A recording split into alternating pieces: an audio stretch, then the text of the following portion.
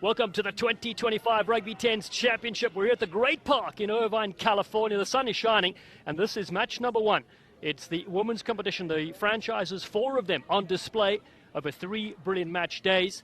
And this is the Serengeti Elephants with ball in hand. And they've got possession against the Cape Town Wild Dogs, who are on yellow. Nice hands on that far side. And the Elephants with a beautiful run, stretching the legs, trying to get into the halfway line.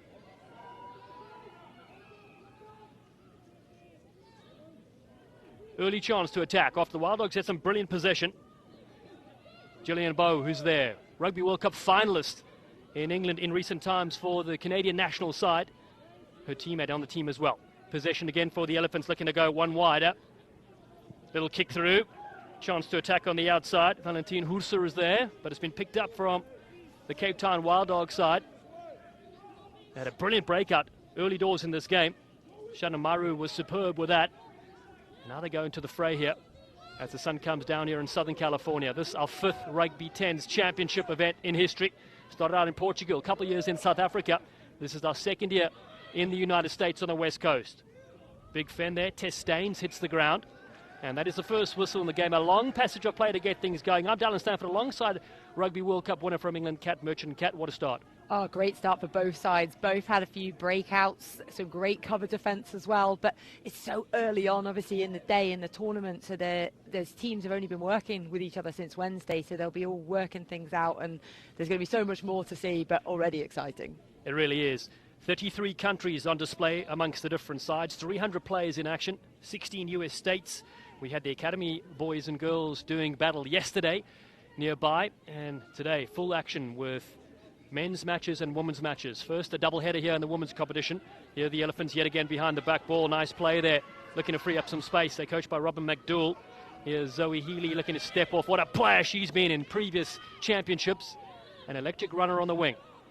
Assistant coach Colton Kariyaga as well, out of Harvard University. Good hands, down the fray they go. Bogue was there in support. Here comes Stella Wafula, the Kenyan international. Always carrying players with her to the 22. Aside from the Serengeti now. Looking to see if they can get first points on the board in this 10-minute-and-a-half side, but they give away a penalty instead. Yeah, it'd be interesting to see as well what Wild Dogs do, because they are known as the franchise for tap in, going quickly. They really like to play and do offloads, but looks like they have slowed it down, and they've even opted for the scrum right back here. So they're obviously backing the girls up front. That's right. The defending champions, they're coached by Justin Ben and Chris Erasmus. They were brilliant in the year 2024. We mentioned some of the other winners. The Balkans Honey Badgers won back-to-back in South Africa, and the Serengeti Elephants, who are playing right now, were the very first winners in Portugal. It's amazing that we've been across all these brilliant countries, and all these players get to show their stuff around the world. Absolutely, and in venues like this, just absolutely incredible. That pitch out there, just the atmosphere is just brilliant. So Serengeti Elephants bringing on Valentine Hurser, just coming to scrum time to get things settled here. You mentioned their coach is Robin McDougall, former international player for Canada. Also has the McDougall Rugby Academy that he has there on Vancouver Island as well. Some brilliant players in his team. We mentioned a couple of Rugby World Cup finalists. Gillian Bogue wearing 71. And Shoshana Manutafa wearing 3 as well. Another Canadian international. But it's the Cape Town Wild Dogs to feed their captain Grace Kukatai. New Zealand 7s player and 15s star as well. Ball bounces on the ground. Oh, beautiful quick hands. Here they go through the gap. The Cape Town Wild Dogs over the halfway line. Will they be caught? Support back on the inside. And the cover is very strong indeed. You thought the Wild Dogs were busting free. Yeah, really great cover defence there, forcing the pass to be made, and it's a difficult pass when you're running flat out as well. So she's done really well there to get the ball back for Elephants. What a breakout that was indeed. Nice tackle.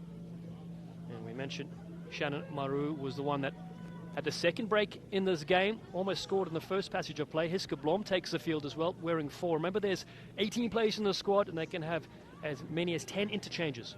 Well, I've just got my eyes on Zoe Healy, who's just been swapped over to that left-hand side, so we could see a little pick off the scrum because she's absolutely rapid. They'll want to get the ball in her hands.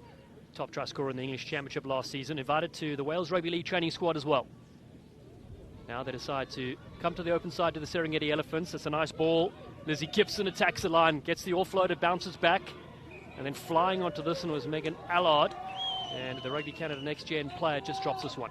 Yeah, you can see a few players out there are just doing the international sign for calm down. Like, a couple of errors are coming in. I think the intensity is high, they're pumped, they're ready to go first game of the day, but actually, yeah, bring the error count down just a little bit. Yeah, so amazing to bring these players from around the world. They have to get on the same page within a few days practice. Justin Baird and Chris Erasmus, some of the best coaches we've seen. They've been with this franchise since the beginning. Several Olympians, many international 7s and 15s players. Hello, wherever you're tuning in from around the globe. 3-day competition. 4 days, in fact, if you count the academy who played yesterday. The arm goes up for a penalty. And the Serengeti Elephants this time have possession.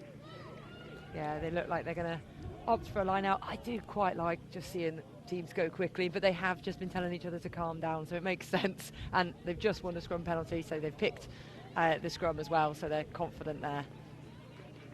Ellie Douglas coming in there, the captain, the silver medalist with Team Canada at the Youth Commonwealth Games. Also bronze medalist with Team Canada at the Pan American Games as well. So many wonderful players on display. What I love about this film as well, not only brings international talented players already, but it's the next gen players coming through as well, and the academy players get to watch. Yeah, academy players get to see it. The youngsters in amongst the squads who are playing with Olympians, imagine the experience that they can learn from those players and have a platform to take it forward. So it really is a great opportunity. Yeah, Rugby 10's providing a platform for these young players. Also, there's coaching certifications, referee certifications, commentating courses as well, led by yours truly. There's so many different opportunities with equality at the forefront for this Rugby 10s. They've just finished the Rugby Village in Gordons Bay, South Africa, just outside of Cape Town as well. That's another home of 10s. We have one in San Clemente nearby as well. And so things are building beautifully for this wonderful version of the game. Douglas gets missed, looking for the loop around. Gibson, a short ball. It's a beautiful play here from the Serengeti Elephants. They're going to cut free. So Manatafu on the charge. The Canadian international looking to unleash. Healy on the far side for the first points of the game. Big tackle needed. And what a cover tackle that is from the Cape Town Wild Dogs. And we will check to see. Yeah, I think they think it might be held up. So they're just going to talk to touch judge here and see. But that was a great tackle. Really turned her body to get Healy up. This was the scrum it came off. And it was a beautiful straightening line. That line there, just so difficult to get on that corner. Great footwork as well, and then the pass out to Healy. And this is the bit we need to see. Is the cover tackle enough? She's held her up. Yeah, beautiful tackle. And we'll goal line drop out to get things going again. Now it's the Serengeti Elephants looking to attack again. This is Douglas. One dummy. And goes up the middle looking for support. Still 0-0 in this game, 10 minutes a half. All these franchise points are vital in the men's, women's and academy boys and girls competition. And the Cape Town Wild Dogs, the defending champs, dive on this one at the halfway line. Can they get possession out? Muru goes to Raisa Esgrace. Kukutai under all sorts of pressure. The captain dropped down. Stella Wafula comes flying in, another cold shoulder. Some massive hits early doors in this competition. Ball is loose, and it's the Wild Dogs that are able to pick up and pounce on this one. Just gone back 20 metres though for that Elephants, just aggressive defence. They're really bringing everything at it. Now they look to attack. The other side from Southern Africa, from Cape Town. Counter comes in from the Serengeti Elephants, looking to pinch possession. They've done just that. Gibson yet again attacks, gets the hand over the top. And Gillian Bowe just leaves this one behind. And again, it's Stella Wafula that flies in there. And Mitsabetu Sonamzi gets thrown to the ground. Helter-skelter stuff in the early part of this competition. Well, it is what's great about 10s is you get those different styles of play. Elephants clearly very, very aggressive with their defence. Right in the middle, they're putting pressure on, because the risk is when you do that, if a team can get outside you, then you're going to have to really chase back. But it worked really well for them there. Bit of camera time over here. Kat Oh, Merchant, yeah. Rugby World Cup winner as well. So now 24 Hour Fitness is one of our partners and sponsors. You've been there overnight, right? Yeah, They are yeah, open 24 hours, yeah, I they believe, are. right? Yeah. Been training non-stop. Yeah. Can't you tell? Yeah. No, well, I'm glad they don't cut off these sleeves on the Rugby 10 shirts. Come on. No, come on, you good thing. No, but really, again, you've been at, Alex Corbacero as well. Absolute legends in the house. British and Irish line. Here on the broadcast, will be coaching this weekend as well. We just saw him on some of the big games. Go Springboks after taking out the Irish on the weekend as well. But again, Kat, you've travelled all over the world with the Rugby 10s and providing opportunities. Again, we mentioned some of the great things involved. Yesterday, the academy sides played. How great was it to see the under-18 boys and girls in action? Oh, it's great, and I think it really does give an opportunity for players to play with great players, with amazing coaches, because that is something that the 10s do so well. They rotate coaches through. Also because of the way it's set up, the academy are just as important as the women, as the men. So they really are all invested in each other's success. So it creates this great environment. And also what is amazing too is the franchises will have an opportunity over the next few days of competition. We'll be back on Wednesday here at the Great Park in Irvine, and then Saturday to close things off November 29th. But there is $650,000. That's some cash prizes for the 4 franchises involved, but including high-performance scholarships for these players to train full-time in a rugby environment, either in South Africa or here in Southern California. Yeah, which is just, you can't fathom that as a youngster. It just wasn't even a thing when I was playing, that there weren't those opportunities. You didn't get to do it. And now the fact that, some players won't be playing internationally and they'll be able to have opportunities to have contracts, which is brilliant. It's so great for the game. Just an injury replacement here. Pitsabetsa Sonamzi will leave the field. The Boland rugby player, 29 years of age, goes to the side as there are some changes here, and we're back to the action in the first half here. If you're just joining us here, we're in the Golden State, 16 teams, 4 different franchises, the San Clemente Rhinos, the Balkans Honey Badgers, and then in picture right now, it's the Serengeti Elephants, and ball in hand are the Cape Town Wild Dogs. Vanessa Chiapetta, Canada Sevens World Series player in 2025 this year, feeds at scrum time. 5 involved in each scrum for each side, and a massive push there from the Serengeti Elephants. They have a penalty. The second scrum penalty in just this first half, and they've opted to go quick with it. Here's Stella Wafula looking to find Gibson, now on the outside, cutting back in. Maribel Maestra, the Colombian international Sevens player. Hits the deck, support arrives. Allard moves it to the left, so here we go again. Grace Anderson, captain of the University of Regina team, 2 years in a row. Options right and left, looking for that switch. It's a nice ball. Lizzie Gibson again. 2025 OUA Player of the Year. Now another step as the siren sounds, cutting against the grain. What a beautiful run that is. Grace Anderson getting very close for the Serengeti Elephants. Now they pick and drive. They're over. The opening try in the game is the Serengeti Elephants. It's all power. Valentine Husa getting involved, and they're on the board first. Absolutely the right word there, Dallin. Power. They brought their power game. That started with the defence. They were so aggressive, really forcing Wild Dogs back. Then they get the possession. It was lovely footwork as well in the build-up to this try. They're just short. And then that pick, power, there's no chance of holding up there. Played in the Rugby 10s Championship 2022, 2023 and 2024. Valentine Husa scores the first 5 in the women's competition, and the flags go up. It's 7-0, and that is the half-time whistle. An entertaining first half. There was plenty of defence on both sides, Kat.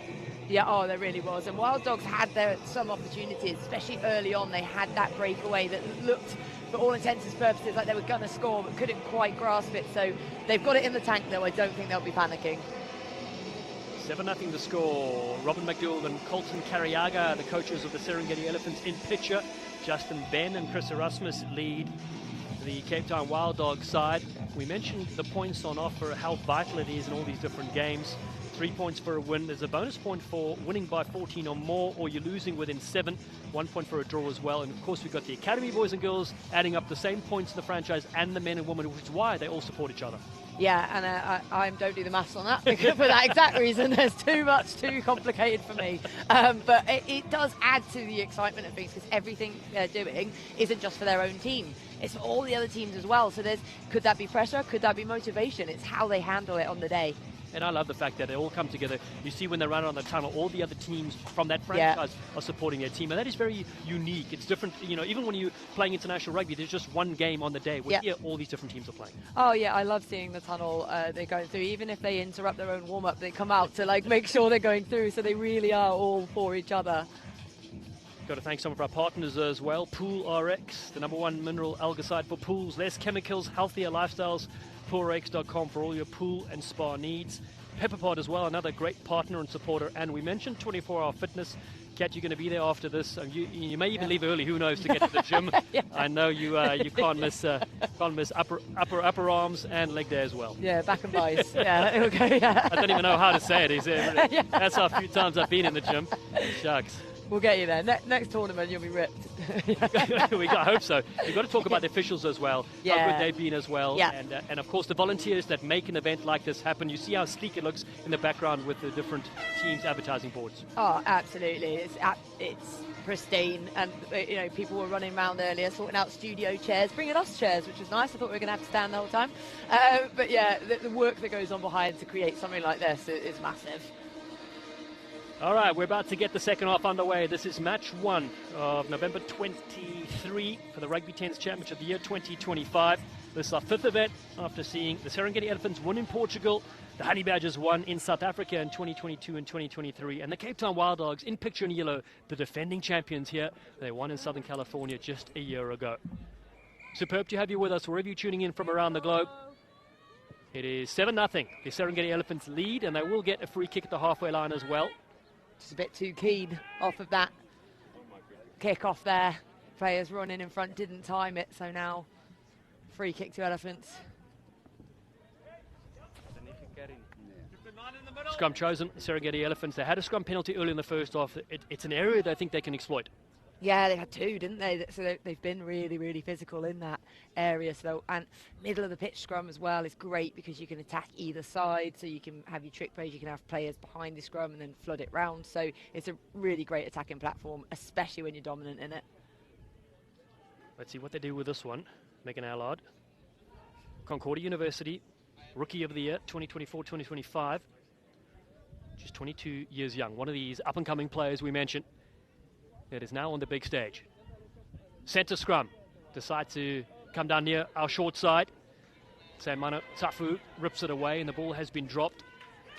And unfortunate there because we know that Zoe Healy is such a threat with ball in hand. Yeah, she really is. She was one of the ones that I was excited to watch, but just not quite seen ball in hand. It was just slightly too far out in front of her, but she would have been disappointed not to take it, especially as she's so talented, because if she catches that, she's flying down that wing. I'm impressed as well with the conditions. It had been raining for the last 2 weeks here, absolute storm in the works, and that's why we are a little bit delayed with this competition by a day. The conditions look really good here at the Great Park. Well, we got blamed for that, for being the English and bringing the weather with us. So, yeah, I got the blame for that one. Well, now it's sun shining. Yes, so yeah. Vanessa Chiapetta feeds. Penalty comes up. This time it is for the Cape Town Wild Dogs. So it's a quick tap here from the scrum off, looking to catch the Elephants unawares. Not 10. They were not 10, so we'll get to go with another quick tap. So here we go to the line. Here's a big charge. Makoele from Vicksburg, South Africa. The rugby coach and final year student at the Central University of Technology. Has it to the left-hand side. Support arrives there. Chiapetta and Alexandra Ondo.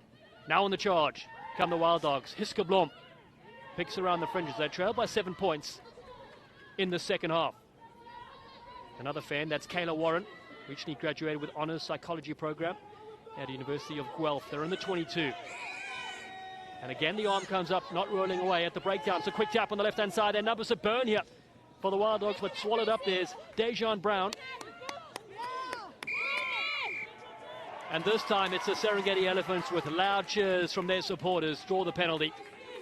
They'll be really frustrated there because they forced Elephants to give away 3 penalties in a row. They were getting momentum, and then to be turned over just before the try line, they just need to make sure that that doesn't affect him too much. Keep heads up, go again. Beautiful tackle and Shoshana Semana Tafu, Chiefs Manawa player, kicks to the side. That'll just slow things down for the Elephants. They defended really well in this game so far. Yeah, they really have been absolutely solid in their defence. quite far back to attack from here, but we do see it intense, attacking from their own 22. Yeah, such a lovely hybrid of 15s and 7s. Yeah. These players bring all the skill sets to this game. They lift here in the middle. Grace Anderson leaves it. Now the Wild Dogs attack here. Can they move it down the chain? Piper Flynn. Test Staines. Big tackle from Healy. Superb tackle. Ball's been knocked as it came in. Support runner flying up there. Maribel Maestra. Yeah, Wild Dogs needed to get deeper there. It was a turnover at the line out, but they needed to react a little bit quicker. They ended up passing the ball down the line flat, and you're never going to get round the likes of Healy if you're not at full pace, and they weren't there. It's taken a little while to get into this game, as we know. They'll have a few matches today. The women's sides will close things out a little bit later. They will play at 2 p.m. local time. The Serengeti Elephants will take on the Rhinos. And then the Wild Dogs will take on the Balkans Honey Badgers at 1:30, the game preceding that. Make sure you catch all these games here. And catch all our socials as well at Rugby 10s. Make sure you give us a follow, give us a like. Wild Dogs. Now, good quick scrum. Around the fringes they peel. Chiapetta takes him on herself. Good strong tackle. Asian Brown at ruck support. Around the fringes here. Bobo. Kukatai moves it to the left-hand side. Out on the front, just too much to handle. And both times we've seen different sides attack. It has been a slight knock-on on the fringes. Yeah, because that really's got to go to hand there. It was slightly out in front. Again, you're disappointed as out on the wing not to take those, but not that windy, but possibly caught a little bit into it. But yeah, these are the types of things. So it's day one, game one. So it will get better as it goes through. Running back onto the field there is Mitsubetu Sonamzi. Getting some attention early in the first half. So still 7-0 to score. The Serengeti Elephants lead the Cape Town Wild Dogs here. All these valuable points will go onto the franchise standings. And we had the academy players from the different franchises battle it out yesterday. They will continue the action on Wednesday. We'll take a break for Thanksgiving and be back on the 29th of November here at the Great Park in Irvine. Elephants with a little loop. That's a nice ball. Gibson yet again, been their best attacker so far. The bounce ball to collect is Anderson, and then beating one. Mestra, beautiful work. The international star, able to get to her feet while the ball's on the ground. Kukatai comes in with a tackle. Samana Tafu's there for the Elephants. Here's Gibson yet again. Bosch is through one. Driving the leg. Support from the try scorer, Valentin Husa. Now around the fringes. Here come the Elephants. Allied with a beautiful breakout. And Sierra Huss in support for Serengeti. Numbers on the right-hand side. Can they move it down the chain? Here we go. Big pass needed. And space for Stella Wafula to go. The Serengeti Elephants have their second try. And it's brilliant work down the line. The Olympian scores for Serengeti. She made it look so easy as well. And that's what it can be. That's what we've lacked so far about getting that ball wide at pace. And that looked absolutely beautiful. Really crisp, well timed. And that all came from the Bosch plays, as you called it. Drawing defence in tight and then excellent to get it out wide to the pace. So there's that strength going to floor. They've been really well at looking after their ball as well, not allowing turnovers, and then it's a flat pass there at pace. Beautiful. A lovely try. Conversion unsuccessful, but it's 12-0. The Serengeti Elephants back on the board.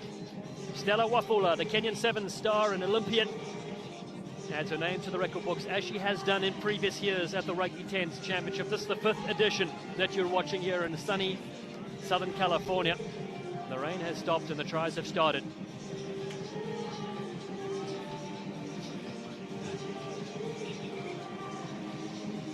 Coach Robert McGill, Colton Carriaga said they've assembled a wonderful squad.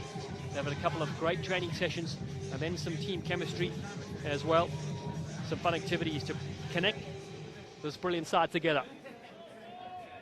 Samana Tafa, silver medalist at the Rugby World Cup 2025 held in England. Here comes the Wild Dogs, ball over the top. That's a nice pass on the outside. Beautiful speed. Here come the Wild Dogs now, busting free. What a run that is. A massive chop tackle. And the ball is loose and Stella Wafula is there. But what a run that was That was Piper Flynn out of the Western Force of Australia, just herring down the touchline. She looked absolutely rapid, didn't she? And it was a great cover tackle as well coming across, because they can be quite difficult to time to make sure you get it right. But yeah, she was flying. Piper Flynn, Australia A player as well, in the sevens game and the 15s as well. Can the Wild Dogs pinch this position and be the next to score to stay in touch? Well, they stole the last line out, so yeah, they'll be hoping to repeat the same again. Did indeed. This time it goes to Omar. Enid Omar, captain of the Kenya Lionesses 15-a-side program. The Elephants give some beautiful step off the right foot, beats a couple. And now down the line it goes. Maestro beats one, offloading. Slight knock on the near side here from Diana Awino, another Kenyan sevens flyer. Yeah, unfortunately seen a few of those which they'll be disappointed with, because they're doing all the hard work to get it in the areas, and it's just the last, not necessarily pass, the last catch, which is just letting them down at the minute. Enjoyed some of the build-up there involved. Omar was the Larnard recipient. Mafulu getting involved there also. And some good run there from Lizzie Gibson. Mention what a standout she's been. The Ontario captain and league champion in years gone by. Here we go, Wild Dogs. They trail by 12. The defending champs will suffer their first defeat here in a long, long time.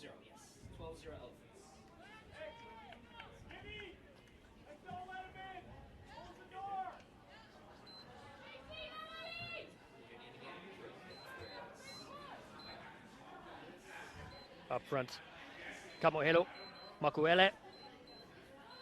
Their mom, Julia, and daughter, Ponky, are watching. So many fans and family members as well from around the world. This is match number 1. 12 games today inside the stadium. Now peeling around the fringes, looking for that short ball. That's a beautiful, strong fan. Here we go. Shannon Maru will score for the Cape Town Wild Dogs. Much deserved. This Japanese Sevens international player strikes. Yeah, really lovely straightening line. Just that out to in makes it so hard when you cut against that line of defence straight through. So they'll be happy to get on the scoreboard there. And you have to say, you feel like it's been deserved. It's been building, hasn't it? Really has. What a try that is. Conversion sails over as well. It is 12 points to 7. And Shannon Maru, who had such a brilliant breakout to open this game, has the Wild Dogs on the board finally. Yeah, and that takes them final whistle. And so that's the final whistle of match number 1. It's the Serengeti Elephants that start off with a bang. They defeat the Cape Town Wild Dogs 12 points to 7 to get things going here at the 2025 Rugby 10s Championship.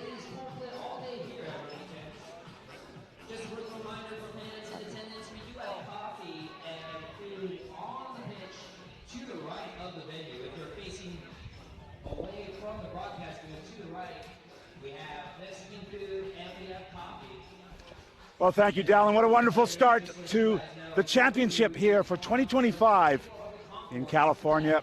The great park in Irvine is our host. I am Gareth Reese, delighted to be involved in my first ever Rugby 10s. Heard so much about it, seen the results, seen the great performances over the last 5 years. This, of course, is the 5th championship.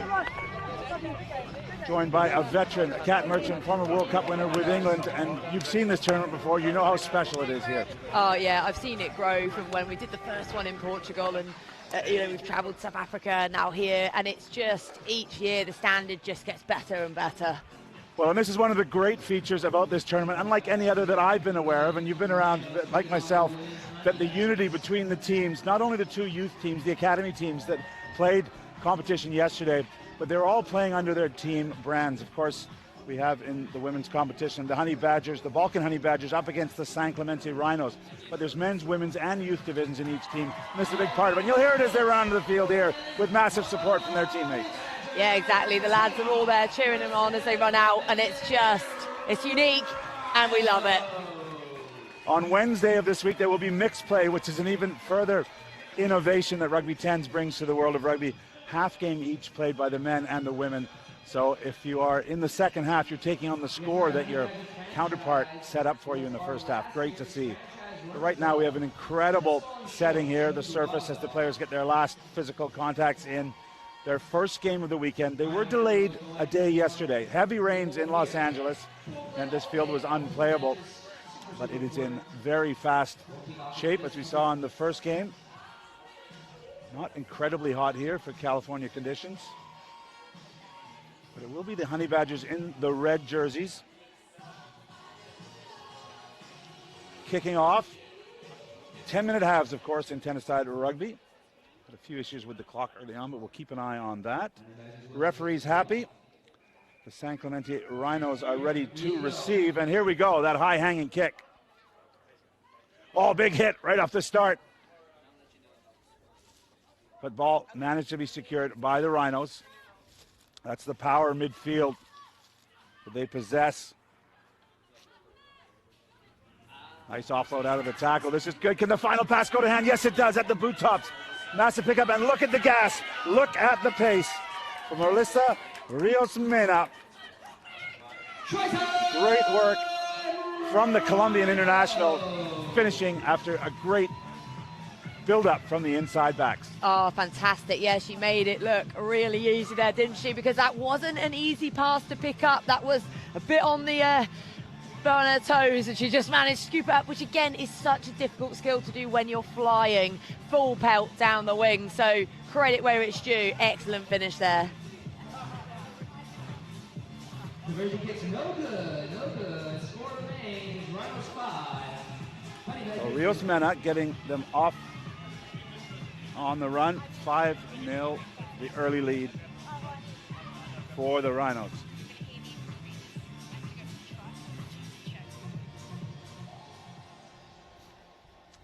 Here we go.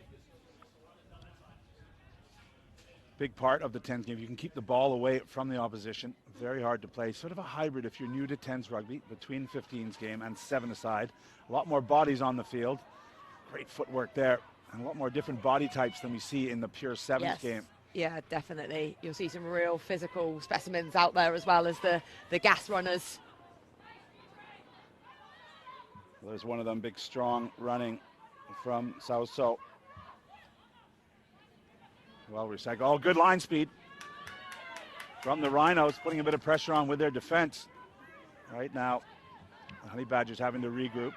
And one of the aspects, as we talk about, is how many bodies you're going to put into the ruck to make sure you secure possession. Nice show and go. Sliding through there is Willison.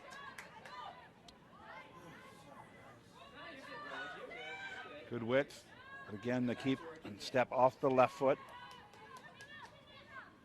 This is better. The Honey Badgers finding some width. On the heels, we're going straight forward. The power move is Sauso. Just enough defense there for the Rhinos. Again, stretching them out wide. Now they're going to come back, see what they find in defense. Through the hands. Great skill work. Running laterally for the moment was Mambe, the French woman. Brought down, but she secured the penalty for her team. Yeah, and they're decided as well. They're going to go quick. They've still got lots of energy. Oh, the late drop. Beautifully timed run, but a wonderful tackle at the back.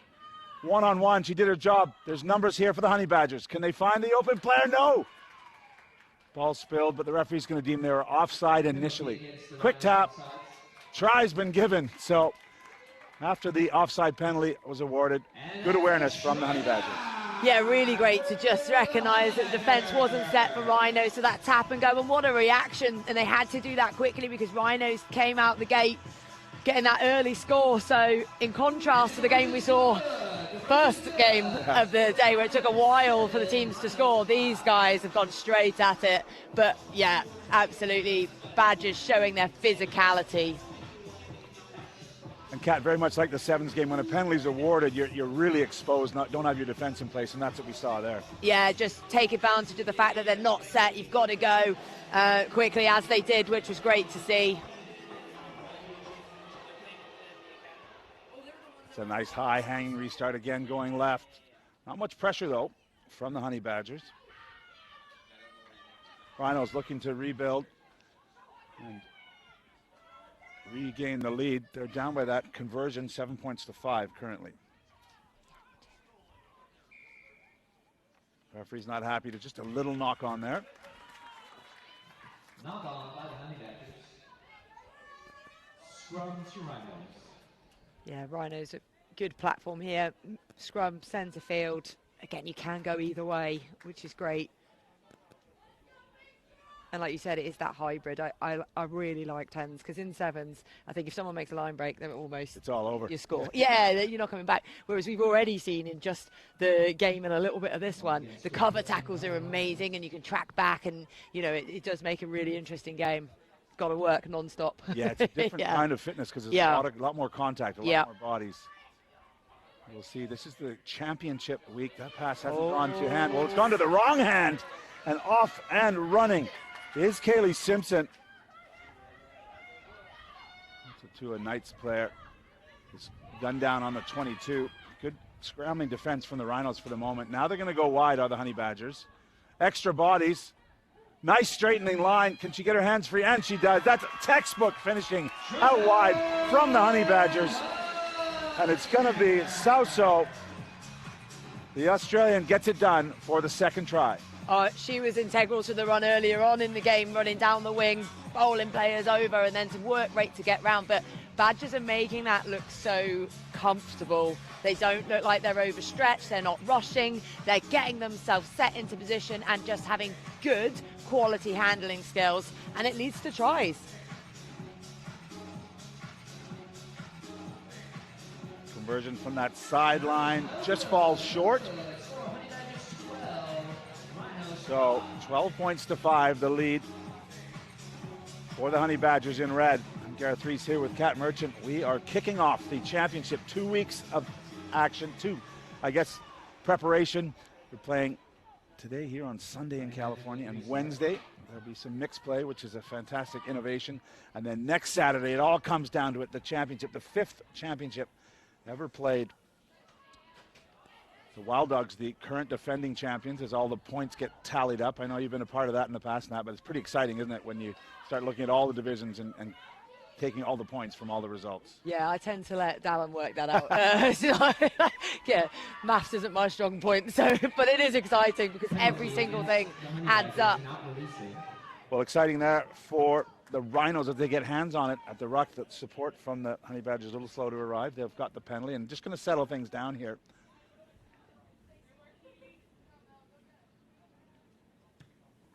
Kick for touch, so a bit of territory and they can work from the set piece. Yeah, they,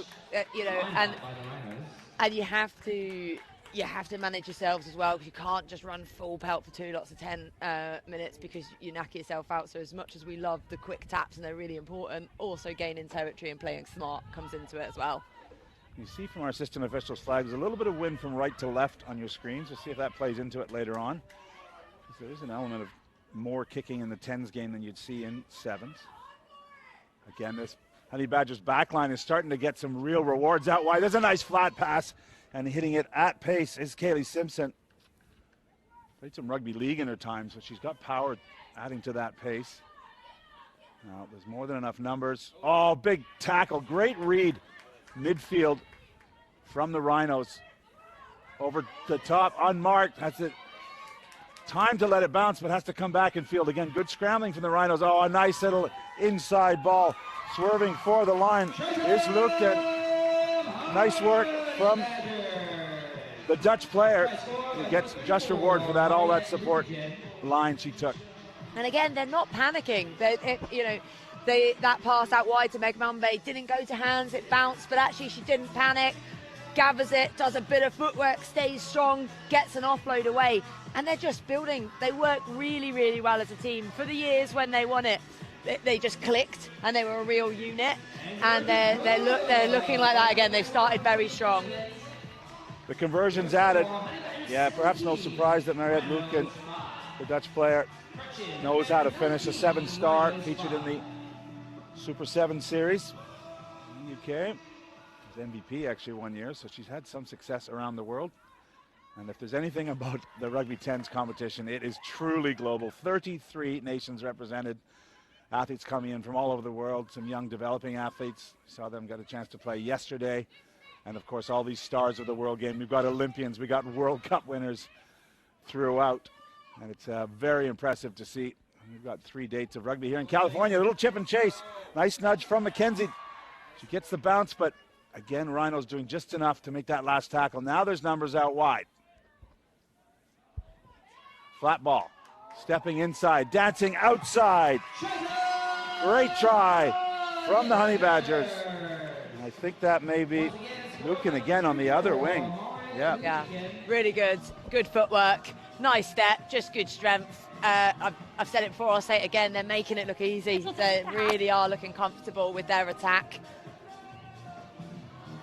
And the scoreboard really ticking over. This 10-minute first half, they put up 24 points already with 2 points to come for the conversion potentially. Yeah, really strong start from the Badgers. Conversion is no good, and that will do it for the half here. The first half of championship play on the women's side for the Balkan Honey Badgers, who lead 24 points to 5 over the San Clemente Rhinos.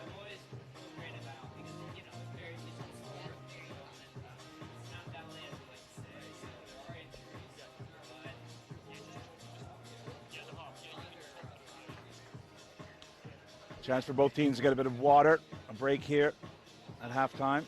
What are your comments there? If you're the Honey Badgers, you've got to be happy with the 24 points. Yeah, they've got to be really happy with that. And they can start to actually calm things down a little bit in terms of intensity, because it is a 3-day tournament over the week. They're going to have to do repeat performances. They've got a comfortable lead. They'll be wanting to stay nice and composed and stay clinical.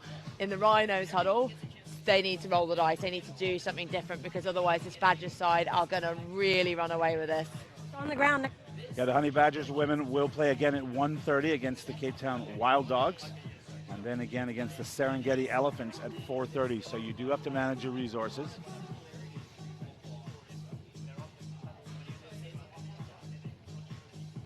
And there's the home side, the San Clemente Rhinos. Incredible facility they have here. The training center, had a look at it yesterday. The Rugby Village, as they call it. Canteen there, so important for the rugby athletes, but also great facilities for their weights and their skill work. And just great to see the young athletes in particular getting that level of support here in North America. Well, it's setting them up for a professional platform, because the younger you experience that, the more normal it becomes, and it's just part of who you are. Because a lot of when you go into high performance environments, it's exactly about your behavior and what you do. Yeah, first person I saw when I walked in the building was the USA League legend Todd Clever, who was actually sitting at a desk, which was a rare thing to see, but doing his work and passing on his knowledge to the next generation.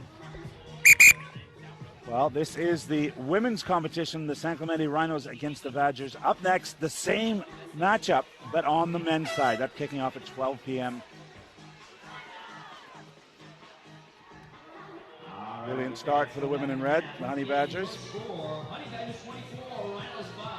Hey, Jay.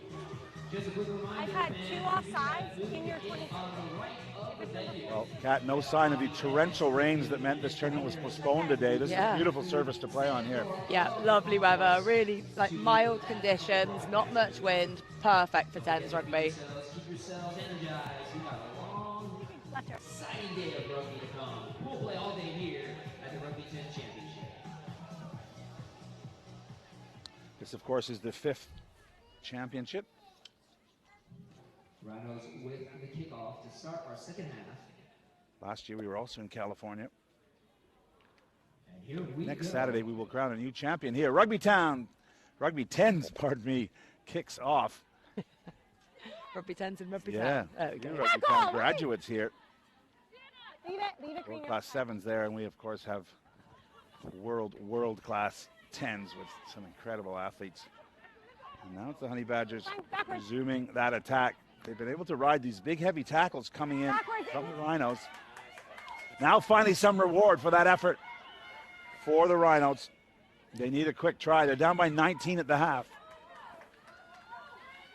Now they're driving right through the middle, up the guts.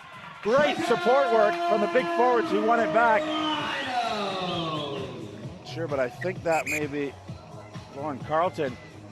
He's just going to have a little chat with her assistant official. We'll keep an eye on that to make sure this try is not disallowed for any foul play. But here's the driving play. Nice work, a nice direct support line. Yeah, and they needed to react. They needed to do something quick. We said at halftime they'd be talking, saying they had to do something different. Okay. Not done by green in the tackle. Never mind. No. So the referee's going to bring us back here, much to the dismay of Carleton and her teammates. There was a knock-on that wasn't noticed by the referee, and she obviously has that right to go to the assistant official. So good work from the team, although it's frustrating for the home side. Yes, but essentially you always want to get the right result, and you don't want to, you want those officials to put in and give feedback if they've seen it.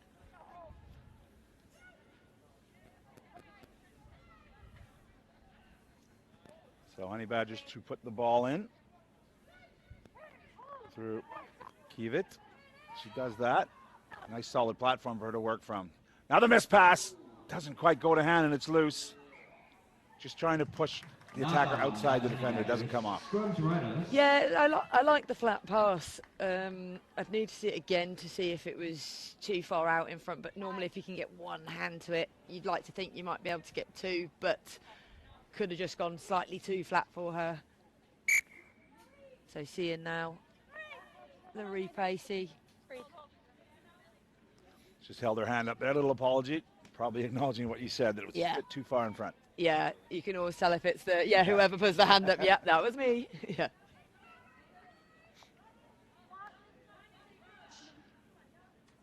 So 5-player scrums, of course, in the 10s game. Full front row with 2 second rows.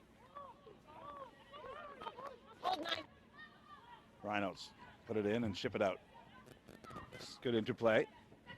Deciding to keep it, getting that right hand free, getting the offload going. Good leg drive. This is much more positive play in the opening minutes from the Rhinos.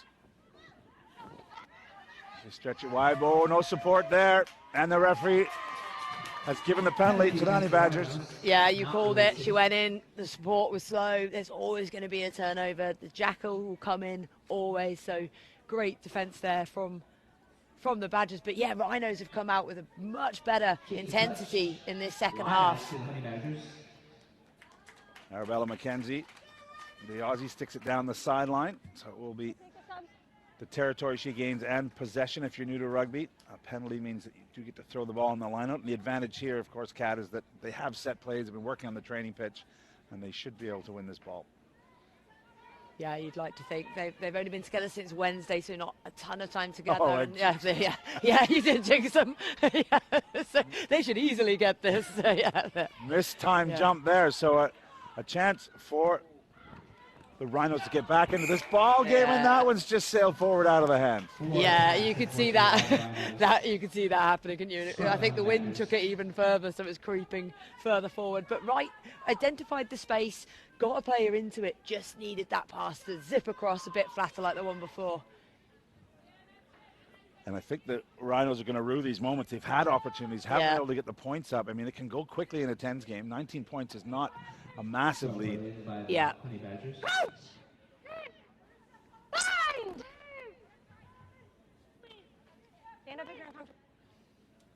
Managing that scrum, no different than in a 15s game. Referee is the sole judge. So give them their commands as they head down. A chance to listen in here.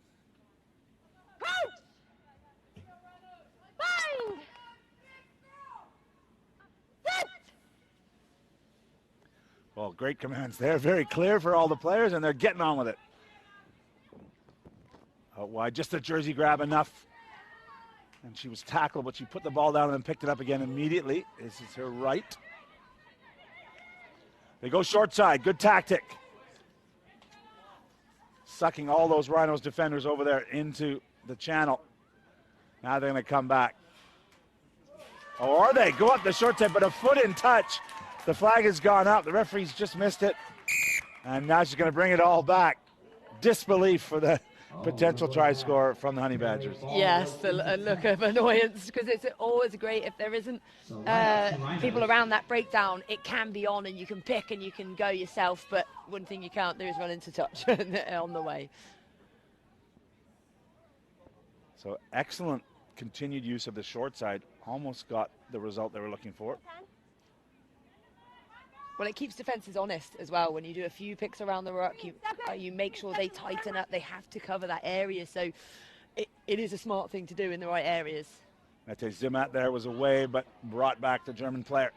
So it should have been possession for the Rhinos, but they've lost that line out. And now again, they're going to have to defend the Rhinos. Honey Badgers unmarked out wide. And this time, is she going to have enough space? No. Zimat's brought down in a great cover tackle. Line out to the Rhinos. Really, really nice cover tackle there. Really important one as well to make because she was flying down that wing. That was Sienna Jordan, the American, part of the USA Select program, showing her total commitment and using her speed in defense. Yeah, really great as well because she managed to use momentum to make sure she went out into touch as well and the ball got spilled.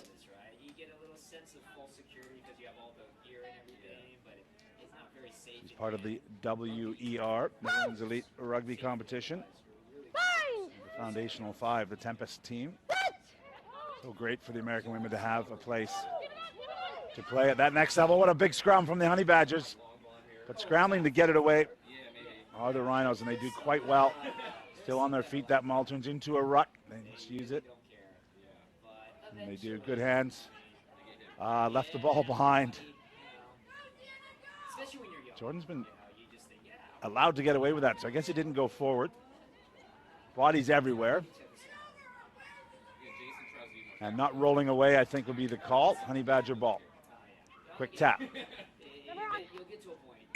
onside to the referee, so they get back 10 after the penalty's awarded.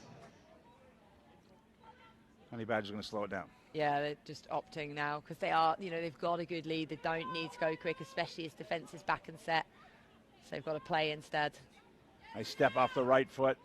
A good tackle coming in from Waterman. That one's thrown forward. I think they were expecting that pass to go behind. There was going to be a screen pass behind the player, but decided to go for the flat pass and it's crept forward. On the field is Weigel, the prop. Scrum down to the Rhinos. And it's Besset, Fijian International. And a chance for both sides, I suppose. It's winding down here, especially for the Honey Badgers, but to manage their resources, get a few players in there to have a touch and rest a few of their stars. The referee's going to penalize the Rhinos for collapsing. A tough call there. Yeah, I think they were hoping to reset, but yeah, penalty against. Honey Badgers 15 meters out, looking to add to the 24-point tally. Miss pass out wide. Good offload inside, but again, lots of green jerseys, totally committed in defense.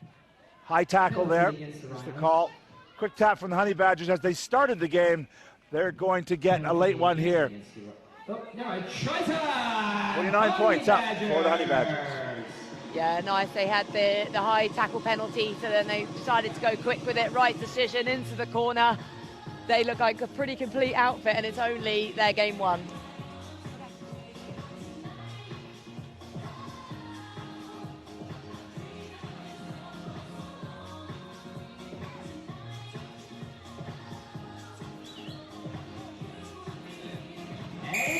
What a kick.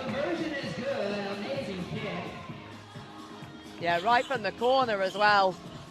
Gotta love those ones when you can get those.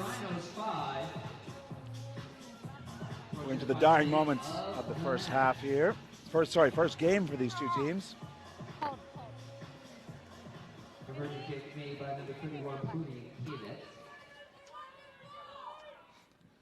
Just like sevens, the team that scores will restart. That one's gone long. As the Hooter sounds. It's Waterman who gathers. Finding some space midfield. Yeah, really good carry there. And then it's the speed at which they're recovering it as well. Managing to get the ball away. But Badgers are putting in quite a few numbers to the breakdown there. Rhinos managed to keep it. Well, this is more about pride at this point for the Rhinos. Just to get a good score here late on. Give themselves some positivity. Their next match will be against the Serengeti Elephants. And of course, with the point system here, average score, all tries matter, so a reason to play right to the end here for the Rhinos. Thinking about the offload, good double tackle from the Honey Badgers. They've decided enough is enough, so kicked it away. Bit of an aimless one there. And yeah. It will be the Honey Badgers who say, yeah, we'll have had enough here. We put 31 on the board, and you've only put up 5. So very impressive first victory for the women in red. Yeah, absolutely. They looked really, really clinical, and they'll be very happy with that for that first game. Well, thanks for joining us here. Keep your eyes on all the action here. Day 1 of the Rugby 10s Championship in Irvine, California.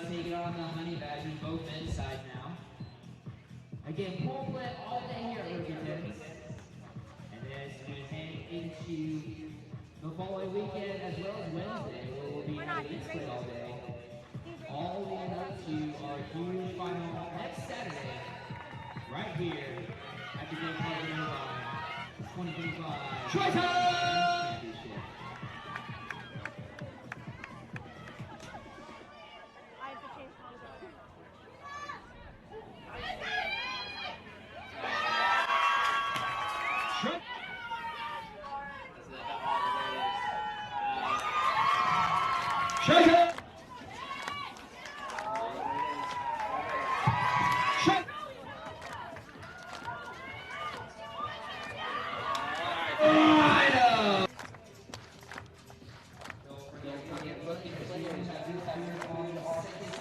Plenty of champagne rugby on display at the 2025 Rugby 10s Championship here in beautiful Southern California.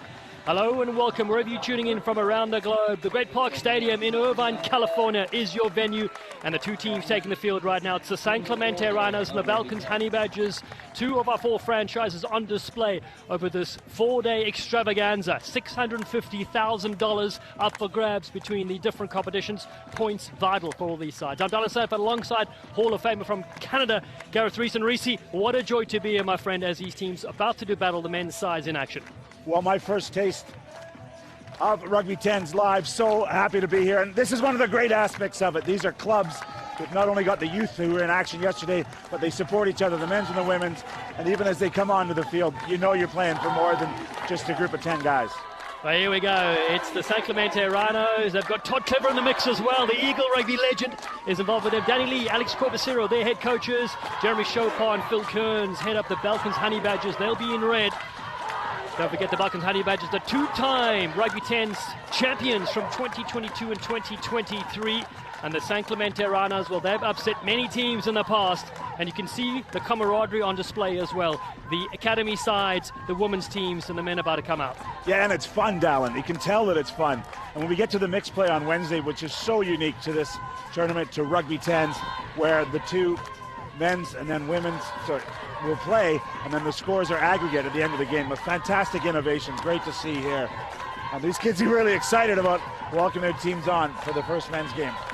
Well, we're also very excited that the rain has stayed away, which is brilliant as well. Southern California, the sun is back, and here come the teams to get things going. It's the Balkans Honey Badgers against the San Clemente Rhinos here in Southern California. The Golden State has Rugby 10s action on display. It's the 5th Rugby 10s Championship, and we are delighted to be here for the big one. We saw some brilliant games so far. We saw the Serengeti Elephants beat the Wild Dogs in the women's competition 12-7, and you called the Balkans Honey Badgers a big win against the Rhinos 31-5. Yeah, Honey Badgers were outstanding in that, used their outside backs effectively. We'll see what the men can do here in the same fixture. Well, here we go. It'll be the San Clemente Rhinos, loaded with talent, loaded with mullets as well on the field. Some brilliant flair. They've got Olympians on the bench as well. In Malachi Esdale from the USA, Samoa 7-star, Narai Fomai. Look out for Salabasio, Yosefo Lance Williams is there as well. And the Balkans Honey Badgers, Roland van der Heefer has been brilliant in years gone by. And Lima Sopoanga, the New Zealand All Black sensation, also with Manu Samoa, is here as well. Some massive names on display in this Rugby 10s Championship. 10 minutes each way. And here we go, in green, the San Clemente Rhinos kicking off from right to left. And the Balkans Honey Badgers will have the first say in this game. We're underway. Match number 3 that you're watching. Oh, it's a beautiful knockdown here, 7-style from the San Clemente Rhinos. And straight away into the fray is Junior Nuffa. And Danny Tusitalo at first receiver. The skunk, as he's known, gets it away to Ryan James, the US Eagle flyer. He's in midfield. Quick ball there from Pradillo. It's knocked down. Well, this will be a yellow card. The arm goes up, and straight to the pocket we go. Is it Ireland? No, it's the Balkans Honey Badgers. Yeah, zero tolerance for that. The knock on that potentially he could have caught the ball, but he didn't, so he's going to pay the price in the sin bin. 2 minutes in the sin bin. So 2 minutes in the bin. Rugby 10s. And a chance for the San Clemente Rhinos to quick tap to Sotalo in midfield. Looking to smash it up here. And that's Khaleesi Moley. June enough at first receiver. Beautiful short ball, but a big tackle comes in as well to knock things on. And Sam Smith was not on song on that occasion. The Balcons Honey Badgers with possession. They kick out of here. No, they decide to run it. Not a lot of numbers working on that short side. So they hit the deck. There's a big frame of Levi Penta looks on. He's got the shaved head, so no mullet he's sporting today. Oh, it's a beautiful catch there.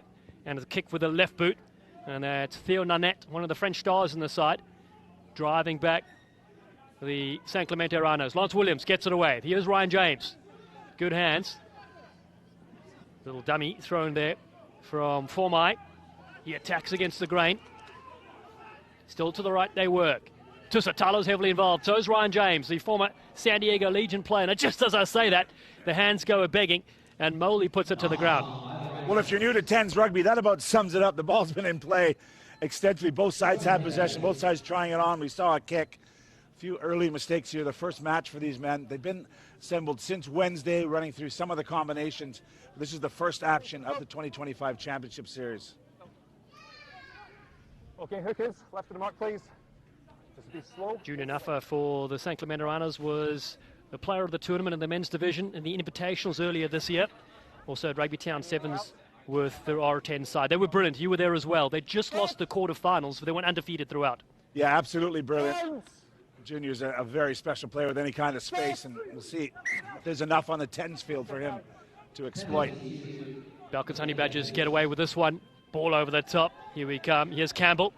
Letty Campbell. Got plenty of gas. Campbell almost goes on the outside of Ryan James. Turns back in. Nuffer comes in with a cold shoulder. And a massive shot again comes in. Theo Nanette goes to the ground, but plenty of gas on the outside. Yeah, we're going to come back for that little knock on there. But he took the outside, didn't he? Looked like he was away, but so different than the sevens game if you're used to that, that when you get the edge, there's always more bodies on a 10s field. So the cover tackles are often made. That's what makes it so exciting. So a really crucial scrum here, and the scrums are much more contested again than perhaps sevens. See if the Honey Badgers can disrupt with the Rhinos backed up to their own line.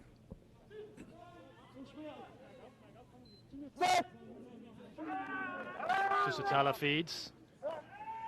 Old Glory DC player in years gone by in Major League Rugby, and they get the penalty at scrum time. Well, they disrupted, but it was illegal as they took it up and stood up in the scrum. Chance to put it downfield. And that's Jackson Everts. We've seen him also at the Rugby Town 7 strutty stuff with the USA Under-23 side. He's one to watch for the future. Yeah, another one. If he finds any space, Everts is a big danger. Free calls. 3 is the call in the line-out. They put 3 in, and they've lost it of the Rhinos. Quick hands there, thrown there. R2 Howe gets it away. Now down the chain they go. Jordan French in midfield. Oh, it's a big shot comes in on David Vaiu that rips possession away to the Rhino side. Tusitalo with that skunk hairstyle of his. He goes to the right for the Rhinos. Nuffer is there, beating a couple over the halfway line. The San Clemente side, such a physical team. They're able to rip it away. It's play on. Tusitalo now. Everts, beautiful hands. Pradillo, the Mexican international, throws it over the top. Oh, beautiful back ball. Through the legs it goes from the flying Hawaiian. Lance Williams can't handle, but some stunning stuff, including Pradillo as well, the former Legion player, throwing it over the top. Well, the big man was a little surprised when he got that little tip pass, but he did well to get it out wide. But again, the Rhino skills just letting them down. Not able to get it out wide. There you go, the little knock on. Lance Williams, one of those wonderful characters, a preschool teacher as well, working with young kids, and when he's not doing that, he's running over older men.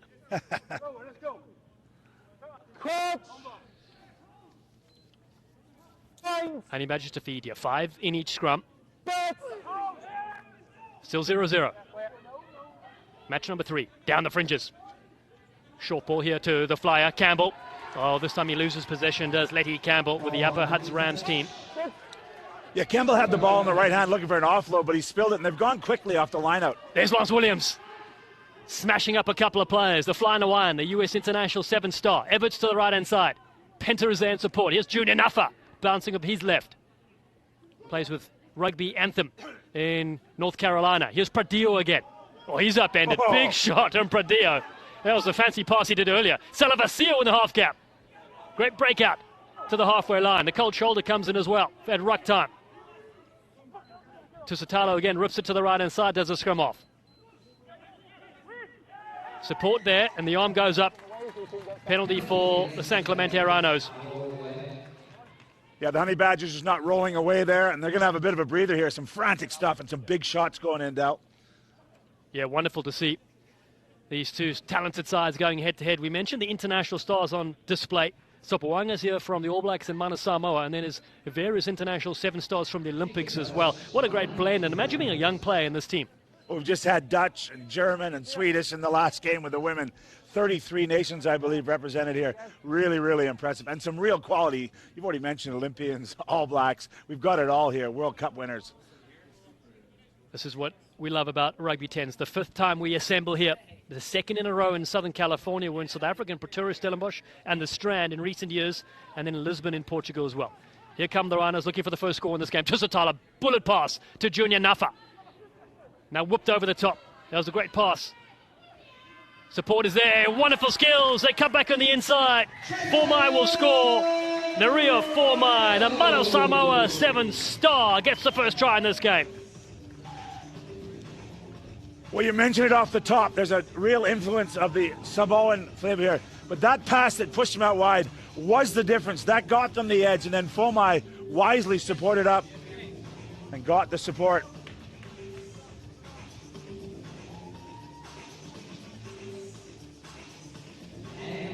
Five 0 the score. The San Clemente Rhinos on the board here in the first half.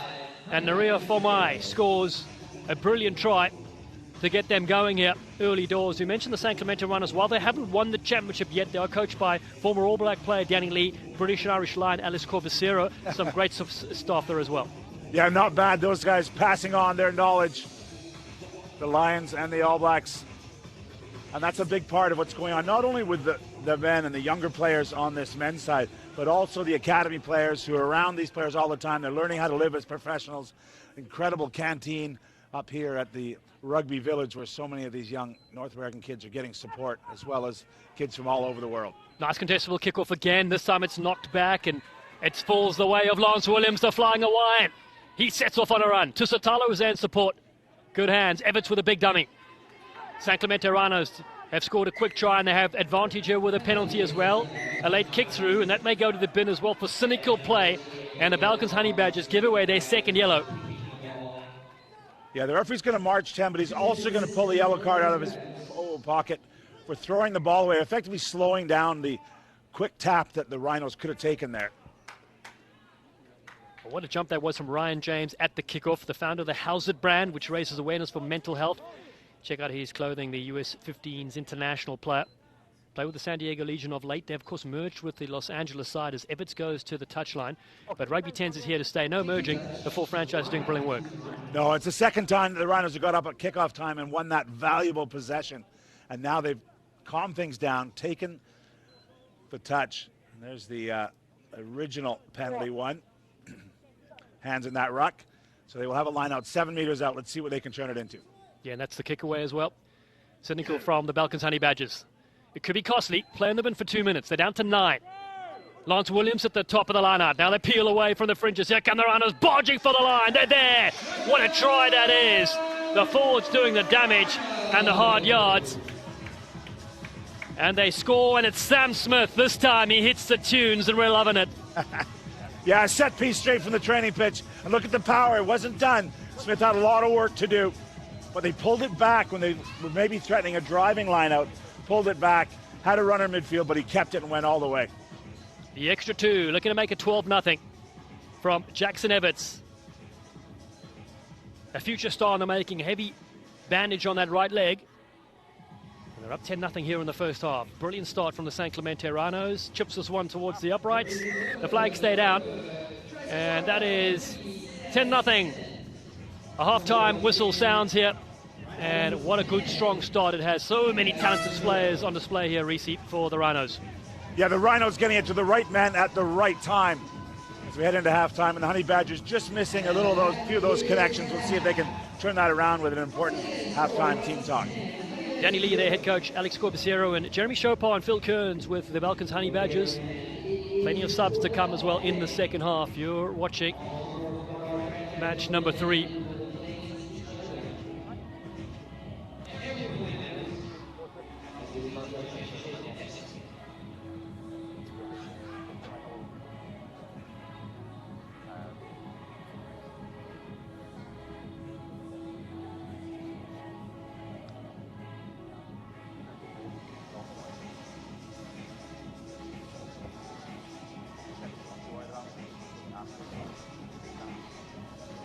Yeah, I think it's great now to see it before and then one move maybe play out.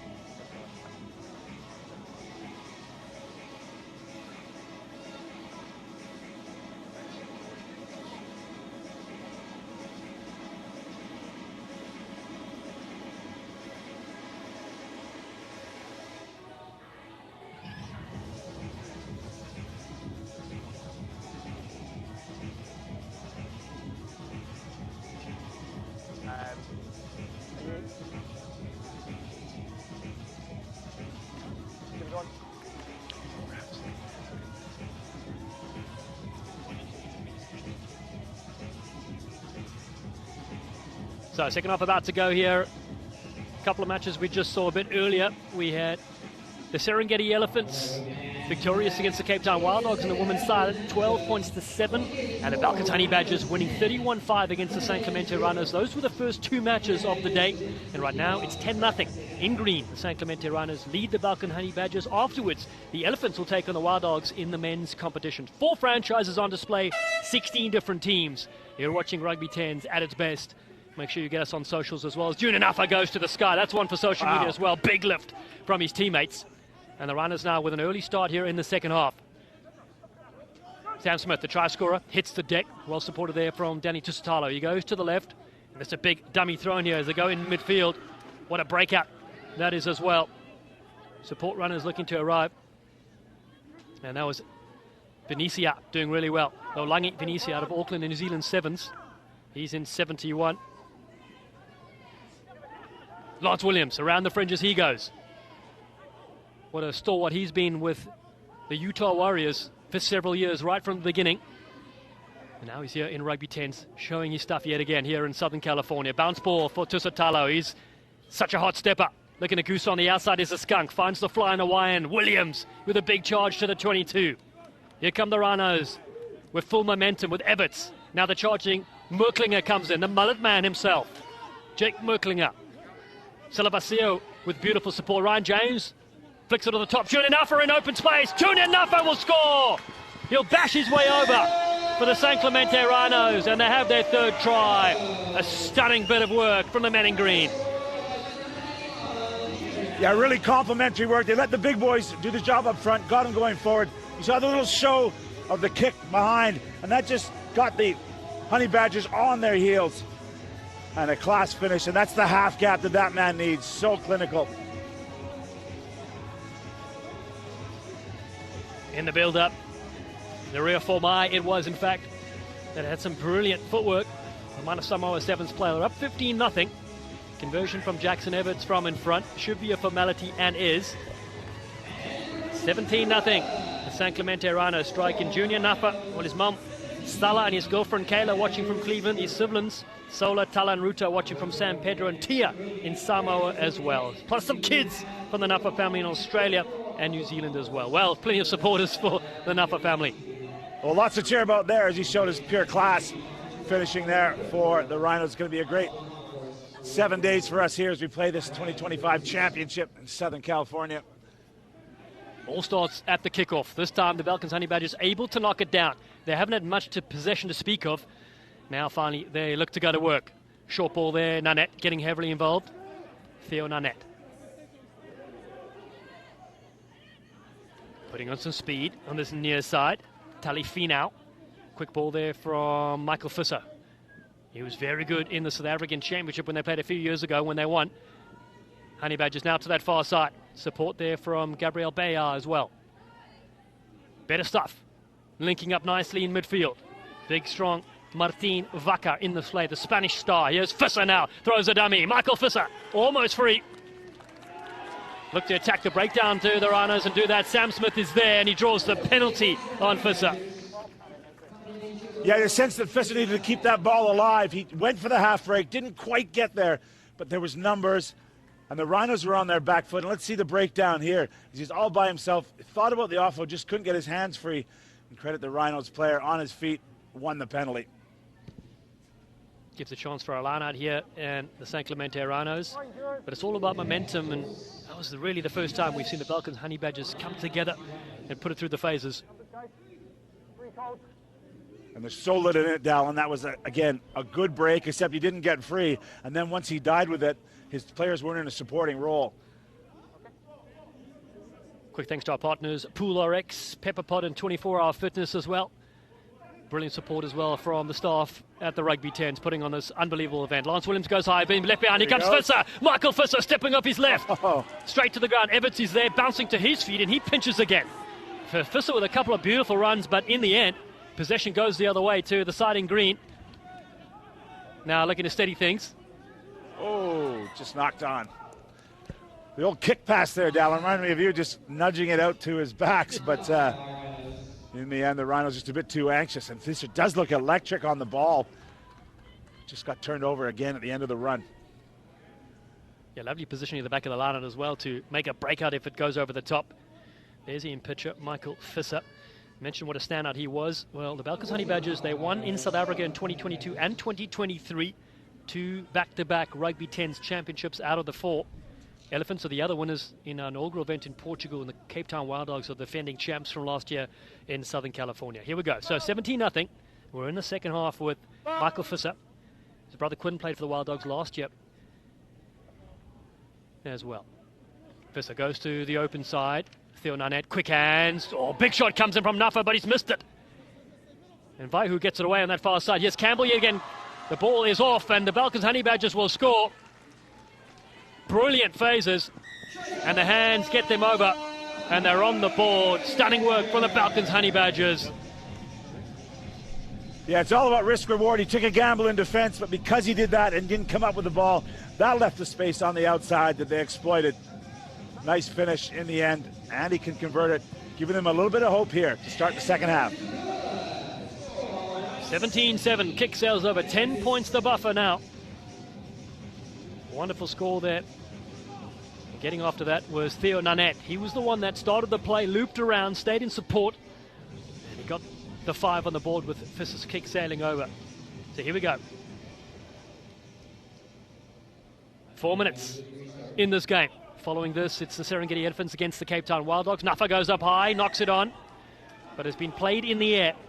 Yeah, there's contact in the air, and it's Finau claiming that he went for the ball. That's the discussion he's having with the referee. He's having none of it, and it will be a penalty to the Rhinos. You can see Nafa getting taken out in the air. Some dangerous play, so kick towards the touchline for a line-out. Gavin Diamore will look to throw in here. The USA Sevens player, nicknamed the Chicken Smoothie. Why, you ask? Is because he blended chicken in his smoothie once. He ran out of ingredients, and he said it was pretty good, actually. So here he goes, the Chicken Smoothie. Successful line-out. A nice dummy. Here's Gavin Diamore on the run. Diamore, cutting loose. The Chicken Smoothie, unbelievable stuff. Beautiful offload. What a try coming. And the San Clemente Rhinos will get it done. Pagohani scores. And he's one of the live wires on display as well. What a try that is. Put that in the smoothie. Well, Gavin Diamore denied me the commentary moment. I said, we haven't called his name. The luxury to bring him off the bench. And he does that in his first touch. Carves it up on this little pop pass and reward for Heine. Pagohani, double Major League Rugby champion. One with the Seattle Seawolves, the other with the New York Iron Workers. He's on the board here. Ooh. Just to the side, 22 points to 7, and the San Clemente Rhinos stretch the lead. But so electric, Gavin Diamore. in the hooker role there. Unfamiliar for him, but just got his hands on it and carved it up around the end of that line-out. Keep an eye on him.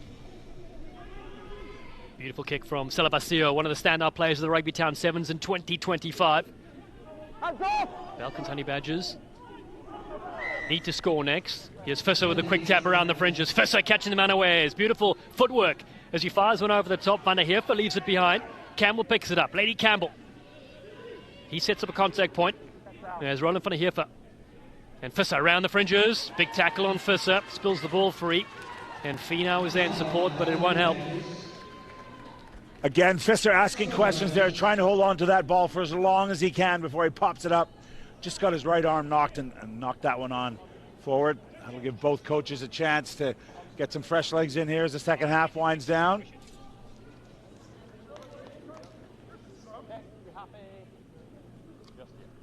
Subs happening for both sides as we close out.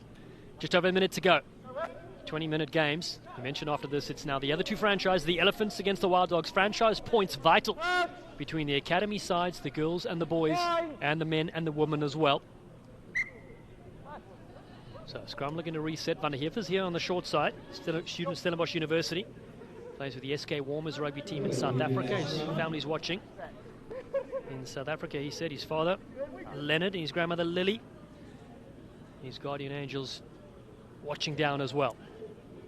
Stunning to be here with you. As we mentioned, the rain has stopped here in Southern California. It was an absolute doozy over a couple of weeks. But now, full sun in the Golden State. Quick tap for the Rhinos to close things out. Celebasio at first receiver. Turns it back here for Malachi Esdale, the Olympian with the United States. He's hit hard. Looking for a bounce step here from Fomai. He draws a couple as Esdale goes to the left. Everts is there in support. Alexandro Perdeo at second receiver. They don't go to him. Junior Nuffer is the recipient. Here's the chicken smoothie. Rips it away. Pagohani yet again. The US Sevens International puts it on the ground. Here's Gavin Diamore. Man out of Boston and the East Coast. Quick hands from Joe Beckett. Junior Nuffer, the try scorer from earlier, collects. Oh, big hit. Some massive shots comes in. That's Jim van den Bos that drops the cold shoulder. Here's Pradeo yet again. The front row forward. Bashing it up in the back line. He loves this 10s format. His team up 22-7 with the final moments of this game. Gavin Diamore to the left-hand side. The pretend kick through, drops off the boot there from Naria Fomai. But it still stays with the side in green. Looking around the fringes. Celebasio Yosefo waiting at first receiver, but it's the forwards that go to work. And can't end on a penalty, so a quick tap yet again. And a big hoof downfield to put an end to that. And there we go. It's the San Clemente Rhinos that produced the goods in their first game here at the Great Park Stadium. Victorious in this one by 22 points to 7. They take out the Falcons Honey Badgers.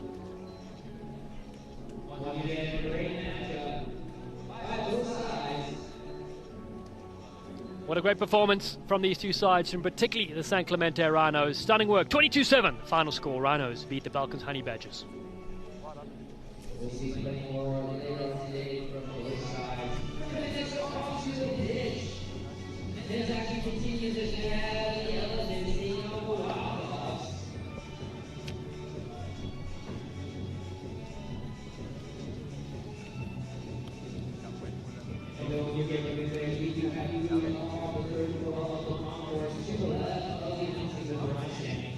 Don't forget to get your food, get your grub on. We got a long, exciting day of rugby ahead of us. Second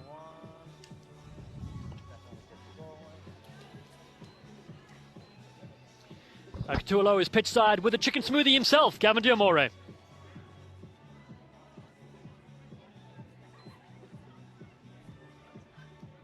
Nickname comes from? Please tell us. I'm telling you, one day I needed to make my protein count, and I saw cooked chicken breast and thought I couldn't chew it, so we went ahead and blended it. And it clearly paid off today. Well done. Congratulations. How was it today out there? Honestly, I love this tournament. I love the way it's structured. So getting a chance, any chance to play here is a blessing. So I'm thankful for it always. Okay, good. So any work-ons for the next one? I know it was a win, but there's always something, right? It's the first game jitters, but I think you're only going to see better from us as the day goes on. Congratulations and thank you so much. Go get your chicken smoothie, please. There we go. Let's see the next game coming up. We've got the Wild Dogs fans standing ready for the next clash.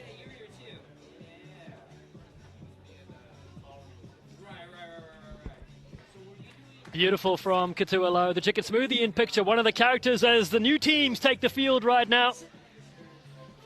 This is the highlights from a little bit earlier. In fact, it was the San Clemente Rhinos that were absolutely brilliant against the Balkans Honey Badgers. Some wonderful scores.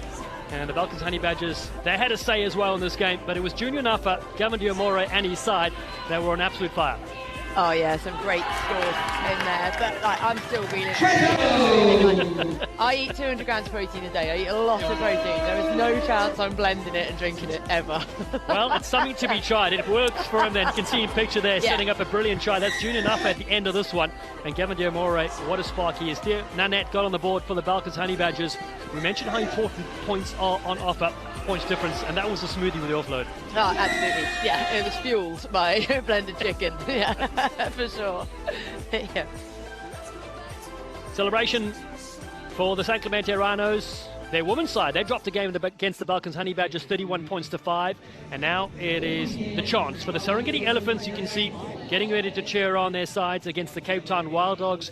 Two brilliant franchises. We mentioned the Cape Town Wild Dogs defending champions and the Serengeti Elephants, the original champions in Portugal a few years ago. Yeah, so it's Wild Dogs are used to winning ways, so I think that the women losing that first game, the men all want to come out and make a big statement here, but I'm sure Elephants will have something to say about it as well. It is match number 4, the men's competition coming up next, the Serengeti Elephants. Look out for Malcolm Okello. He's been brilliant for them in years gone by. And so has Tom Maiafa, the Paris Olympian with Mano Samoa. Another one to watch is Sipiwe Mazibuko, one of the live wires on display here for the Serengeti Elephants. The Cape Town Wild Dogs, meanwhile, captained by Justin Gedilt, the Blitzbox Sevens legend. Look out for Godfrey Magaramombe, Zimbabwe's Sevens captain as well. He'll be on display in just a moment. Dick Muir, Chris Erasmus, the coach for the Cape Town Wild Dogs. Frankie Horn and Madhuri Pinar, they lead the Serengeti Elephants, all in readiness for match number 4 at this brilliant venue, the Great Park Stadium in Irvine. The first time we were here, and what a stunning stadium and pitch to have the rugby action. Oh, it's beautiful. It's so lovely around the stadium, and the atmosphere is really building as well, with people all around starting to come down to watch it. Why wouldn't you?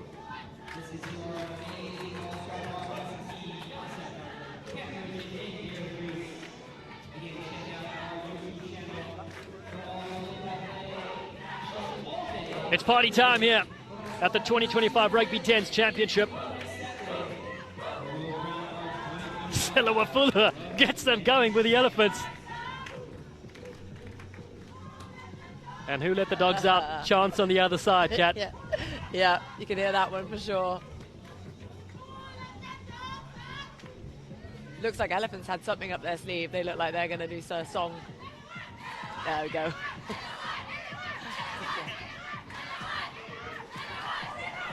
So here we go, taking the field for match number 4, the Serengeti Elephants and the Cape Town Wild Dogs.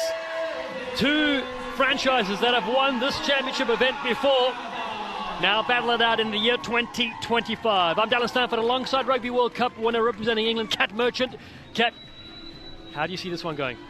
Oh, I just gut feel, and only based on how great they were last tournament, I'm going to say Wild Dogs come out, is what I'm going to say. Are you agreeing with that one? Or? I am from Cape Town, so it would be wrong for you to go against my city of birth. But tell you what, the Cape Town Wild Dogs, they have been brilliant in years gone by, but anything can happen, as we saw in the earlier matches as well.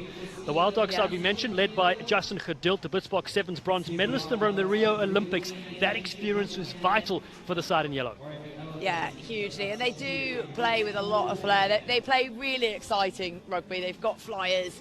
Like they're great to watch and great. And normally, one of the things they're great at is their kick-off receipts as well.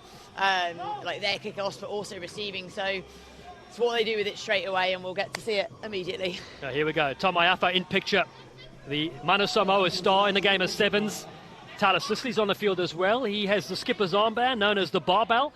He will challenge you in the gym, Cat Merchant. 24-hour gym, of course. Don't forget, one of our partners. Yep, definitely. Game on. Carl Tyson to kick off from left to right. 10 minutes each way. It's the Serengeti Elephants that will put this one up high to contest.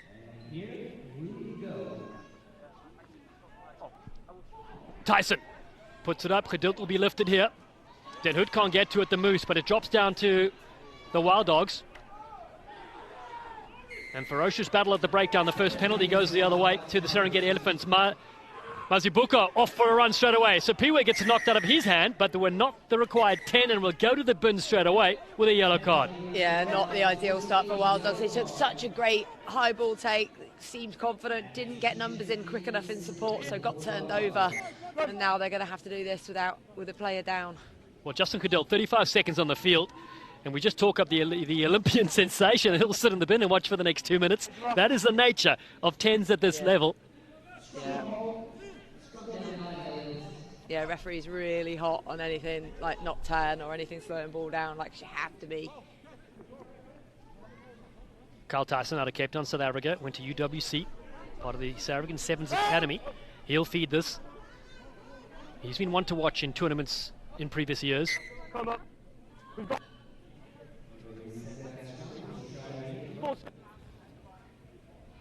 Malcolm Okello. He's at first receiver. Uganda's Sevens flyer. We saw him carve up the Rugby Town Sevens earlier this year at Infinity Park. He waits. Free kick for an early shove. Yeah, goes to the Cape Town Wild Dogs. So possession on the other side of things. Ethan Isaacs with a quick tap. Dancing feet. Gets rid of one. Takes the forwards on himself. Play with 9 players of the Wild Dogs. But again, they're getting their players battering upfield. That's Robert Kruger out of the South African legend side. This time they get the penalty. And it's a quick tap. Not on the mark though, Kat. Yeah, not on the mark. Stood in front of the refs. They had to go. They wanted to steal that ball, but just got to do so legally. Big shot comes in. Freda Pulu eats one up. Still there for the Wild Dogs. Need players at the breakdown. Now they're firing a few. Isikeli Kava in support. Here's Magara Mombe again. Off to the races. He drops it. And this time Serengeti Elephants will take possession. So both sides just having a bit of possession to play with. And in fact, that was Charles Mayeza that got taken to the ground. Yeah, it's a bit scrappy at the minute. I think, first game that they're playing, but both teams coming out, so you just need to get rid of those nerves, to get rid of those that energy and put it in the right places, because both teams are better than us skill-wise. So we're just a little bit scrappy, compose both teams, and we'll see a bit more quality. Here we go. Yeah, we saw the earlier matches as well, feeling things out. And the Serengeti Elephants, the women's side, won 12-7 against the Cape Town Wild Dogs in this fixture.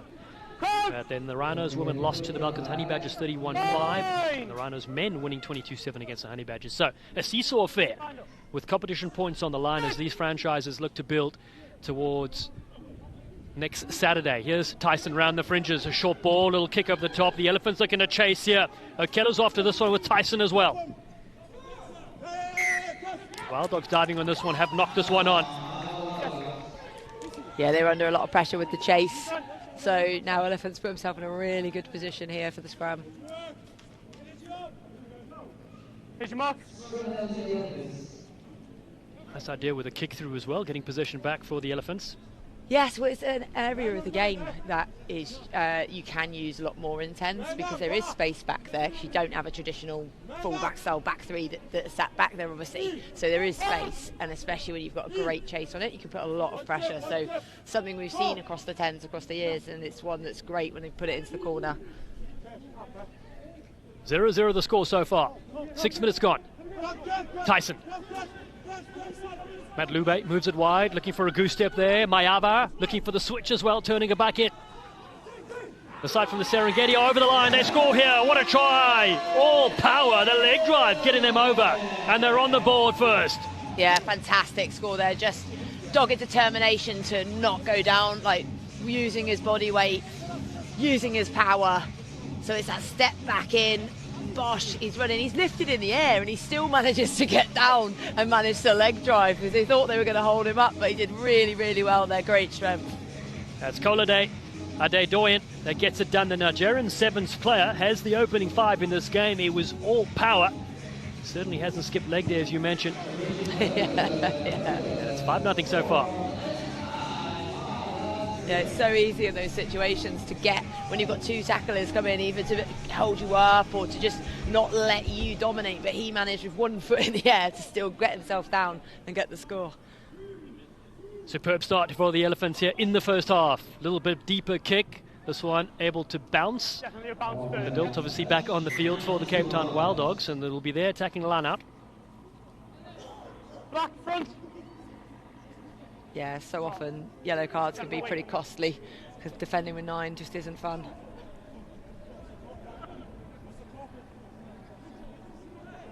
Wild Dogs get their line out set. Alex Lepetti to throw.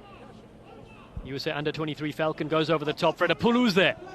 The big frame shifts it across Okello now. Down the chain it goes. Little big step there from Lube.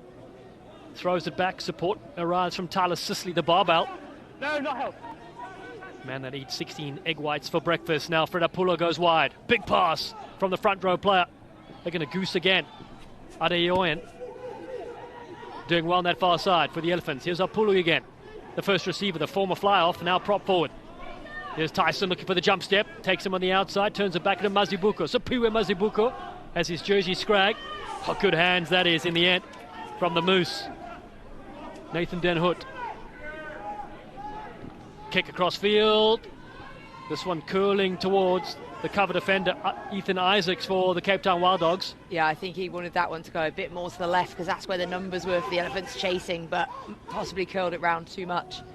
Now Lepetti with the ball over the top. Here's Magara Mombe looking on the outside. Plenty of numbers here. Beautiful turn back on the inside. Shingi Khlanguyo gets it away off the boot. It's play on. Soccer skills here in the Rugby 10s Championship. Wonderful stuff from Godfrey. Here he is again. Magara Mombe throws a bounce pass. It's okay. Justin Gedilt is there. We play on. Isaacs. He steps up his left. The Wild Dogs decide to swing it around. It's almost a cartoon character there. His legs waving in the air, getting lifted up. And the Wild Dogs will keep possession. No, it's not. No, they've not had a supporting player. It's just held up. Unplayable scrum goal. So there we go, held up was the call, which is why Wild Dogs get it. Because when the ball goes to floor and is unplayable, it would then be a turnover, so it would be an Elephant scrum. So they might have been thinking that one would go to them, but ref clearly explaining why. So do you think that footwork kick was entirely intentional? Yeah. Should we go with yeah? Absolutely. Social media content right there, just loading for the Rugby 10s. I mean, it looked incredible. Well, they do call this the Soccer Championship Stadium, and I tell you what, on display indeed. There was Godfrey Magara Mombe, Zimbabwe 7s and 15s national team player. Penalty. Wild Dogs with a quick tap. That's okay, play on. Magara Mombe attacks the line, beautiful offload, finds Gedilt in open space. The Wild Dogs on the outside from this one. Here we go yet again. Cole Semu to score. He dives in for the Cape Town Wild Dogs, and they're on the board in this game. Wonderful build-up from Magara Mombe and Justin Gedilt. Yeah, really nice build-up, nice link play. Looked easy as well when they broke through. There's no panic in his eyes as he goes through that beautiful one-hand offload behind the fence. Little dummy. Pass to the outside, still scanning. There's another player there as well if he did get caught, and that's the important thing, that support play running through to make sure that it's scored. Well, Cole Semu played his first Major Rugby season this year with the Utah Warriors. Conversion sails over as well from the Cape Town Wild Dogs. Justin Gedilt puts the extra 2 on. They lead 7-5. And Cole Semu, he said, Rella is watching from Utah.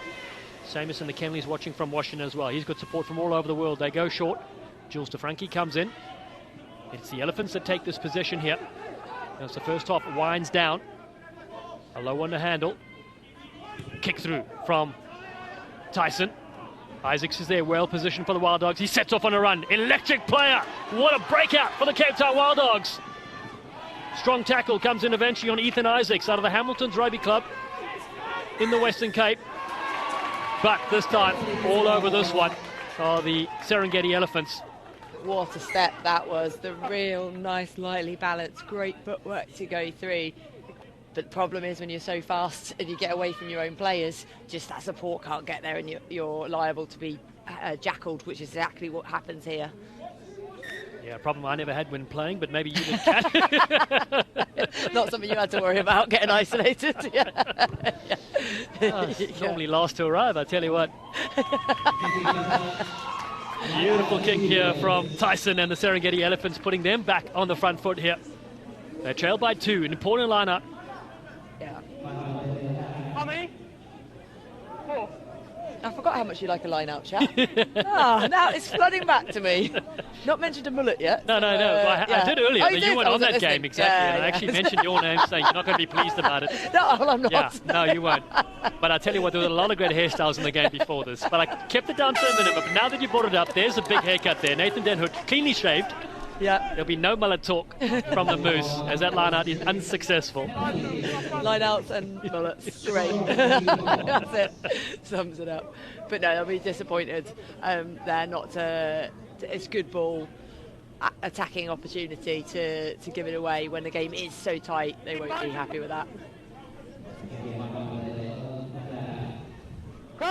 Always great chirps here with Kat Merchant in the booth. 4 brilliant match days. We saw a day yesterday, the academy players, girls and boys in action, and now it's the men and women with Isaacs with the kick over the top. He's so fast, he chases this one. Kadilt's behind him as well. Tyson wins the race, puts the kick downfield and puts it out. He knows it's half time. Yeah. What a tense first half we've seen here. It's the Cape Town Wild Dogs with a conversion from Justin Kadilt and a try from Colt Semu that has them in front 7-5 at the break. The last scrum, just square yourself off early. All right. I know. Yeah, and I'm sure it's not. It's fine.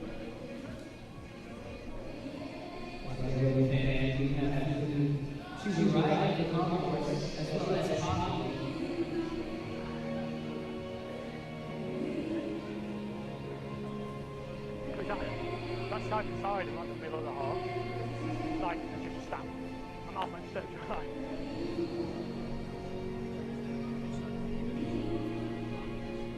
Anything?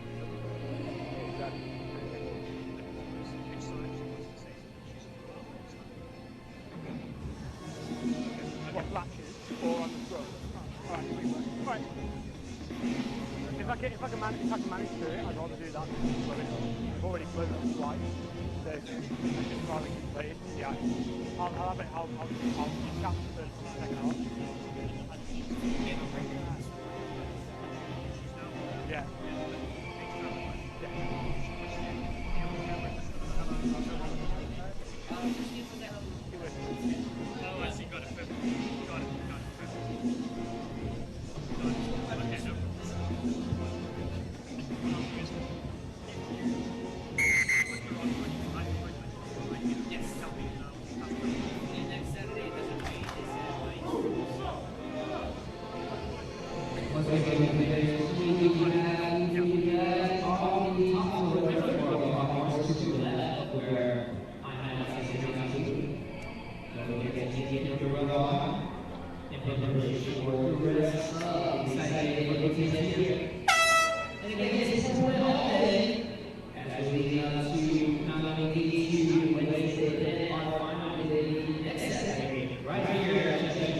Second half ready to go here at the 2025 Rugby 10s Championship.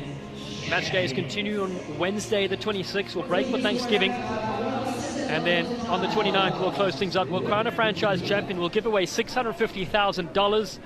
I've asked the organisers to give me the money first. I will distribute it if needed. Here we go. Second half. It is 7-5. The Cape Town Wild Dogs lead against the Serengeti Elephants. This is the men's side of the competition. Timing! Small break after this, and we'll continue with both women's matches with the 4 franchises in display. Big kick and the jump there from the Elephants. They capture this one. No, it comes down to the Wild Dogs. Shingi Khanduguyo had it early on. Dick Muir and Chris Rasmus side with ball in hand. DeFrankie moves it to the left. Dummy there from Way Stanton. Here's Gedilt with another beautiful dummy. Oh, the backhand flick pass is superb to Lopetti. The Wild Dogs bring in the flair. Now they whip it wide. Big jump step on that far side again. Plenty of creative players on the field. Here's Jay Hare. DeFrankie knocks this one on. Mazibuko now for the Serengeti Elephants. Sapiwe Mazibuko chops the shoulder. Takes on a couple as well. Such a ferocious runner. Behind the back they go. A penalty upfield, so it's a quick tap here for the Elephants. Oh, massive shot comes in as the offload goes. It's play on. Beautiful hands here from the Serengeti Elephants. Tyson's on the outside. They look to attack there. Towards the halfway line, claiming for a penalty, and it does come.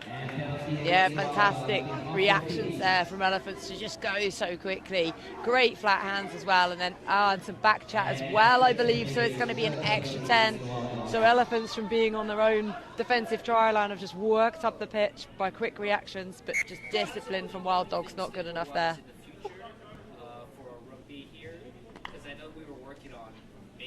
Some wonderful play in the build-up.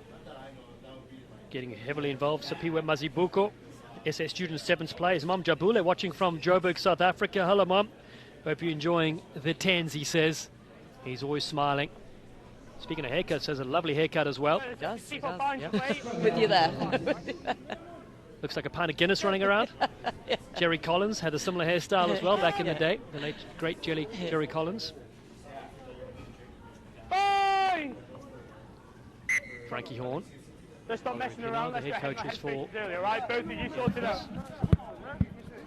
I've got it. Just resetting the scrum there. You just heard some words there from Jay Hare. He's in the middle, the hooker for the Cape Town Wild Dogs, who's part of the commentators crew as well. We had here in the Rugby 10s, providing the opportunity for the players to learn if they want to get involved in coaching, refereeing, commentating. So important. You're not a player forever. It's such a short part of your career, and there's so much more to rugby. So great to give them the opportunity before they finish playing, so they can go straight into it. Love it. Now you spot on. And again, we don't want to train them too much so they take our job, but just enough. Yeah. They're ball at the top. Here come the Elephants yet again, charging on that near side. Obano does brilliantly into the 22, looking for the lead. They trail by 2. The arm goes up again. Sisley waits at first receive the barbell. Here's Mazibuko looking to charge upfield. Sapiwe Mazibuko throws the dummy. Sisley with him on his shoulder. The player from Belmont Shore. Then hooked the Moose, moves it away. Here they attack again. That's a beautiful switch. Looking to step plays. To Ufa. Okello's on the left if they need him. Finds another short ball. Here come the Serengeti Elephants playing the physical stuff. Here's Okello yet again looking to dance his way free. Can he get the offload away? Tyson comes in. It's been pinched. Magaramombe now takes it, ducks through a couple. The international 7s and 15s player has sparked the Cape Town Wild Dogs to keep possession. Here they go again. Ishmael moves it away. Another big jump step now, the short side. Dancing through, Charles Mayeza, the SA Legends player. Over the Sharks Curry Cup side. Oh, the no-look, beautiful pass on the inside. Here we go, Ishmael again. The Springbok to the halfway line. But the pinch is there from the Serengeti Elephants. And this time it goes the other way to the Wild Dogs. Pandemonium. A quick tap. Mayeza goes yet again. Takes them all on himself. He needs support. There's the offload. Jones is on his shoulder. Zach Harrison-Jones out of Belmont Shore in Long Beach, California. Short ball there from Lopetti. Here's Hare on the outside. DeFrankie. Jules DeFrankie gets the bump. A massive shot. The barbell's there. Tyler Sisley looking to draw the penalty. He arrives first and gets the reward. Yeah, you can see that coming a mile off, just isolated out wide. Always going to be a turnover in that situation. Wow, what a work rate that is from the barbell, Tyler Sisley. And now the Serengeti Elephants, who find themselves 7-5 behind the scoreboard, looking to run out from their own goal line. There's the flick ball, it's loose. Open play? No, it's not open play. Offside because the ruck had been set. Was it a ruck, was it? Apparently. Okay. I'd question if that was a ruck. Quick tap for the Elephants. Ball down the short side. Leonie Chavez was heavily involved there. Another player out of Belmont Shore. His mother's in the stands, his girlfriend watching from home. Serengeti Elephants. Time is up. They trail by 2 points. Oh, here we go, down the short side. Beautiful offload. The Serengeti Elephants racing away. Good night, nurse. Kolade Adedoyan has set the earth alight. And the Serengeti Elephants will win this at the death. Tremendous scenes. Oh, what just big moments.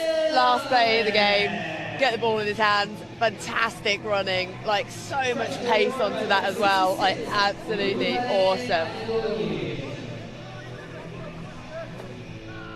What a score, what a try. Conversion from in front, sails over, and it's a victory. 12 points to 7. The Serengeti Elephants against the Cape Town Wild Dogs, but there is a chance for one more play. Because sometimes it happens where because they wait and then... Our referee said we are not done yet.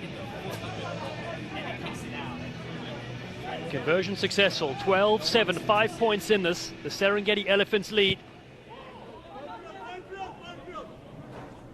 Cadilt to take this for the Cape Town Wild Dogs, and the penalty comes up as well. We go to the pocket, so Chavez goes to the side for 2 minutes. And all of a sudden, it's a 9-team Elephant side that's got to defend here. Yeah, crazy. We thought the game was over, and now suddenly we're like calling it.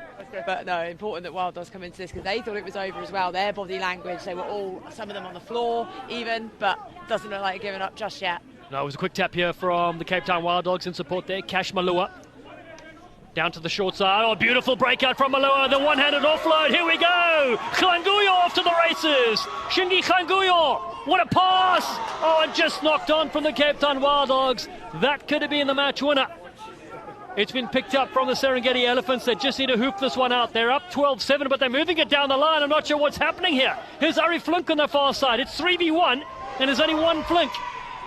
He gets thrown to the deck. It's there for the Elephants. Pandemonium. They're leading this game. They just need to kick it out. And the Wild Dogs pile in. It's still there for the Serengeti Elephants. Maybe they haven't looked at the game clock and someone hasn't told them. They just need to get this one out. It's hoofed downfield. We play on. Okello chases. Justin Cadilt comes down on this one. The Olympian comes back in. He's got to go about 70 meters and he's got Okello in front of him. Beautiful offload from Cadilt. There's nobody around throwing it over the top. It's still there for the Cape Town Wild Dogs. Can they go the distance? It's a breakout in midfield. Here we go. Support comes flying in. Cole Semu throws the offload away. A loose ball. Klanguyo comes in to collect. The Elephants still keep it. They don't take it out. And a dummy thrown here. What is happening? The ball is loose. It's absolute chaos. Klanguyo yet again for the third time of the last moment of the game. Cadilt goes wide. Here's Travis Ishmael. Can they put this one to bed? Malua on the far side. Gasses one. Gets the offload on the outside. Beautiful cut back in from Jules to Frankie. Oh, what a line from Justin Cadilt. They can't go wild. The Olympian will score and win this with a kick to come. 12-all. Have you seen anything like it? That was crazy. Everyone thought it was over. The stadium clock saying 2 minutes left. This is staying full. No one knows what's going on. But they're absolutely smashing it. Both teams there. That phase of play was so long. They must be absolutely knackered, both sides. Fair play to them. This one to win it from Justin Cadilt from in front. He's done it. 14-12, the final score. The Cape Town Wild Dogs come from behind in an absolute amazing comeback and win this one against the Serengeti Elephants. We're not done yet. Crazy. Absolutely crazy. So it's not done. Well, so yeah, I think the stadium clock. Well, maybe 30 seconds left. There we go. We got fooled by the time left on the clock. It had full time listed, but there is one last play. So no, we are not done yet. And it's 14-12, and now the Serengeti Elephants will need to play this. Well, there's been a lot of jeopardy in this game. It's the last play. Really it's the last play again. Yeah, the last play for 5 minutes. Play, yeah. Here we go. Semu takes it to the line. Now, the Cape Town Wild Dogs can hoof this one out. Clock is red. Hare moves into midfield. Justin Cadilt knows, I'm going to put this one out. He's the one that wins it with a try, the conversion, and nails it. 14-10, the Wild Dogs triumphant against the Elephants. And that is the final play. Finally, we can go to that. But absolutely crazy scenes here. Absolutely brilliant. Good job. Thanks, fellas. Good job. Thanks, boys. Good job. Cheers, boys. Thank you. Good job, fellas. Thanks, boys. See you later. Again, great job by both teams on the pitch. Thank you. We're going to get into a short intermission break. Next matchup, Wild Dogs women and Honey Badgers women back onto the pitch at 1:30 p.m. In the meantime, again, rugby players, don't forget we do have food for you on the top floor of the concourse, third floor, to the left of the announcer booth where I am standing. Don't forget to get yourself some food while we have our break. Rugby fans, we do have food to the right of the venue. Mexican food as well as coffee. Don't forget to get yourself well caffeinated. Still got a lot more Rugby 10s action coming at you.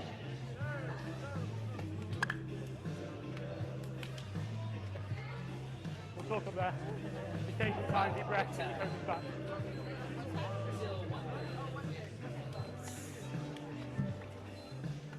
Have you got the yellow card for? Yeah.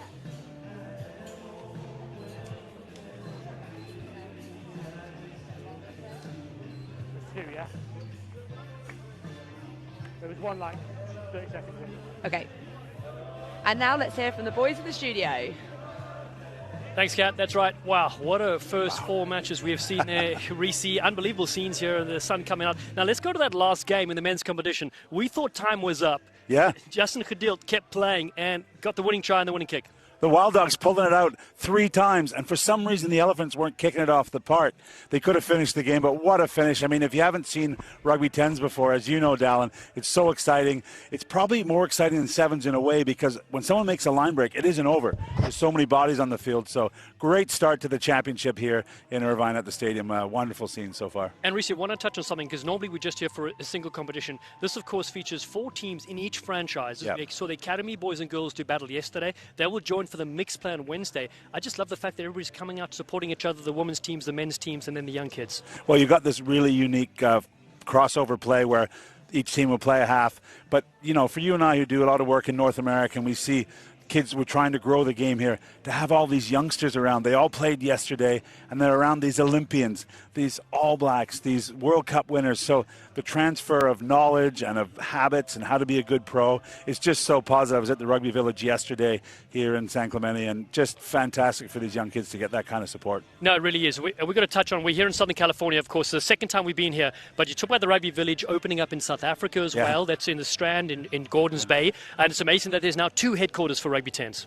Yeah, and so many athletes can get looked after, not only the African-based athletes, but Gordons Bay, what a great place to be, not unlike here. So they've picked some good spots. There's not bad places to live, but they've got the canteen in there, so kids are eating properly and getting proper support and getting some of this mentorship, which is so crucial. And equality is at the fore as well, but also helping players advance off the field. So let's talk a bit about that. There's courses for referees, coaches, and a commentating course as well. Well, exactly. I mean, there's so many different roles that you can have, and you and I know this. We've morphed from our playing days into a few other jobs within the game. So many different jobs you can have. So preparing these athletes who are now athletes in to take on other jobs. They're going to take our jobs one day. No. I know you've had a couple of youngsters out. It's been good to see. I saw that on the 10s talk. It was great to see the young woman who's obviously a keen broadcaster coming up. Yeah, and that's the great thing, of course, giving opportunities for everyone off the field as well. While their time is now, it's wonderful to see. Also, quickly got to talk about the prize money, $650,000 on Yes, please. Yes, please. Awesome. What's the commentator's prize money? We'll take a portion of that, indeed. Well, yeah, but it just shows the legitimate commitment to this tournament and the Rugby 10s. Just so good. And, so much work has been done on behalf of the athletes. The 5th year of this championship. I'm looking forward to what happens next Saturday. Yeah, that's right. No, so there's 3 different match days, as you mentioned. 4 match days we count yesterday as well, which is fantastic to hear, with a lot of silverware, 4 different divisions, and then, of course, a mixed play as well. Yeah, mixed play is just remarkable. So whatever happens at halftime, then the second half, that team takes on the score, so they got to play. So I think we're going to go to some VT now, Dallin. It's just to show you what's going on here. So we'll shoot now to that, but it's fantastic scenes here. Thanks for joining us. We look forward to not only the rest of today, but Wednesday and next Saturday, where we wind things up.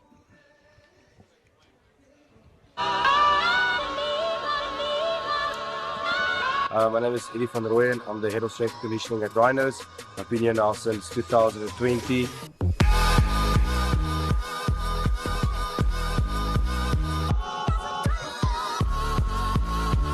So we're going to have a gym session now, but it's important for us to get measurables.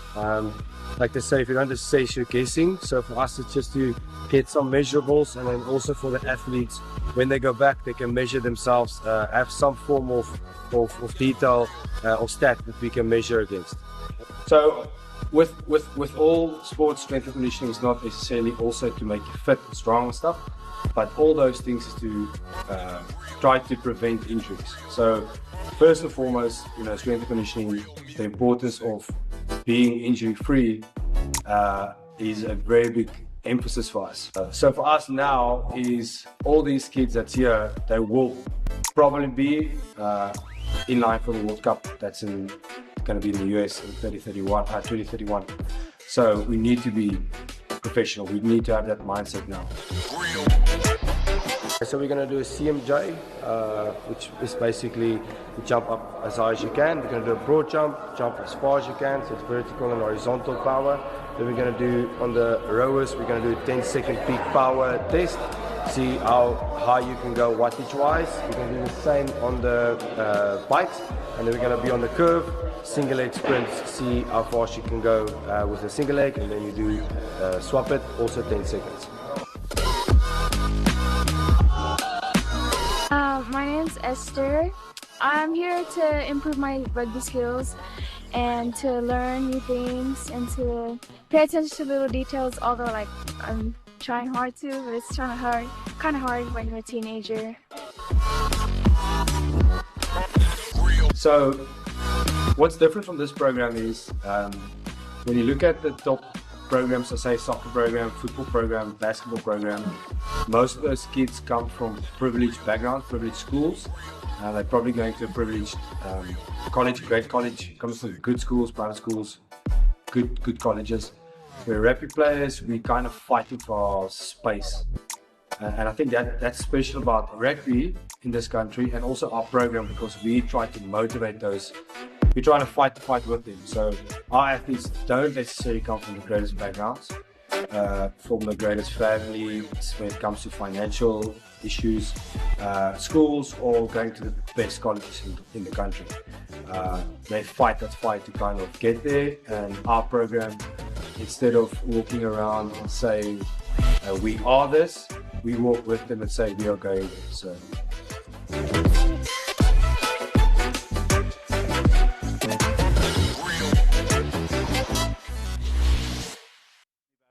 Honey Badgers and Rhinos. So I don't know anything about points.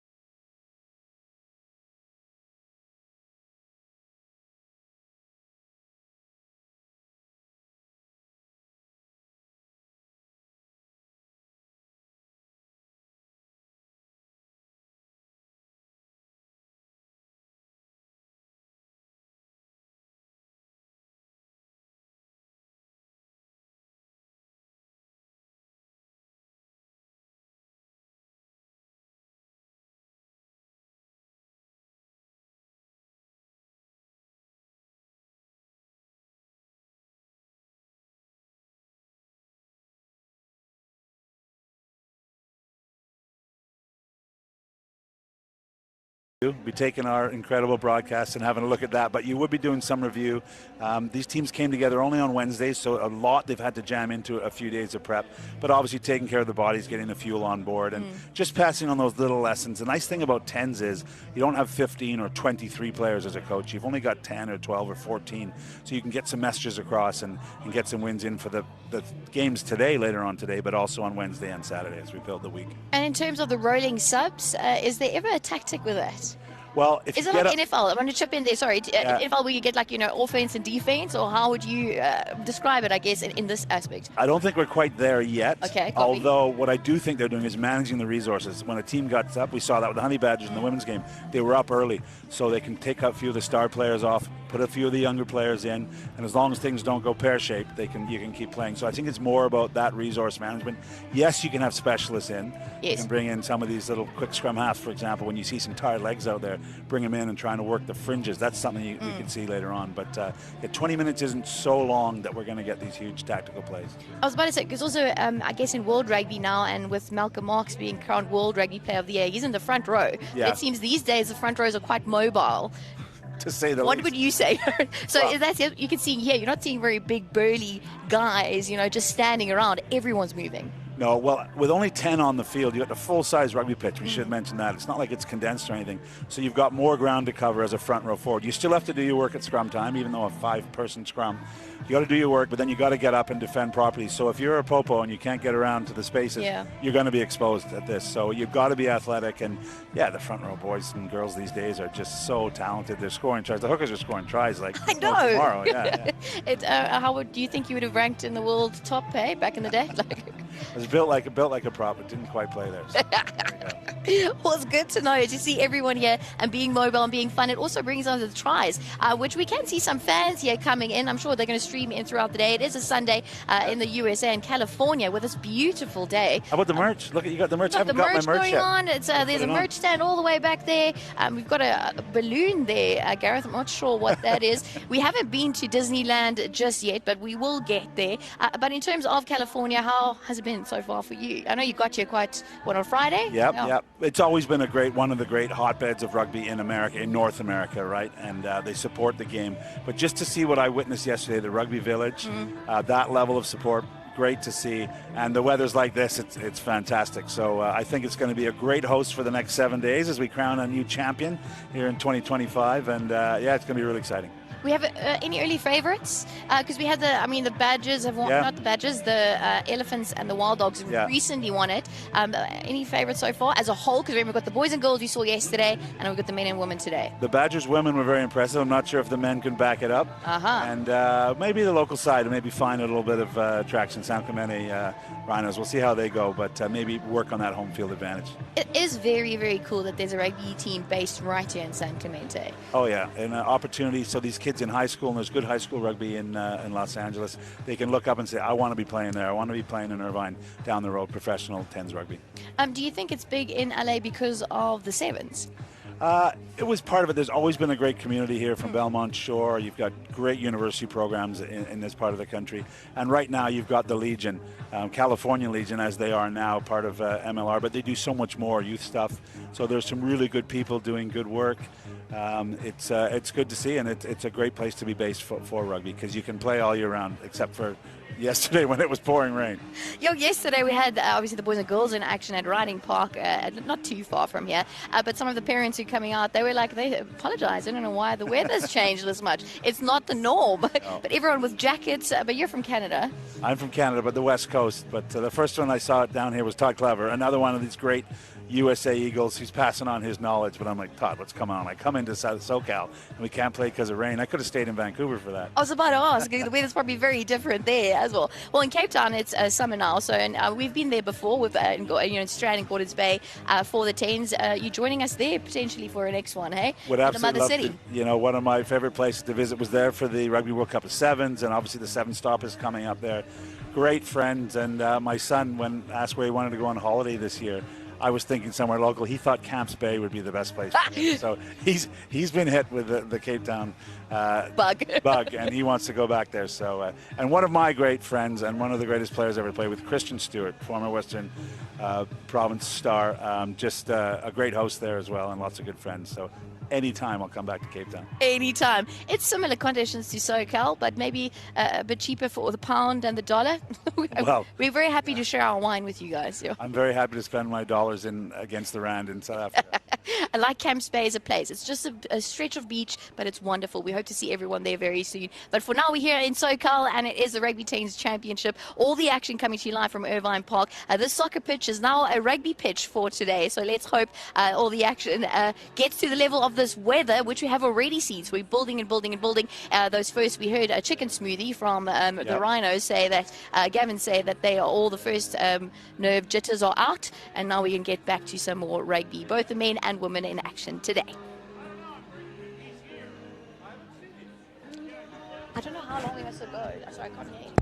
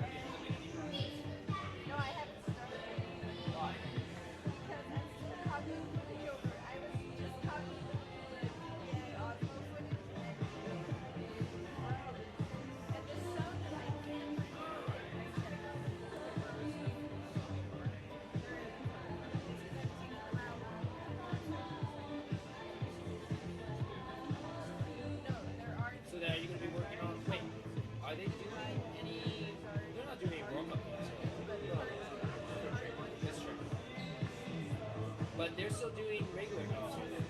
Yeah, just when I know the race, the competency that they say is like hard. Yeah, playmaker is like, I think that might be the time.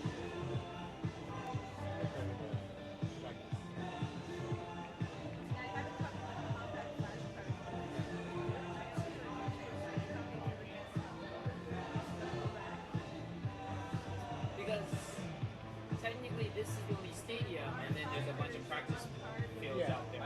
This is the actual only soccer stadium.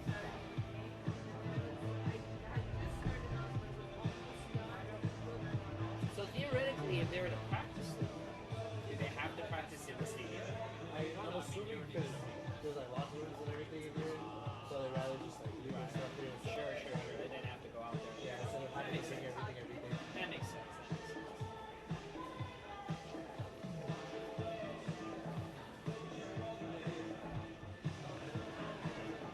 All right, Rugby fans, we'll be coming back with some more Rugby 10s action in about 10 minutes. 10 minutes. Just a quick reminder again to check out not only our amazing food truck, exclusively Mexican food, to the right of the venue, but also we have our coffee supporters, I Like It Black Coffee. Once again, it is I Like It Black Coffee. They've been with us since day number 1, supporting Rugby 10s here in lovely Irvine as well as down in San Juan Capistrano. So check out our coffee trucks, I Like It Black Coffee, and exclusively Mexican food when you get some time. But again, we'll be back with some more Rugby 10s action here on the pitch in about 10 minutes. Match coming up will be the women's Keytail Wild Dogs taking on the women's Balkans Honey Badgers. Another exciting matchup in full play all day here at Rugby 10s.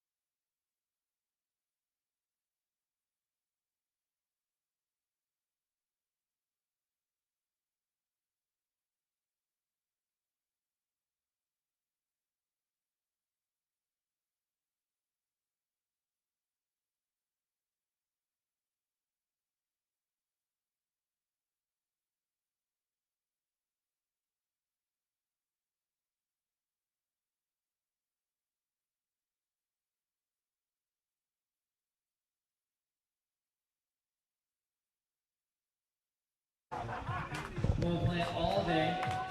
And competing here at the Rugby 10s Championship.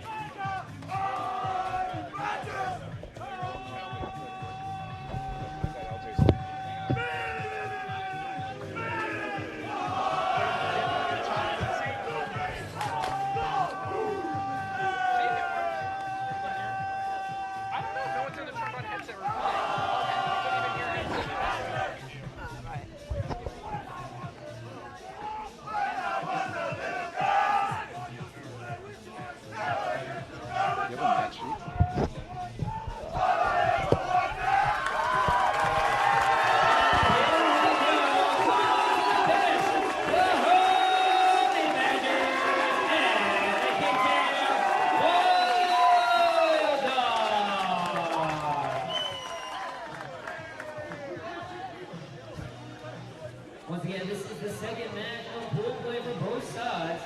Wild Dogs, unfortunately, coming short against the Elephants, while the Honey Badgers taking down the Rhinos. Again, the Wild Dogs were last year's 2024 franchise champions, looking to repeat this year. Every game here in pool play is important as we're marching our way to our championship Saturday next week here in Irvine. Here we go with the kickoff. Welcome, rugby fans.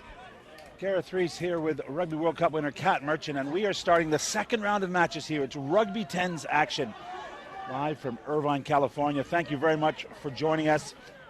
Two teams have already been on the field here today. In the red, it is the Balkan Honey Badgers. They had a big victory, 31 points to 5 in their first outing over the San Clemente Rhinos. And in the yellow, it's the Cape Town Wild Dogs. They lost a narrow one, 12 points to 7, looking for their first win here in what is championship week. And Kat, it's been a great start to the week here, and we know it's all going to end up next Saturday with one of these franchises being crowned champions for 2025. Yeah, absolutely. They've really started off strong, and I think in particular the Badgers women, I was really impressed by their first game, and you can see they've backed it up in this one as well. Well, what a bounce, the block kick, but a wonderful tackle, scything down Kiewit as she thought she was away. Now they've got numbers out wide, nice miss pass, they've got to get it out wide and unmarked and into space. Surely, although coming back twice, making hard work of it. That was Georgina Fredericks.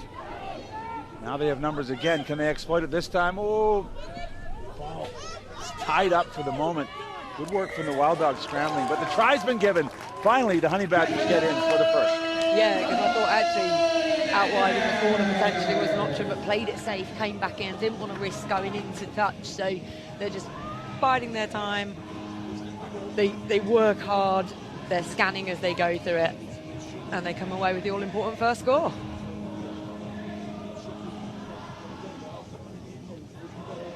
Will be on the Kiewit, Fletch player. Trying the grip, just pulls it wide. She's played summer rugby. Gato Blue Angels, incredible setup in Japan, focusing on the sevens game. This was the lunge for the line. Yeah, went all the way to the left, back to the right, just nice, calm, composed, bit of dummying. Was really great because it brought two defenders in, and then she managed to get the offload around the outside. Well, of course, this is the 5th championship for Rugby 10s. The team in yellow, the Cape Town Wild Dogs, are the defending champions, but prior to that in 2022 and 23, it was the Balkan Honey Badgers who lifted the championship. We will tune in from here in Irvine, California next Saturday to see who lifts the hardware. The Wild Dogs getting their first meaningful possession. Pops out the back. They look for the short side again. Looking for a Bosch. A nice chop tackle there. From Simpson. It's going to be knock on. Going to bring it back for the line out, actually. Yeah, the three Badgers bundled them into touch there, so they really have been aggressive with their style of defence. 3 Badger bundle. Yeah. Yeah, don't say that often in a sentence, do you? You do it Rugby 10s because it all happens here. I was talking about elephants sprinting earlier. Yeah. Yeah. Serengeti Elephants up next in the women's competition against the San Clemente Rhinos. Following this match. Well executed line out. They hit up midfield. A couple of options coming short and coming late. Nicely crafted move. They got over the gain line, but not breaking down the Wild Dogs defense. Good hands. Could base a couple of those passes a little high, killing the momentum, but there's the late drop pass. Oh, great cover and inside support from the Wild Dog defense, getting right across there. Now they're going to try their hand again. Real width. Strong carry. As we saw, Crystal Murray has been very effective midfield. That's one of her jobs for this Honey Badger team, is to get the hard yards. Now she's in at scrum half. She moves it. And using every set of hands. And this is taxing on the Wild Dogs defense. They're backing up but not breaking, but finally scything through. It is Kiva again. The touch player has a nose for the line. That's her second try this weekend. Yeah, just again, calm, composed. They spread it from one side of the pitch to the other. Just the simple things done well.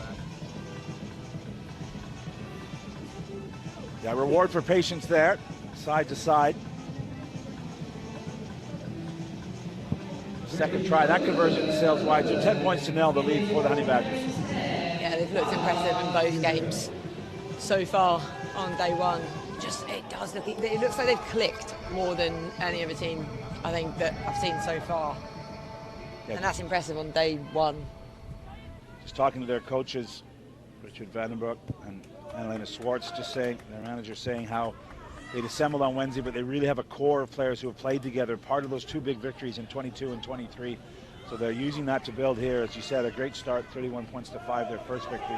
And now they're 10 points up here, and they got their hands on the ball again, turning defense into offense. Nicely timed pass. Coming back off the right foot, then the left. The dancing feet of Kaylee Simpson. The penalty against her for not releasing. Quick tap from the Wild Dogs. They want to get back into this one. The offload doesn't go to hand initially. Disappointing there. I originally hadn't seen it as that. That's one of the challenges, Kat, about the 10s game is when to offload, when not to. There's enough players on the field to secure the ball, but also, like sevens, you want to keep the ball alive and keep the offload game going. Yeah, definitely. We've seen some great offloads. Wild Dog men in the last game put some absolutely beautiful one-hand offloads in play. What a finish with World Series winner Justin Khaidoul starting a movement that got them the last second victory. Yeah. Honey Badger's going to go with the flow, open field. Two players doubling around. They've got hands. Three players doubling around. And the strong presence of Arabella McKenzie. The Aussies brought down after working hard to get on the outside. Penalty against the Wild Dogs, not rolling away and going for the line and getting there. Brilliant awareness, smart play from the Honey Badgers to extend the lead. Yeah, again, just really pulling away now because they know that they can get it wide. They know that they can do the tight play as well, which is really smart to develop both styles of play because then you can switch depending on your opposition, depending what's needed. But yeah, basics, quick tap, good score, even though she's getting tackled by two players. And that's the experience of Georgina Fredericks, the Wallaroo, two-time Rugby World Cup sevens attendee. That's the height of the women's game. She knew after that penalty was awarded, she'd have a go, and she got it done. We look for the extra kick. Referee's not ready. He's going to bring things back. Dallin has just brought me an oat latte iced, so that's fascinating because Dallin has brought me nothing. Stanford, none of course, for you. Yeah. The local boy here. If you get a chance, go online, and it's not often I direct you to go listen to Dallin, but 10s talk is really interesting. A lot of the younger players, some of the stars of rugby 10s. There's a few great conversations I picked up here, and yeah, so good for growing the game and telling the stories of these great players. Yes, it's one of my favourite parts about doing some of the interviews with players, and you'll see some of them who are younger, a bit nervous. They're not used to having a camera in front of them. They're maybe a bit shy when they start off the interviews, and then fast forward a few weeks and they're really into it and they're answering and they're like embracing it, and it is great, and there are some amazing stories out there. And they're also learning the values of the game. We were hearing about the youth who got to play yesterday because of the rain we had here. And then we're all ready to come to this tournament. Had to go and clean up the stadium where they played yesterday. The values of sort of taking care of the place. Yeah. But they're now here cheering on their franchises. The Honey Badgers, who are actually up 15 points to nil. trying to extend that lead, and they have looked so clinical here. The first time I've jinxed them, maybe that pass hasn't gone to hand. But smart work getting going forward again, getting that momentum for the women in red. Wild Dogs can't do anything at the moment, although they've wrapped up the scrum half, which bit of a change in the laws. We're not going to see that anymore. I want to get that ball away. Yes, yeah, not going to get away with that one. And Badgers opting to go for the line out. Nice kick, and that will allow them to work from a set piece. And how important, Kat, in your mind, are the set pieces in the 10s game?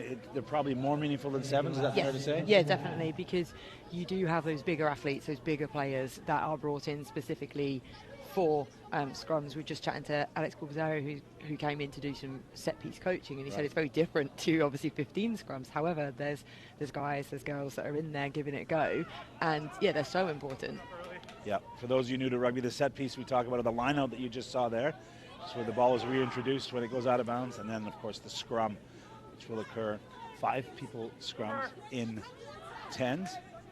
There's a knock on, and again the scrum half's being played. The Wild Dogs not learning from the previous call, and they're going to pay the price. Now the referee's going to bring them back, and because that's 2 in a row, we're going to see the yellow card. Yeah, it just slows the play down, so they're not going to have that. They want this game played quick, so referee, right call there. So now Wild Dogs under even more pressure. They come short. There's the power and the pace. Sit down, reaching for the line. Fantastic run. The Honey Badgers continue the pain for the Wild Dogs. And that's what you see in the 10s. You see the physicality. You see players run around the outside with lovely footwork and offloads, but then just the power, that handoff there, absolutely incredible.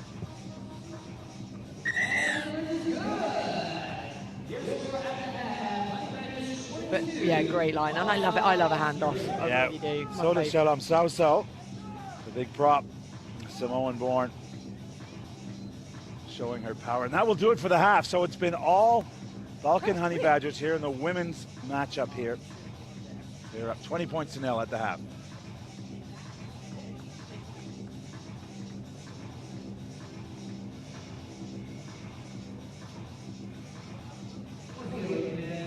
Always nice, Kat, when you can have a little drink knowing you're up by 20, and for the Wild Dogs and have to regroup. What would your message be maybe if you were in charge of this Wild Dog? Wild Dogs, they just need the ball. They need to have possession. They need to, when they've got it, have a go, because you just want to starve the Badgers of possession because they're just too good when they've got the ball. So slow their ball down without giving penalties away, and just look after it when you have it. Get off the line. Okay. Harder work rate to get off spacing to get off the line. So you're doing much better. You make a decision you want to get back in the game or not. If you want to leave it, it'll come 50 points. If you want to be in it, you win the game. But then you must show everything must be quick now. You're going to get back in the game. That's not pressure. That's what we love. That's what we do. Keep the ball, play with the ball, get over the advantage line. Let's look after each other. That's the only thing I can tell you. That comes from within. That's it. Whistle. If you get the ball, let's keep it for phases. Okay, let's double up a little bit more on the breakdown. Okay, otherwise we're going to get isolated. We're not going to make a lot of meters. We're not going to make a lot of passes. Okay, let's just start from a base. Let's work from a base. Go in, 2, get the breakdown done. Come again, 2, get the breakdown done. Okay, right. Let's just start building a little bit momentum and get more ball in our hands. Okay, right. Let's run onto it. Okay, ask the questions on the attack. Okay, let's go. Let's go. Big one, big one. Let's go.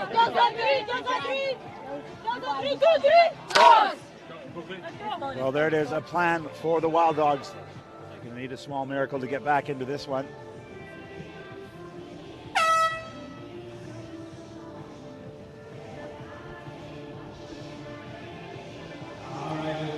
Gorgeous conditions here. We're in Irvine, California. The Rugby Villages, of course, in San Clemente. Incredible facility for all the players. And we are kicking off here the second round of matches in the women's competition at Rugby 10's 2025. Gareth Rees joined by World Cup winner for England, Kat Merchant. Great start to the day, but this has been one of the stories. The power and the pace of the Honey Badgers, the women in red, has just been too much, Kat.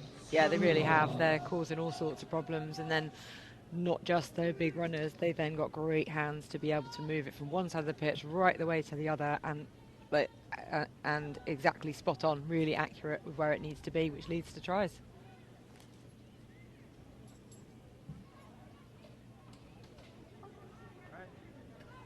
Crouch!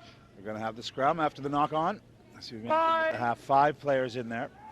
So still a legit contest, so you need your bigger, stronger players out there.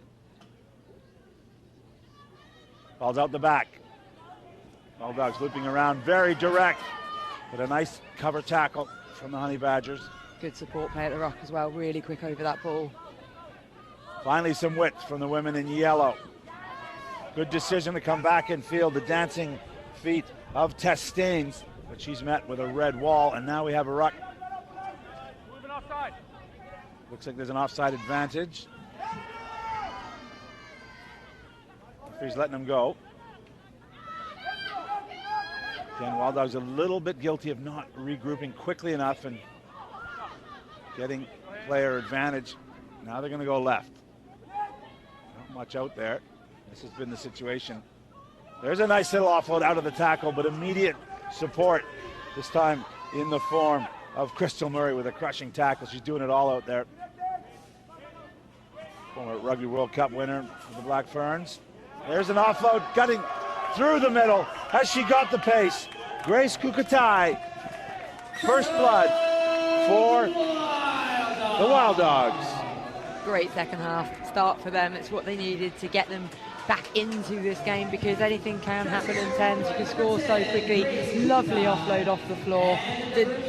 Just really aware of her surroundings. Kukatai doesn't need, she knows the way the try line, doesn't she?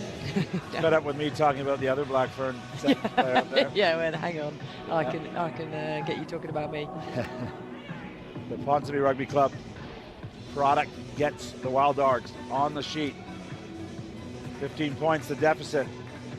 More than enough time here. 7.5 minutes of play left in the second half. Wild Dogs will restart. Ideally, they'd love to get possession back, and they will off the tap back. Brilliantly executed. Things are clicking now for the Wild Dogs, almost getting through the middle. Again, utilizing that offload. And perhaps deciding the tactics to go through the middle a bit more against the Falcon Honey Badgers. There's hands on it. The referee's going to penalize them for not releasing. Quick tap. Late drop pass. Oh, another pass inside might have been dangerous. But this is much more positive from the Wild Dogs. Starting to win a few collisions as well. They go left. Getting under the arm, but not all the way to the line. Wild Dogs, just a meter to go. There's a penalty out for advantage. They can risk their hand here. The show and go. Just short again, still on advantage. And they're going to get awarded the penalty. 5 meters out, quick tap. A little bit of indecision, maybe some early off the line work from the Honey Badgers. They got away with it. And now they're turning that defense into attack.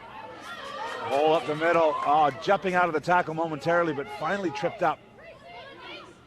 Good hands, nice quick ball off the base. Here's the one-on-one battle. She almost lost it.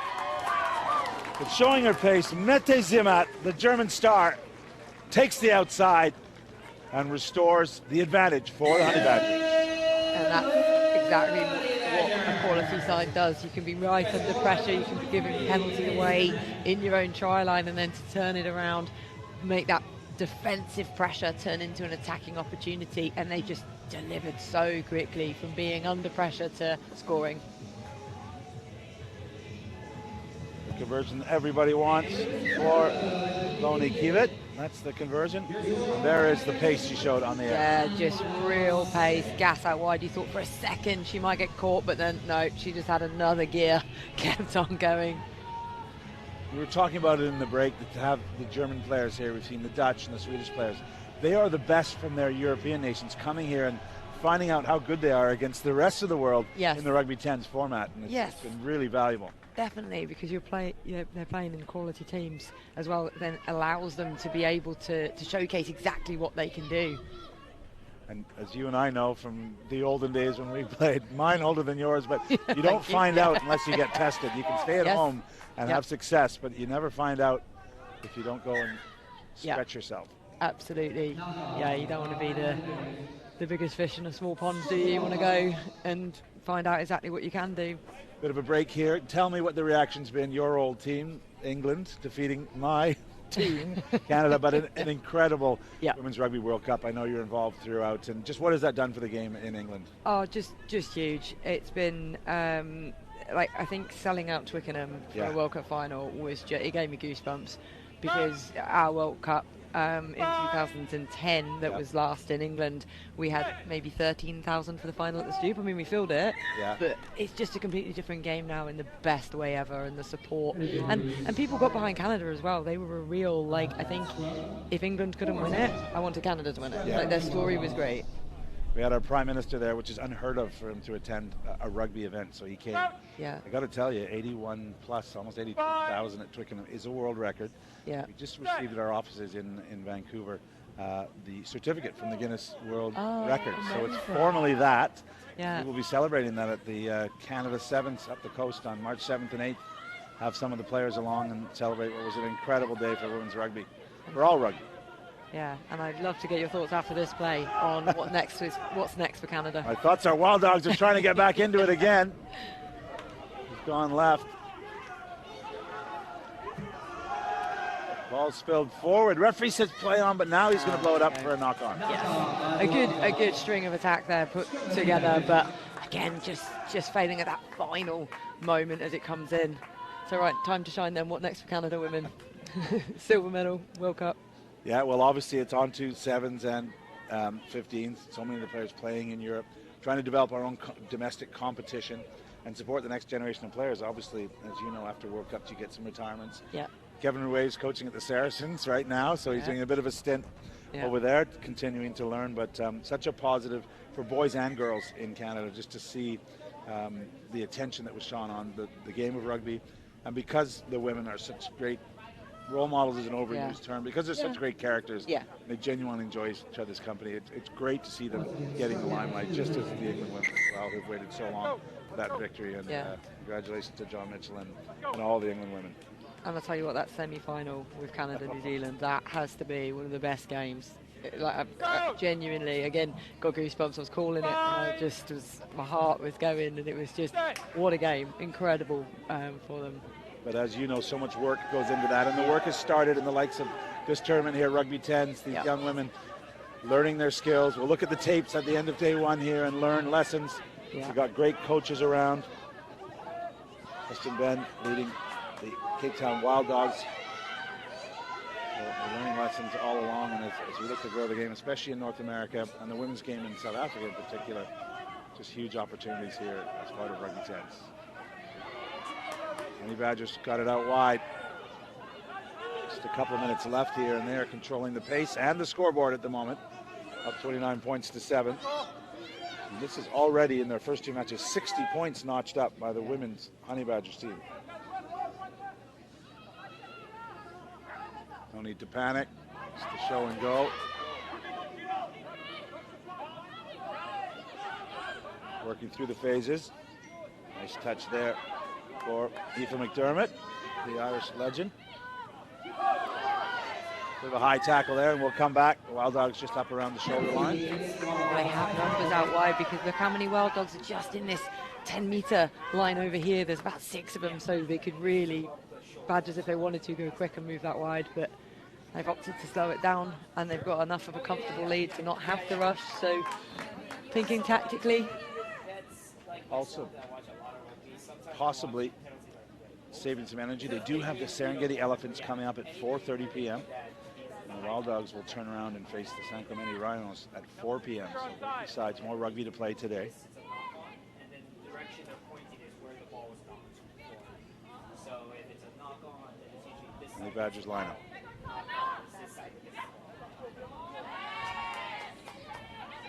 Around the corner they go. Options both sides, and it's the inside ball. Doesn't go forward, so a smart nudge forward, and then keeping the ball alive. Great rugby skills there from the Badgers. They're kind of doing it all, and now if it goes wide, they're okay. But they're going to go direct. They're 4 meters short. Can they score one at the end here? Thought about the pass. rode the tackle and went in on the far right-hand side. And once again, it's Loni Kivet.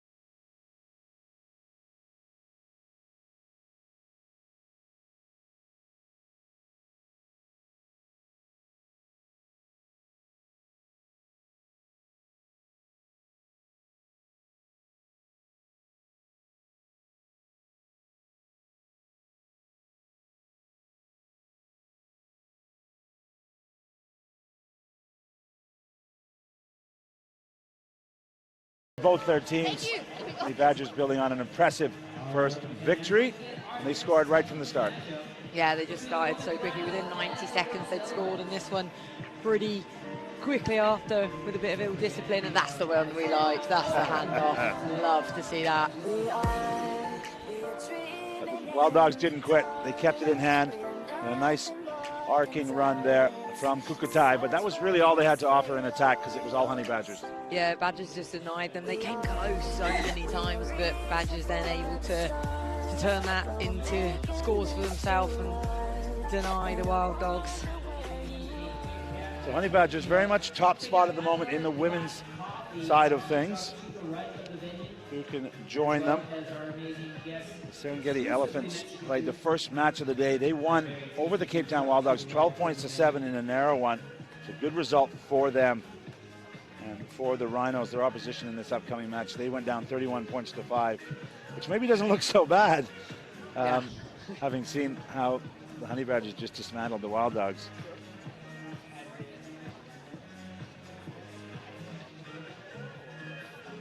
Great Park Stadium, our host here in Irvine, California. Thanks to all the team and all the Rugby 10's team for dodging the bullet yesterday. We had torrential rains in Southern Cal, so play wasn't allowed on the normal day Saturday we were supposed to be. Rescheduled to this gorgeous park here.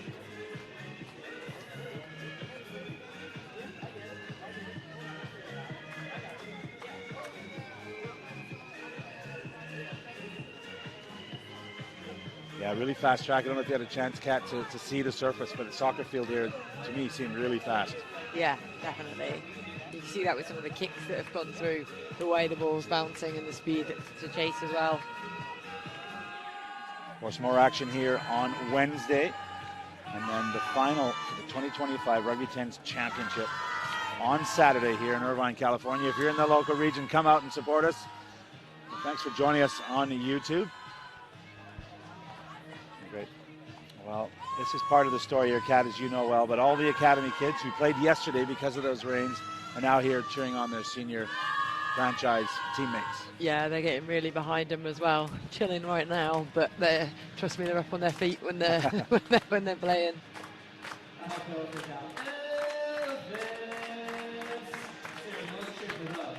Yeah, there's some chilling. Yeah. Wild Dogs men stole one at the death. Yeah. 14 points to 12 over the Serengeti Elephants. A dramatic win for them. That's someone in the zone, isn't it? In the zone, ready.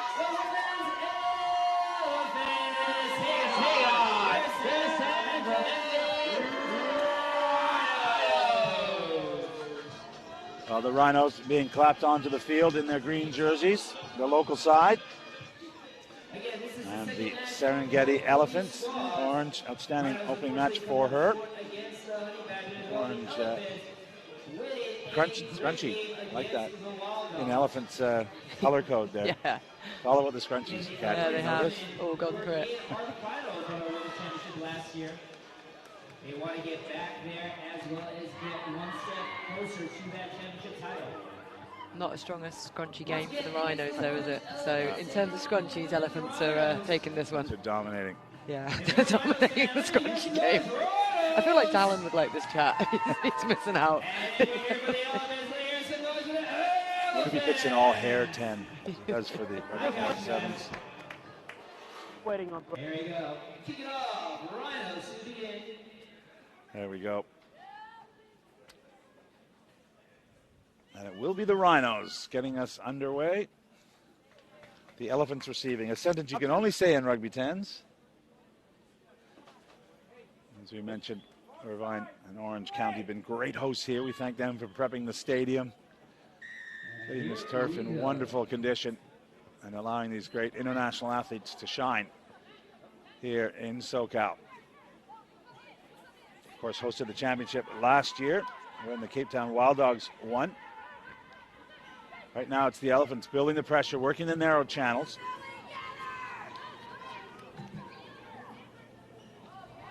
Good drive from them. The release is requested from the referee. Nice fend there. Now they're going to go wide. Oh, big tackle. Ball and all. Fantastic work there. And there's the kick into space. Could this work? No, the bounce has gone to the Rhinos. They're off and running. There's inside support there. Working hard is the tackler. Just brought down. Nice offload. Keeping that ball alive, though. Not having a ruck. There's a big carry from Carlton. Now they reset. They go open field. Short lines offered and given. But two defenders there. Nice awareness from the Serengeti Elephants for the moment. There's the nudge through. Doesn't even get behind the Elephant defense, but they still have maintained possession.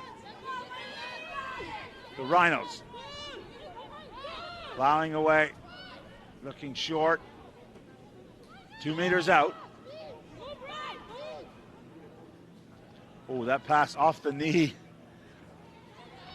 Picked up, and they're going to work the short side, and they're going to get there. Relentless pressure, going with the flow. Finally dying down in the corner. The Rhinos take it 5-0. Yeah, they started so physically, didn't they? And they've worked that really well. Fighting to get over the ball, picking on that blind side, and going for the score. I think that was Sam Brackett. We talked about the 10s talk. She had a great chat with Alan Stanford about her desire to one day take our jobs, Matt. She's really interested in broadcast. She's getting involved in that. Yeah. Sam Brackett on the board on the field, and possibly on the microphone soon enough. Yeah, no, I was saying to Dallin earlier, you're a long time retired from playing, so getting yourself, staying in the game, whether it's coaching, refereeing, commentating, like just get yourself into it, because rugby's such an incredible game that gives amazing opportunities for people. So the Rhinos go long with this kick. Nice direct line there. The pass doesn't quite go to hand. Maestra trying to pick it up, the Colombian 7-star, but she can't get it. So it's going to be Rhinos' ball. Pops out the back to Pierce. Another speculative kick that does not come off. That's kind. Yeah. Nothing on there. As Maestra again looks back in field. Still dancing, still weaving.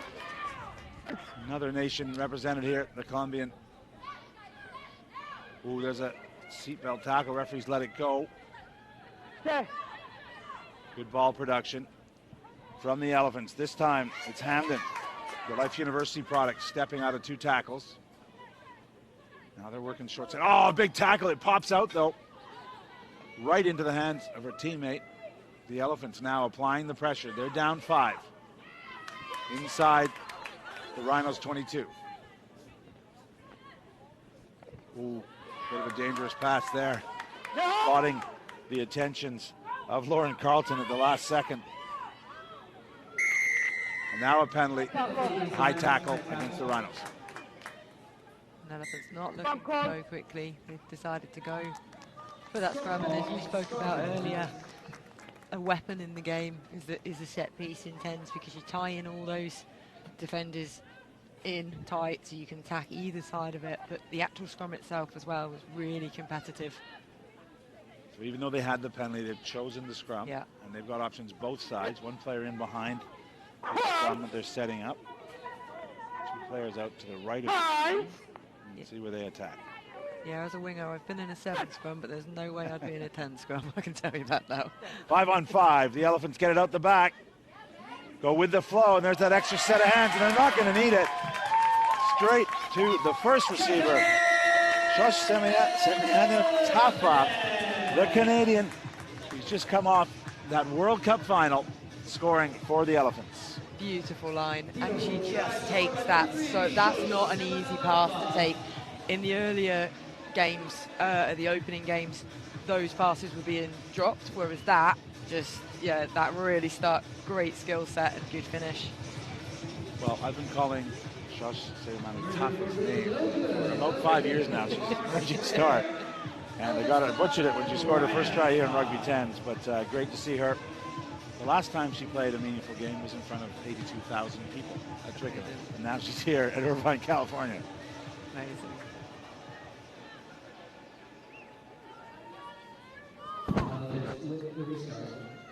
Big score for her and a great response. Now the conversion is not good, so we're all level at 5 apiece here. Just over halfway through the first half. It's the second match for these women's teams here at Rugby 10s 2025, the championship week. That's gone forward.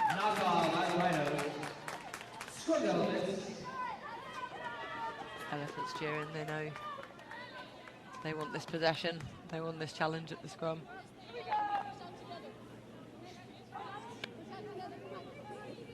Ready now? 5.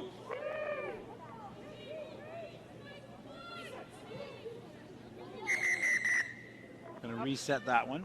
And again, if you're new to rugby, just listen in. The referee's in charge here. He'll be laying out his expectations, and listen as you can hear his commands as the scrum is set down here. Let the players know the 3 stages of setting the scrum up. Crouch. 5. 6.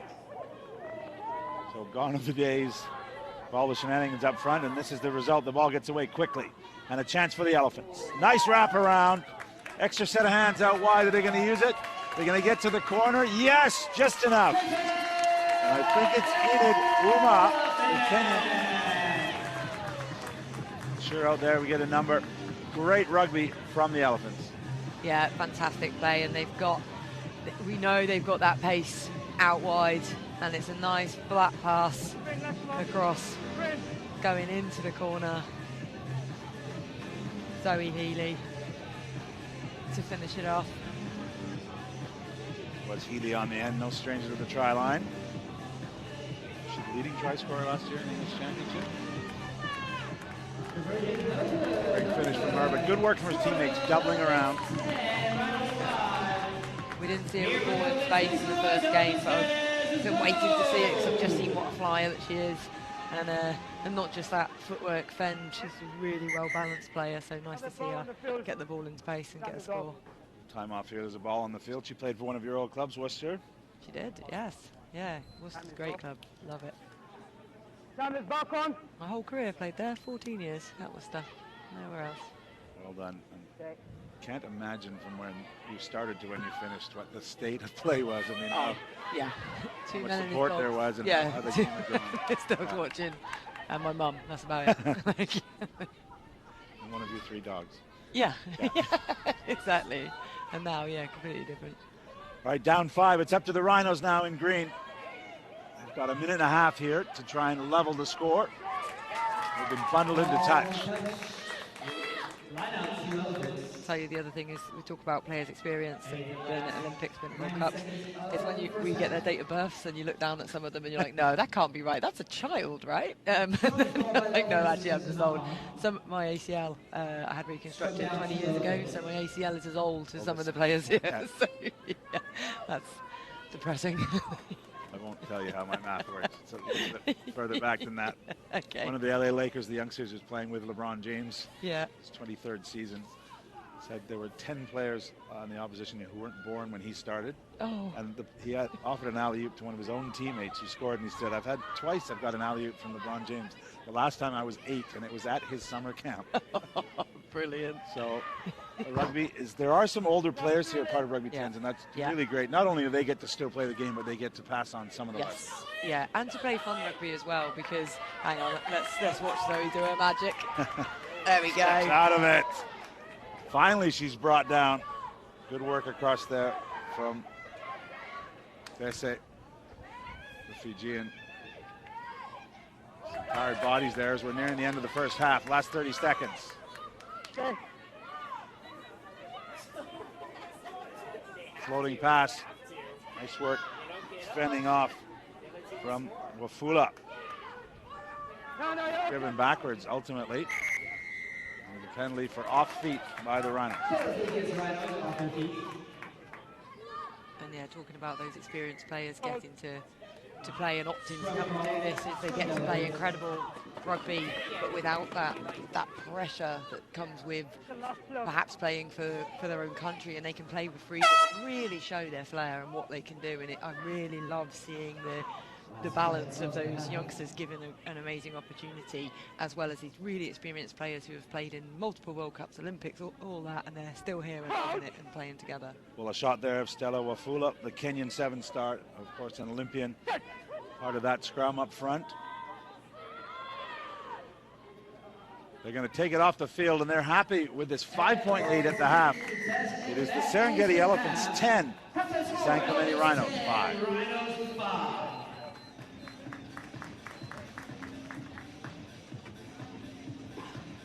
See, well, this is a chance to listen in on a couple of the huddles here and some of the coaches' messages. For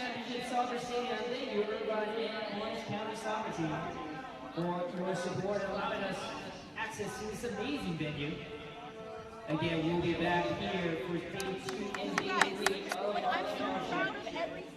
Over to the Rhinos, who are currently facing a 5-point deficit. A quick drink, and a sneaky little reporter dodging in there to have a listen.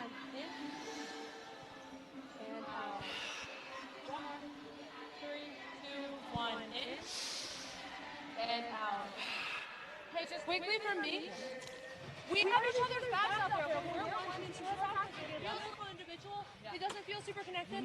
That's our goal this half, is just be connected. Have each other's backs. Yeah, and what builds on that is communication. Right? Communication builds our confidence, and confidence gives us our line speed, lets us know who's doing what, identifies our roles, and then we can own those roles, right? If there's no chat, there's no connections, then there's too much hesitation and too much individual action. Right? Much better phase defense to finish that half. We just want to be careful that we're not filling from the outside, because we get really narrow and then we're really stressed after that ruck. Right? Inside, you've got to work. When that ball is passed outside of your job is not done. We have to continue to work to connect and fill defensively inside.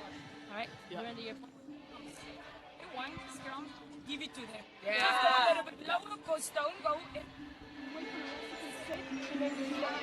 Go forward. Go so forward. we can On defense, after go forward with it movement.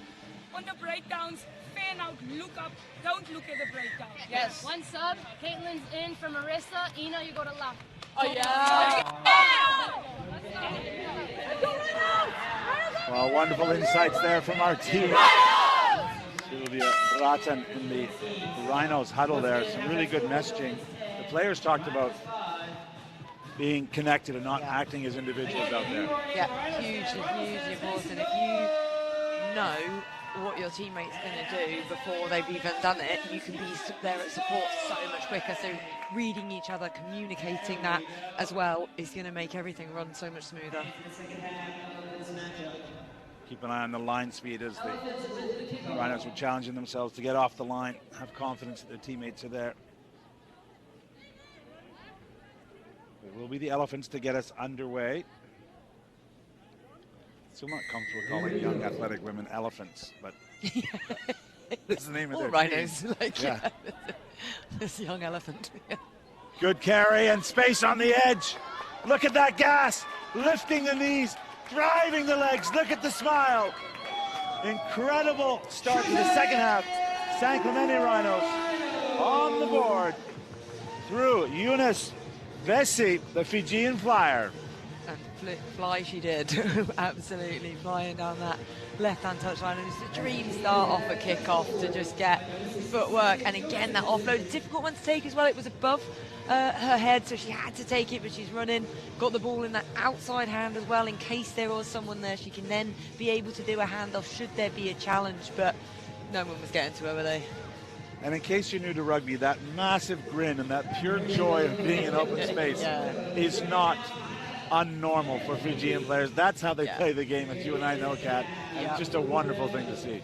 It really is. Just players out there playing in the sun, enjoying it, but playing quality rugby as well, and it meaning a lot to them. You can hear, as you said in that huddle, you can hear about, let's stay connected, let's do this, and they've come straight out and got a score. For Fiji, of course, the meaning of rugby, not only to get a national holiday, but they won their first ever medal in Rio in sevens at the 2016 games in any sport. Amazing. So the conversion's missed, so we're all square here. Nice pass into space, but it's bobbled from the Elephants. One of those, I think, looking up before you've caught the ball to see what you're going to do next. Mac is where the ball is.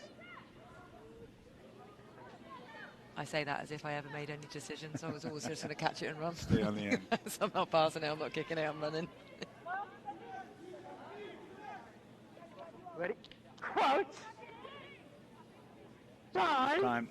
Just off the left of your screen, there's two players, one behind each other, kind of the I formation we call it in football or gridiron here in this part of the world. Now they all push to the right. Supposed to go behind, and there's players flooding into space, and at pace with the fend. Textbook work from the set piece. And it is showtime indeed as KJ Johnson, the vastly experienced mentioning the 2016 Olympics, she gets it done on a set piece move.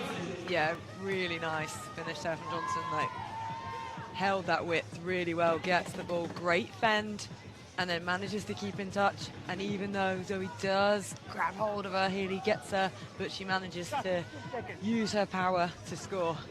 How about that for a World Cup matchup? Zoe Healy, right star, one of the stars of English rugby right now, up against KJ Johnson, the legend. And Johnson came out the winner in that encounter. But the great thing about tens is it won't just be one. They'll come up against each other again. Played in Rugby World Cup 2021, and of course, just up the coast in San Francisco in 2018 when the Rugby World Cup of Sevens came to town. Awesome event for California and USA Rugby. Big tackle, great line speed from the Rhinos. 15 points to 10, the current scoreline with the Rhinos in the lead. The Elephants very good at putting it through the hands, being patient in their build-up. Perhaps don't have the breakaway power stars that we've seen in the likes of Johnson and Bessie. But as a team, they build the pressure. Here they are. They've created a hint of an overlap. Now it's wide, liking the matchup. She takes the outside. It's gone forward off green, so advantage to the Elephants in orange. A little slow through the hands. Finally, they get it out. Nice fend there from Wafula. She's still going. Had support, but didn't offer it up. But nice work there in the supporting role from Lizzie Gibson, Queen's University player. And penalty is going to be against the Rhinos. Looks like it might be a card as well. Yeah, there we go. So the Rhinos down to 9 for the moment. 2 minutes. They'll be short, defending a 5-point lead. And wisely, the Elephants have chosen a scrum. Yeah, tie players in, you've got the player advantage. Find the space. Good work from Lizzie Gibson. I mentioned product of Queen's University. Would have been a former teammate of the current World Rugby Player of the Year. Oh, yeah. Sophie de Goede. Yes. Yeah. Who's a multi-sport athlete, basketball and rugby at her university, and part of that Canadian effort. Very, very good at rugby. It just is an understatement. Absolutely incredible. Just a work rate engine. Like, anyone listening here who's not seen her play, go see her play. Absolutely inspiring. They tap quickly. Through Wafula. She's short and may have spilled it forward, and she has. Just had a let-off for the Rhinos. They regroup. They've only got 9 on the field, but they're now going to construct an exit strategy. And they offload out of the tackle. It's one of the choices. Are they going to pay the price? No, it's gone forward. There's 2 knock-ons. The first one by the Rhinos, so possession critically for the Elephants. Yeah, looks like some subs are coming on as well. Rotation in 10, so important to manage bodies. It's a long old tournament, you need to be fresh. Obviously in 7s, when you're 7-on-6 with 1 in the bin, there's tactics for that. But with the Rhinos down 1 short, anything 10-on-9 that you can really do. I think, as you said, opting for a scrum, tie people in, just so you essentially, no matter what numbers you have on the pitch, you're always trying to get 2v1, and you want to just try and find that. So they'll either, I'd like to see them just go wide straight away to be able to stretch, but they might have some wraparound plays to just keep that defense honest. Let's see, it's Diana Awino working out wide there inside Maribel Maestra, another Colombian. They do go wide, but they miss out the first receiver, which takes away the advantage they had. They go with the power game and allow the Rhinos to get into it. Now they come around the corner. There's definitely unmarked players out wide. Can they get it through the hands? Are they going to need to? Desperation tackling from the Rhinos. Good work there. They've earned the penalty. The arriving player was off her feet. You have to argue there was a 2v1 there though. If it had just gone hands, I think that's a score in the corner. Oh, the Elephants regret that. Just under 3 minutes to play. Rhino still a player short. Oh, nice hands! Is that going to be the difference? Reaching for the line. It is Ellie Douglas, the other Canadian from the University of Victoria, getting a crucial try to tie it up for the Elephants with the conversion to come.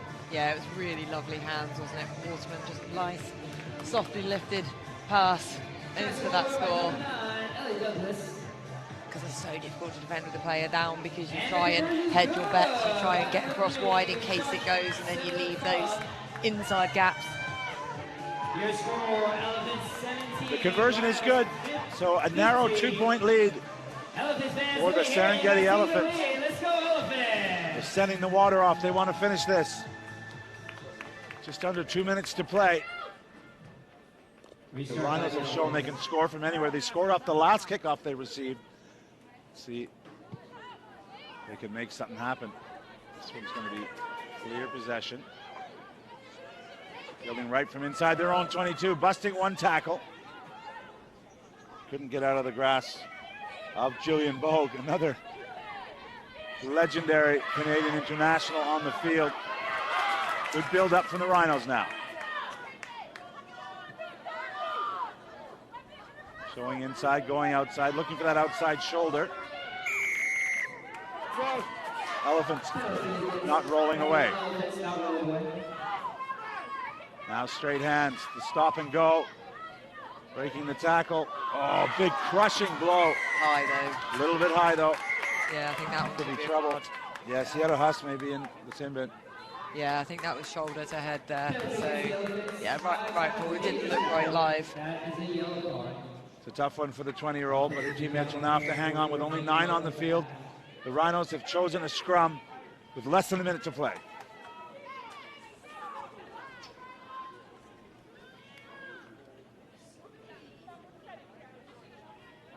I wonder if they may put some pressure on at scrum time. The Elephants still vogue in the middle of that scrum. She's dropping here. They have more than enough power up there. Likes of Wafula as well. Good communication from the Rhinos' backs. He's behind the scrum and looking to move. Is Eunice. There's the penalty. Quick tap. Bessie's running the short ball. She gets it. Nice offload from her. Going to the middle of the field.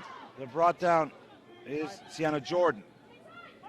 Now they go wide. One more was the call. It's the short ball. But lots of orange jerseys there to deal with it. Now they're counter-rucking. Good pickup despite the low pass.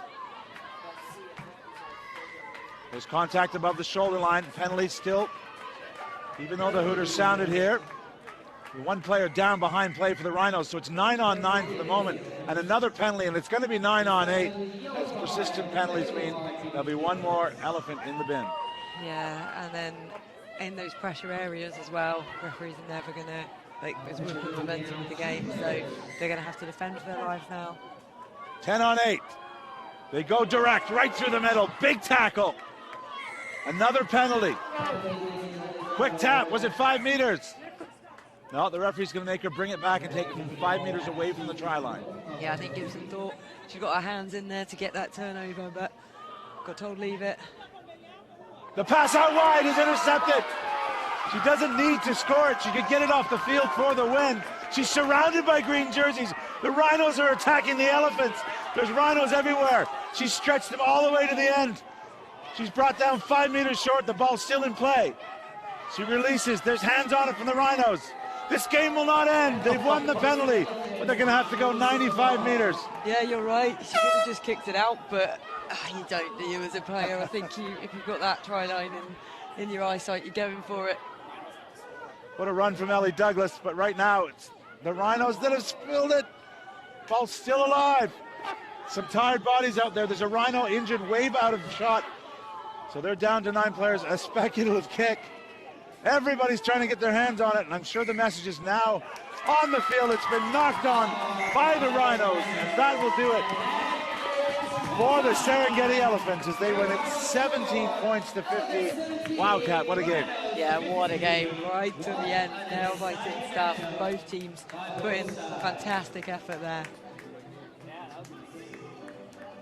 Absolute joy, some tired bodies. There it is. Second match of the championship for these two teams. Sees the Serengeti Elephants. Coming up next, now the men's take the pitch as the men's Rhinos and the men's 17 against the local side, the Rhinos. just a couple minutes here on the Rugby 10 Championship. Players know each other very well.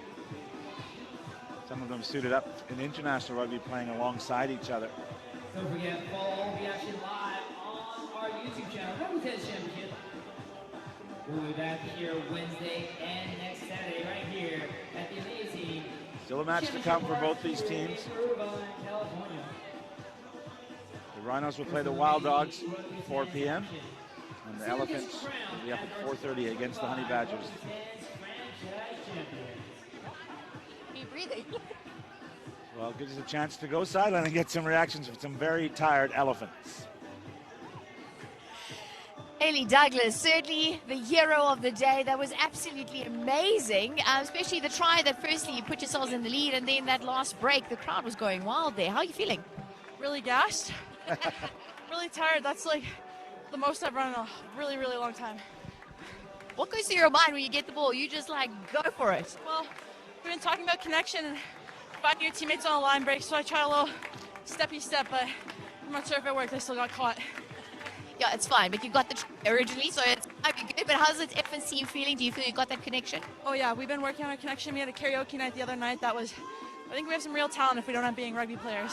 Wait, so you're obviously Canadian, so is that Celine Dion? Did we karaoke that? No, little Bradley Cooper, Lady Gaga duet with my roommate.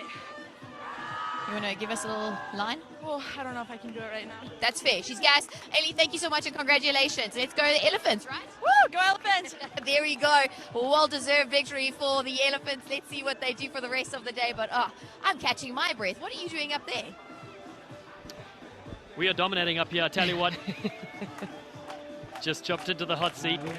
Yeah, highlights I from was the game. drinking my iced coffee. You caught me off guard there. yeah. Here's the last game.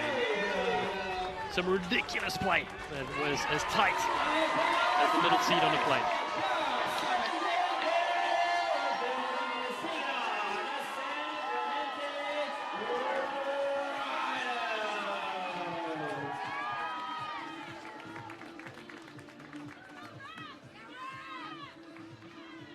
Once again, this is the second match of pool play for both sides.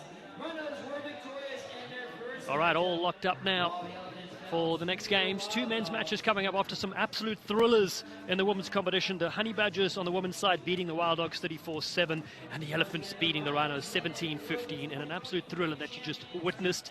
Now the same teams are on the field right now, and the San Clemente Rhinos that beat the Honey Badgers 22-7 in the men's division. The Serengeti Elephants, they lost a tight one against the Wild Dogs 14-12 in the final moments of that game. They take the field on the right-hand side. They're coached by Frankie Horn and Marjorie Pinner. Danny Lee and Alex Corbacero coach the Rhinos. I'm Dylan Stanford alongside Rugby World Cup winner Kat Merchant. Kat, we've seen some unbelievable display, and now our attention to the two men's games. Yeah, I'm looking forward to this game as well because both are very physical sides. They've got some big, strong runners, so big, strong runners against each other. We're going to get some good games, good collisions here, I think. Here we go. Carl Tyson from South Africa gets us going from right to left. The California Sunshine beats down on these players. A nice little lift there for Malachi Esdale and the San Clemente Rhinos, the Olympian who was with the Seattle Seawolves in Major League Rugby. Now big, strong carry upfield. Kalisi Moley, he hits the deck as Danny Tusitalo is at scrum off. Here's Lance Williams, the flying Hawaiian. USA 7s international, Utah Warrior in 15s. He takes up play. Junior Nafra is there. The mullet man turns it back, and here keeps going for the Rhinos on that far side. Wide ball. Here's Esdale now looking to set it alight. He cuts back in beautifully. Malachi Esdale needs support. That's a good carry from the San Clemente Rhinos. And then the Elephants coming and flying in, and just as their halfback picked it up, they swallowed him whole. Yeah, I thought that one had gone back, but referee's right there, so we would have seen it going forward. But again, just pressure. We've seen consistently across today when defences have put in big amounts of pressure, it causes knock-ons, causes mistakes, and they can capitalise on that. We got Serengeti Elephant side. We're in the lead against the Wild Dogs. Dropped that game we mentioned. It was so close. Their coach, Blitzbox 7's legend Frankie Horn's been with this franchise for many years. He loves the direct stuff. He's got Carl Tyson feeding this one. Tyson, the Group X sock ambassador as well. Get some slippery feet in those socks. Here he goes with a quick tap. Hands over here and the kick through. The Elephants are chasing. That's a big kick downfield. Esdale flies in here. A lot of work to do. What a hand on the ball. Is that a try? Flying in for the Elephants. Aaron Tuka, the Ugandan Sevens player, scored. We will check. Yes or no? So here we're getting a nice slow-mo. I think he's got it. I think he's got that. He's got a hand to it. Try awarded. Unbelievable skills. Never say die attitude. The dive, the chase. There is the hand. The Elephants are on the board first. And a flying Ugandan Sevens sensation. Aaron Tuka is in. He did so well because he just got, both the players were going for it, but he just got lower than him. And that dive propelled him forward and he just managed to get a hand on it first. Great play. Malcolm Okello, one of his teammates for Uganda. Beautiful strike with a left boot. It's 7-0. And the Elephants lead with a stunning try.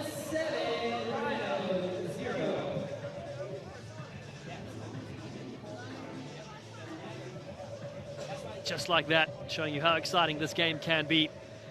Big thanks to the city of Irvine for hosting us and the Orange County soccer team as well. This is their home ground, the Championship Soccer Stadium in Southern California. 4 brilliant match days we see ourselves here in the 2025 Rugby 10s. Ball sits down on that far side. Penalty comes up, and we are going to go to the sin bin as well. Definitely. Mazibuko shown a yellow card. Yeah, he knows before even being shown it. He's like, yeah, my bad. He's running straight off. Yeah, that one looked around the neck, wasn't it? Here's the hook round. Yeah, not good. Referred to as a coat hanger as well. You can see why, the shape of a coat hanger. It's loose. Here we go. It's picked up all the way to the races. The Elephants charging. Big tackle coming in. R10C almost looking for his second try. What a pinch. Jackson Everts sets off on a race right now. Beautiful bit of work from the Rhinos. Everts is a try-saving tackle, a pinch, and what speed as well to get over the halfway line. Looking for support. Lance Williams is there. He flicks it off. Here we go to the races. The Rhinos now. The ball on the ground. Beautiful offload. Junior Nuffer gets the fan on up. Pulu. Nuffer is in. It is enough Nuffer to score. And the San Clemente Rhinos go coast to coast. One of the champagne tries we've seen here this week. That's the try of the day for me so far. I mean, there's more to come, I'm sure, but that, to go from your own try line, cover tackle, which you think might be scored against, steal, run, pass, all of it. Beautiful pass as well out wide. Love that. That had it all. What a try. And the man that started it all for the turnover, looking for the conversion, Jackson Everts. USA under-23 sevens representative. The fitness level to do that as well, to track back, tackle, jackal, get up. He ran 60 metres and then put in a big pass. Phenomenal breakout. You can see his legs are tired now. Yeah, well, yeah, goes to the side. Yeah, he did a lot of running. He did, 7-5. Yeah, what a thrilling score. Junior Nuffer on the end of that one. Some brilliant hands in the build-up to that try as well. Heavily involved was Naria Formai, as well as Lance Williams, the flying Hawaiian. Everts to put this one up. A yellow card offense to Mazibuko, costing them 5 points, but they knock it back nicely here to the Elephants. Don't forget their women's side won this counter 17-15.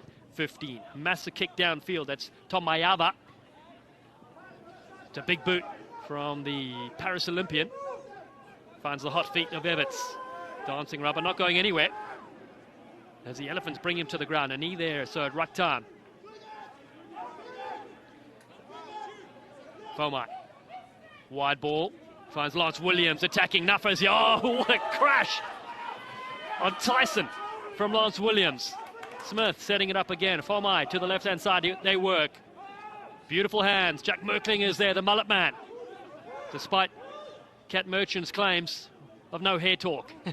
He's bringing it all. Now on that far side, looking to bust free again.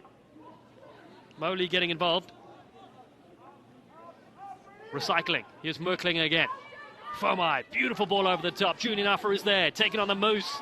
And now setting loose the Hawaiian on the outside. Lance Williams taking on the Moose. What a tackle from Den Hoot, but supporters on the inside. It's Sam Smith. That finishes off another brilliant try from the San Clemente Rhinos. They go back-to-back. Yeah, some afters as well going on after that try was scored. But Rhinos won't be concerned with that. That was another great try, wasn't it? They're really starting to show up and show what they can do. And you're right, that cover tackle, fantastic. But then the fact that their support play back on the inside, just always options. Conversion from in front, the extra 2 from Danny Tisotalo. Auckland NPC team also at Hawke's Bay. Flags go up. It is 12 points to 7. Back-to-back tries have the Rhinos up now, leading in this game. And they put through some wonderful passes. And Lance Williams on the end of that one. A brilliant breakout for the inside pass to Sam Smith.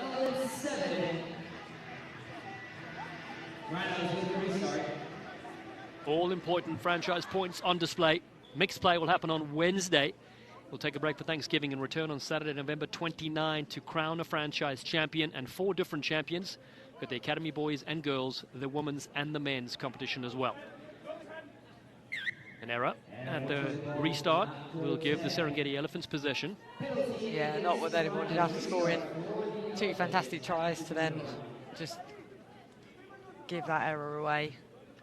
Give Elephants possession. Still tight game, only 10-7. Struck down 2 Elephants. 12-7, you're right. Conversion over. Replacement coming onto the field. That's Alejandro Perdillo. He coached in the R10 Youth Invitationals earlier this year as well. It's great to see these players helping the next generation. As Merklinger and his mullet goes to the side. Got to get some hair gel over there just to keep it fresh. Meanwhile, the Elephants feed through Carl Tyson. Father played Great Britain indoor cricket at the World Cup. He's watching as well. So here we go. Down to the short side, looking at Goose. That's Tom Ayava again. Beautiful switch this time, setting loose some wonderful hot stepping feet for the Serengeti Elephants. That's Ade Doyen, but the penalty gets given away, so Everts goes to the mark. Again, another lovely bust from the Nigerian Sevens international. Yeah, lovely pace through the middle. I think he got tackled and back up, whereas obviously if they release the ball, which he didn't. Not out. Tyson fields it back in the field of play. Mayava goes to Mazibuko, fresh from his sin-burning offence. Sepuya Mazibuko beats one. Gets a nice little offload as they rumble upfield. Support runners are there, charging upfield. Albano was there. Another player with the Nigeria 7 side. Down the chain they work. Good skills there. Konate Ufa. Now near the fringes. Beautiful fending, and they're looking to score here, the Serengeti Elephants. What a try that is. And they're over for the equalising score. 12 apiece, and the Elephants put it through the phases. Yeah, really nice play. Gets it out wide as well. And then, like you say, just that, not even a handoff, just brushes defence off as he goes through. Don't have a name for number 81, and we'll get that to you on Wednesday. I was just looking through, I was like, I can't, oh no, we don't have an 81. Frankie Horn, he'll get us the numbers later. Slippery Eel himself. Now the conversion vital from the side. Malcolm Okello with the left boot of his. That's a beautiful strike. Oh, and it's the upright. That's half time, and we're locked up at 12 apiece. What a thrilling opening 10 minutes we've seen here in this competition between the Elephants and the Rhinos. 12 all. Time for the half-time break as the coaches get on the oranges.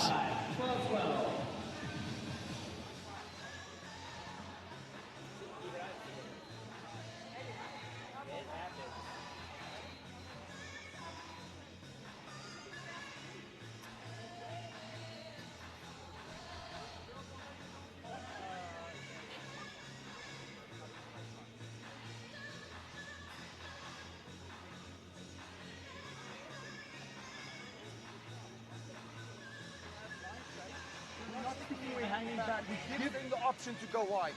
Every time we just at least create a line, they are flustered. And then when they go backwards, we need to close up. Okay, button up, close up, leave the wing up. We got people on strings, we got people that can move, or we just need to button up. Because every time we don't, they go wide. Okay? Force them into their honeypot. They're a bit rattled now. They're bringing speeds on. Their bench is now speed. Okay. We counter with it a little bit. A bit harder upfield. But let's just get into that shape, set those two tusks. Bro, we play off that, alright? They're big boys, they won't hang off us 3-4 phases, alright? Stay those phases, work around them. Our pace, our finishers, fucking finish, alright? Okay, get them, keep them. You can get them on the deck, good enough. No noise. 2, 3, ace! Apologies for any language you heard in the huddle there. Some fierce conversations between these two great sides. And it's locked up at 12 apiece, the Elephants and the Rhinos. And Kat, looking ahead to the second half, what do you think is going to be important here in the next 10? It's just going to be that like reaction and what they do, because I think Rhinos looked like they could pull away. Then they made 2 errors, they didn't kick it 10, and then they had a penalty they didn't manage to make touch. So just those little things are going to be really key when it's this tight. So here we go. As tight as a facelift in the final 10 minutes we go. 12 all, kicking off from right to left. It is the San Clemente Rhinos. You're watching day 2 of our 4-day event for the 2025 Rugby 10s Championship. 16 teams in action. This is our 5th Rugby 10s Championship. Jackson Everts with the headgear. Matching green at the back of the headgear as well, looking very sleek. Goes down to the right-hand side. Lance Williams jumps up here, but handled in the air. But it's kept for the Serengeti Elephants. Aaron Tuka is the player that was taken out. Yeah, I think that penalty, not releasing, but yeah, in the air. It was taken in the air, but I think because he didn't land, but it shouldn't, how they land isn't relevant. But anyway, they opt to go for touch. It's a nice left boot as well. Now, this Rugby 10 side, we've obviously been doing the 10s for several years, but we got to see a team entered into the Rugby Town 7s. Select players from the different franchises all playing on the same side, and I will say they were excellent. They should have won the tournament. They got knocked out in the quarterfinals, but outside of that, were undefeated. Oh, fantastic, yeah. Malcolm McKellar was one of those key players. He throws at line out time and loops around. Mazibuko is there. Not straight is the call. So the Rhinos will have a chance here to scrum. Yeah, we spoke about what it'll come down to, and we said, didn't we? We just said little errors, they can really compound. So I want to get everything right in the second half. $650,000 prizes.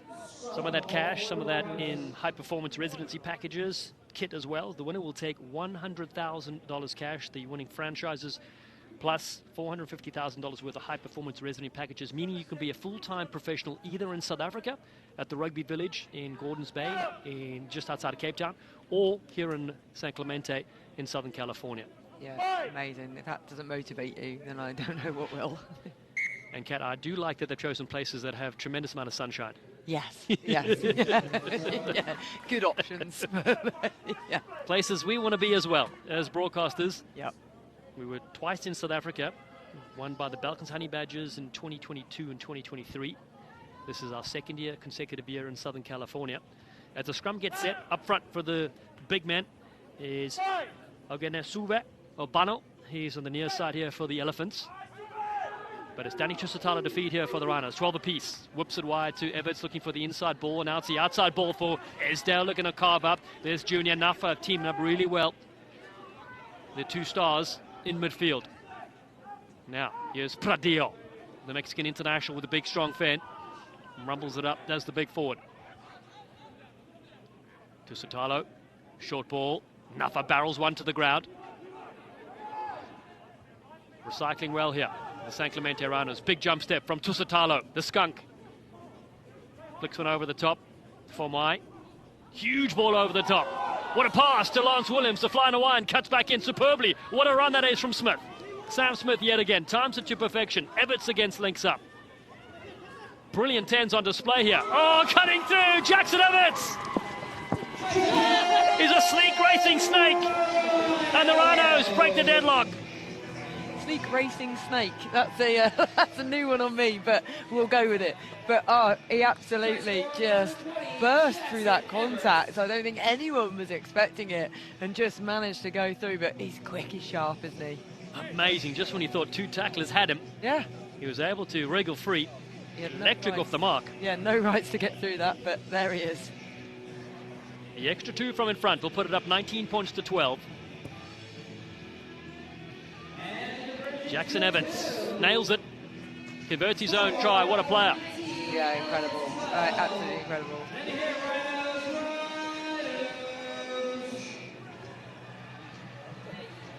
And Catch Merchant likes sleek racing snakes, so it'll stick with Jackson Evans. I do. Didn't know that, did you? A lot of laughs had you in the booth, commenting on this brilliant play from these women's and men's players.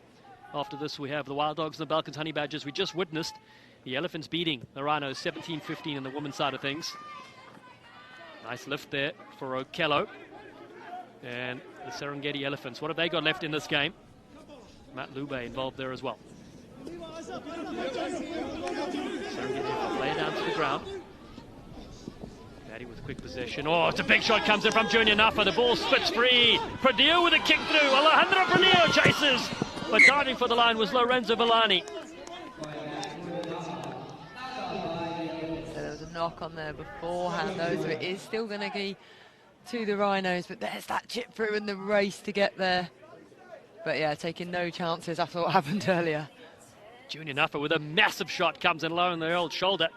But he's not tracking plays with ball in hand. He's going after them.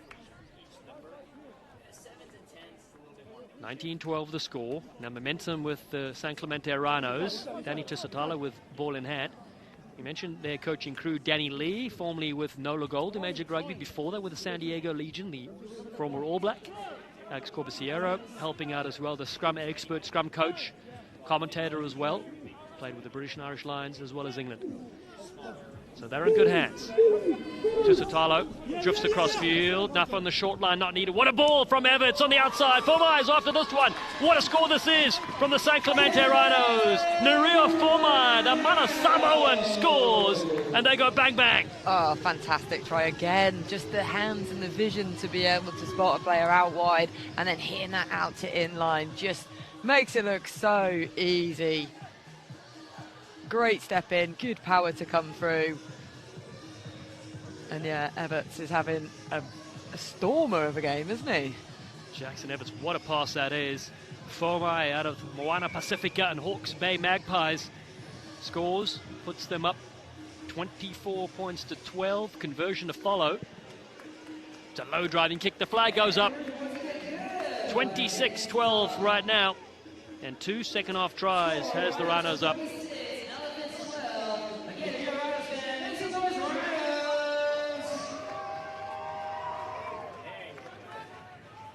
Everts to get us going again. About 3 to go. Everts looking to put this one up. Pagohani's on the field as well. He's a slippery customer also. Oh, there he has, Pagohani. Has he got it at the 10? He has. Talk about a slippery heel. There's 2 of them on the field. Here's Joe Beckett. He crashes up. Ryan James on the field going to the right-hand side, but off feet was Pradeo, and so it's the Elephants with a quick tap. It's on Mayava. Chavez goes wide. Mazibuko, can he have an impact in this game? The one-handed flick pass, looking to keep it alive. Finds Connor Taufa, student studying politics and criminology at Victoria University. Down the chain they go. Here's Big Paddy up the middle, getting a strong fan and rid of a couple of tacklers. Knocked backwards, it's play on. Picked up superbly. The Serengeti Elephants have it at the halfway line, and they get the penalty from referee Marquise Goodwin, who's one of the best in the business. Mayava goes down to the short side. Here's the barbell, the captain, Tyler Sisley. He was fresh from the gym room just a few moments ago. 25 fitness, in fact.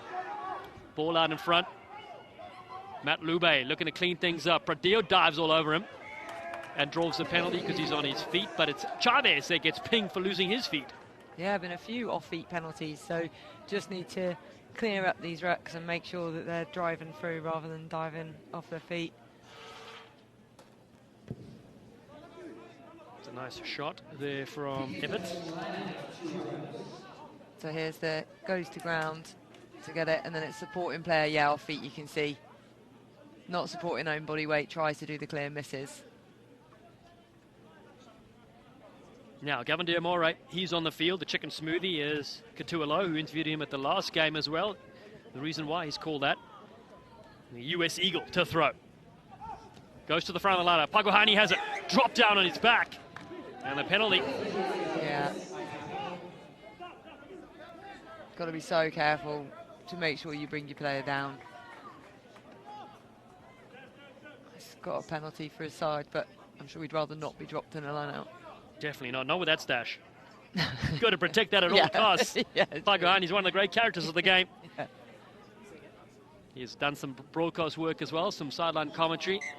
He certainly brings the chirps. But on that occasion, danger times of the line. So the Rhinos go 5 meters out. They lead 26 points to 12, looking to close out this game for an attacking set piece. Yeah, they're confident with that lead. Less than 30 seconds on the clock. They'll still want to finish strong. Chicken smoothie goes to the back of the lineup. The Moose with a beautiful take. Now the drive for the line. Go, gotta go. So not straight. Looks like it, but you can hear the coaches down there shouting they didn't contest.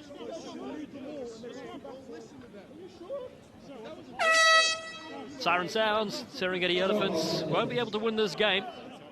but they'll have possession to close things out. They trail 26 points to 12. That's the great thing about these franchise points. We saw the women's side from the Elephants winning 17-15 in the prior game. Now the men's side about to drop this one. After this, it's the Cape Town Wild Dogs against the Balkans Honey Badgers.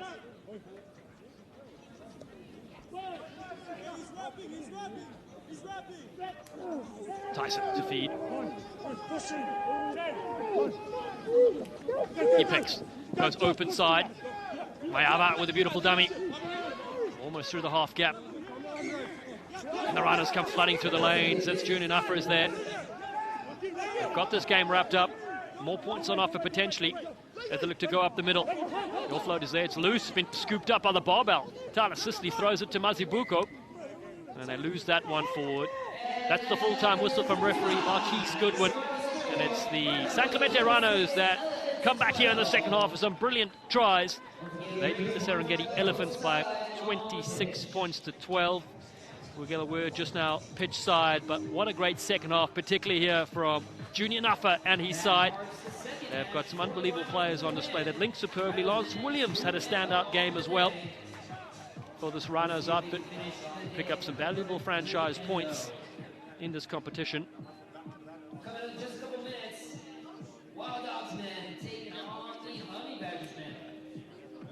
26-12, the final score here. Some standout players of note, particularly for the side in green. They beat the Honey Badgers 22-7, the victorious here. The San Clemente Rhinos undefeated so far. Setting up some great scores, we mentioned, particularly in the second half as well. Player that really stood out in this game, Jackson Everts, was unbelievable. We can hear from him now. Katualo is pitch side. Yeah, I had to grab the man with the scrum cap. He looks different without it, but what a game for you. First and foremost, that first half, that pickup, that try all the way from your own half. How was that? Felt good. Coming from sevens, I feel like you kind of practice for that sort of stuff, and our coach, I'm not going to give away game plans, but you know, we were playing the strategy, and I thought I had the chase down, quick poach. And then a try in the second half as well. So it was a good day out. Yeah, I'm feeling quick, so watch out, guys. What does it mean? Like, is it the stretching? Is it the nutrition? Is it the prep? What's making you feel quick this weekend? Oh, just training. You know, the boys with different USA tours making me feel fast, you know, giving me the confidence to run at full speed and try hard. And how is it being in your home, I guess your home country in the USA, playing some rugby? Oh, it's awesome. I love representing the USA, especially with such strong international talent and with so many good coaches and different strategies coming out here. I've been having a lot of fun with the Rugby 10 so far. Oh, we love it, Jackson. Good luck, and we hope to see some more tries, eh? Thank you. Here we go. Jackson Everts from the Rhinos. Congratulations, the Rhinos getting that victory. More games to come. We certainly do. Tremendous scenes from the San Clemente Rhinos, remaining undefeated so far in the men's side of the draw. There were some wonderful tries from the San Clemente Rhinos. Their home base not too far away here in Southern California. And a good victory in that game.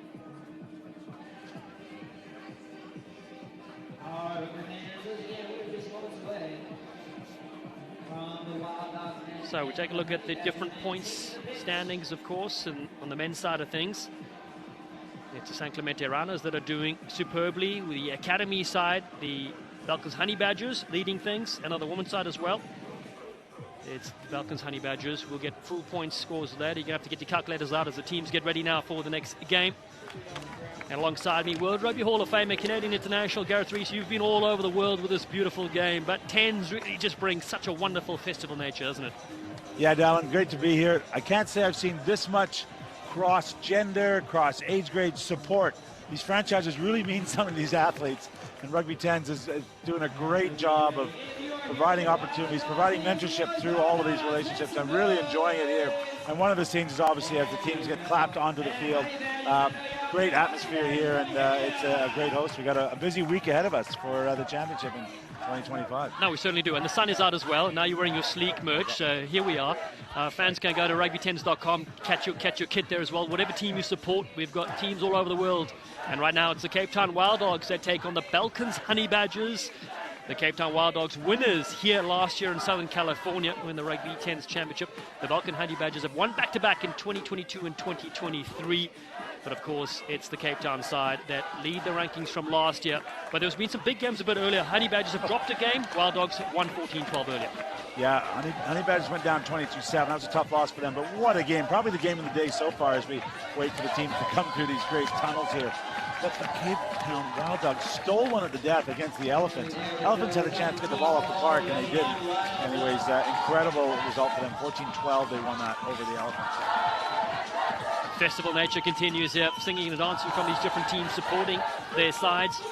Quite amazing that we lost a day of rugby yesterday through the torrential rains down here, but now the shadows are in this beautiful evening California sunshine. Great conditions to play rugby. And here come the sides right now. Theo Nanette leads out the Balkans Honey Badgers, and Justin Cadill, the Blitzpark legend, leads out the Cape Town Wild Dogs. Dick Muir and Chris Erasmus coach the Wild Dogs, and the Honey Badgers are led by Jeremy Chopard and Phil Kearns. The academy sides were on display yesterday, the girls and boys doing action, and the Honey Badgers stood out. They were undefeated in play yesterday, and so that's important points for the adult sides. Yeah, so as I understand it, because I'm all learning here at Rugby 10s, but come next Saturday when they crown the champions, all the points from the mixed matches, which is a great concept, and the youth, the academy games, as well as the senior men and women. That's right, and a world first set up by the Rugby 10s on Wednesday happening is the mixed play, and that's when the score continues in the game. Each different franchise will play a half and the score continues. Fascinating to see, and that's how tight these teams are supporting each other, because everything comes down to those franchise points. We mentioned $650,000 on the line with the 4 different sides on display. So here we go. Balkans Honey Badgers in red on the right of your screen, Cape Town Wild Dogs on the left. We mentioned the Wild Dogs with that slender 2-point win. Can they continue their winning ways here? We'll find out in just a moment. Now, ball in hand, Michael Visser. He held a big first 15 captain. Marty Sevens player as well. He gets us going here at the Championship Soccer Stadium in Irvine, Southern California. A lovely take there from Godfrey Ngaramombe. Now at first receiver, big tackle flying in on Zach Harrison Jones. Here's a run from Jay Hare. The Wild Dogs taking things up, setting a bit of contact point. Malua in there as well. Got away with a roll there, but they still got possession. Nice little break around the fringes. Here comes into support. Ngaramombe moves it. Malua with a big take into the contact. Isaacs comes in at scrum off. He's got a lot of hot feet. Finds Jay Hare at first receiver. Played in the Premier Rugby Sevens as well. Here's Isaacs now. Off to the races. Here he goes. Lovely boot tackle. Bring him to the ground. Justin Cadill, the captain, is there. Numbers. Nice. Beautiful hands. Ngaramombe with a little goose in the dummy. Throws another dummy on the outside. The international 7-star throws it back in. Cash Malua is there. Supporting. Here's Gedilt. Thought about the cross kick. Big Bosch. He takes on a couple of players. And the penalty as well for a high shot. It's a quick tap. Ethan Isaacs goes quickly. Player over Hamilton Rugby Club in South Africa. Gedilt. Flat ball. Flying onto this one was Kava. Izikele Kava. The ball thrown back. It's still alive for the Wild Dogs. That's Jones again. Takes on Van der Heerfer. Still the Wild Dogs continue. Kava another time, 24-year-old. Beats one, sets up Gedilt. Ngaramombe, all behind the back ball. Beautiful skills, here we go. Jones can't get free. Looking for support. Malua throws it to the left-hand side. Massive bump and shot. Ball almost pinched on the other side of play. There it goes. Cole Semu. And the penalty comes up. Another high shot, 2 in a row. Gedilt with a quick tap. Numbers the left-hand side. Jay Hare flying onto this one. Hare's away, scoring the first try in this game. And the Cape Town Wild Dogs are on the board through Jay Hare. Yeah, it had to come. They built up the pressure. The Honey Badgers were throwing their bodies all over the place. When you got the likes of Hedut, Jay Hare on the field, they're going to find a way to unlock it, and they did. After the quick tap, penalty was awarded. The blonde Jay Hare scores, conversion successful from Justin Cadill. It's 7-0 for the Cape Town Wild Dogs. Jay Hare, one of those players that have gone through the R10 broadcast commentary program with yours truly. We got to commentate together at the Youth Invitationals earlier this year as well, so Rugby 10's providing opportunities off and on the field. Are you trying to take us out of a job here, Nick? You're training up all these great young stars. We're going to have nothing to do. Well, they're still going to play. They've still got plenty of years good. left. Honey Badgers now, their chance to shine. Gabriel Bellew moves it to the right-hand side. Here goes Tom Marino. He bounces one to the ground. Plays with Monmeleon. Early whistle there because it was nice work to get it away from Visser. Quick tap. A big jump step going in the middle. Needs support runners. Does R10 Hauch. And support arrives now in the frame of Gabriel Bellew. Flicks the ball alive. It's loose. Khadil picks this one up.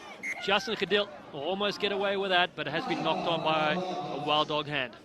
Lots of opinions being offered to the referee, and mercifully for the Honey Badgers, that man, Khadil, was not free and in space because it's a beautiful thing to watch. He set up that try at the death that gave him that first victory. The referee's not happy with the ball. Great skills, ref. Nice nice. kick. Little nudge. And the youngster brings it back on.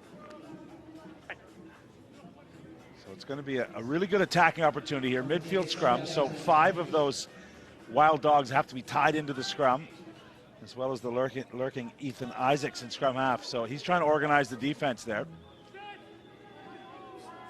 Visser feeds. Solid scrum for his side. They take it wide early to the Balkans Honey Badgers through Campbell. Lady Campbell. Oh, the one-handed flick pass finally stays on his teammate's side. Visser looking to link up. Van der Heerfer's there. Big Roland Van der Heerfer cutting loose. It's like a wild buffalo. The offload doesn't sit up. Malawi has it. Now here's Isaacs for the Cape Town Wild Dogs. Wow, what a breakout that was. Ethan Isaacs with the big tackle to save it. Then he taps and goes, and now they're off again through the try score. Jay Hare, up the middle he goes. Needs support. He's electric. Is Jay Hare. What a performer he is so far in this game. Wide ball. Here comes Lopetti now. Dancing his way through. Looking for the basketball pass. Has been knocked out of his hands and scooped up on the other side of things. Jordan French is there. French, fluent in English, leaves this one behind. The new dad. And they'll go back to the knock-on. Yeah, he's going to come back for the knock-on. Thought there might have been a high shot there. Frantic action, some tired players out there. And the ball's getting a little bit greasy. There's some sweaty bodies. Both players trying to hang on to it. We're going to have a scrum, Honey Badger ball. But you know, there's not much in a 10s game. And that big tackle from the wee man, Ethan Isaacs, stopping the big unit as he was trundling to the line. Van der Heerfer. Difference right now, and that's maintained this Wild Dogs lead. Subs coming in, Jules DeFranchi. Sister Gabriella and him start a clothing brand called Simplicity. As Jay Hare goes to the side, and Mohammed Shuaib on the field as well. The Blitzbox Sevens player from back in 2008. Got to play against Mohammed back in the day. He was for South Africa, of course, myself with the USA. Can't remember who won, but I know I beat him in the pub afterwards. Feed here for the Balkans Honey Badgers. There's Michael Visser again. Player that's carved up when they won in 2022 and 2023. Here they go on the outside. Nice bit of work there from Haug and speed. Oh, beautiful scampering run. Campbell on the outside. Letty Campbell will not be caught. The gas man gets it done for the Balkans Honey Badgers. Well, Campbell want to thank his inside men. You mentioned the wee scrum half, Visser and Haug. They got it done, and then the flat pass at pace. Wasn't sure he's going to get around the outside, but the defender dove that took him out of the play. Campbell with a crucial score for the Badgers. Vital conversion from Michael Visser. Sprays this one to the right-hand side. 7-5 to score. Cape Town Wild Dogs lead here in the first half. But what a good try that is from Letty Campbell. Plays with the Upper Hutt Rams side. He's been electric so far. This time he finds his way to the try line. He's a big unit, but he can still move on the edge there. We'll get some confidence from that. And as for the Honey Badgers, maybe they go to those set-piece moves. Yeah, only their second try. They lost to the Rhinos 22-7 in the match earlier. Now they have a play in front of the kicker, so they give it back to the Wild Dogs. Yeah, and that's a momentum changer. It's a coach killer, as we say. Frenchman just up ahead of the kicker. Cadilt's going to manufacture something from midfield. Justin Cadilt, bronze medalist, the 2016 Olympic Games. Or is Frankie he? leaves it behind. He kicks through there. Does Tali Finau. Finau chases. Ball bounces up there. Shuaib leaves it behind. Travis Ishmael is there. Springbok player looking to cut loose. Saw him a little bit earlier. I told him he still has it. So he's got to keep up this sort of form as Travis Ishmael. As his side moves it away. Lopeti's there. And here's Klanguyo as well. Personal trainer from Zimbabwe. Big ruck from Fanahirfa comes flying is. Makara Mombe lays it back and the arm goes up towards the Cape Town Wild Dogs. So it's a quick tap. Mohammed Shuaib with possession. Western Province Leopard and SA Legend takes him upfield and a massive shot comes in. A yellow card shown to the side. Goes Tali Finau. Well, for the last minute of this half and the start of the second half, potentially, there'll be an extra man on the field, an extra Wild Dog out there. He's going to serve 2 minutes in the sin bin. And he's still down, so we're going to get him treated too. Shuaib as well getting attention, the SA Legends player. I saw him a little bit earlier this year in Portugal. He was there with Joel Stransky, Percy Montgomery, a bunch of legends. They were playing the Portuguese Legends. He was there, he's on his feet. He's a tough customer. Who's buying the round in that group? Not Percy or Joel. No, certainly not those two. I think John Smith was there as well. Butch James was buying a few and he wasn't using his arms. Butch will get it. Avant co-founder as well. Bodies are good. 7-5 the score. Wild Dogs lead. They have possession here. And a feed from Ethan Isaacs, one of their hot steppers. I just got an open blind side. That's on the near side to your camera here, just in front of that assistant official. We'll see if he looks at it. Having a little chat now to the left of your screen there, Justin Khulud, telling him what he wants, and I would listen if Justin said something. Exactly, the captain. Cadilt was here last year. His daughter Naya and family watching in South Africa. Played alongside one of their coaches, Justin Ben, at Western Province back in the day. Still going strong is Justin Cadilt with ball in hand right now. Going to dance his way through. It's a set piece, the inside ball they were trying to set up. It doesn't quite come off. They're finally hitting the deck. Godfrey. Oh! Ombre gets the kick charge down. I think he's hit his own man in the head. Accidentally offside. Not only a turnover, but a... Sorry, mate. Jeez, in the last seconds of this first half, it's all happening. And the Balkans Honey Badgers score here to take the lead. One try so far through Letty Campbell on the wing. They'll set things up here in Nakia Bondalua, part of the high performance program here at the Rugby 10s.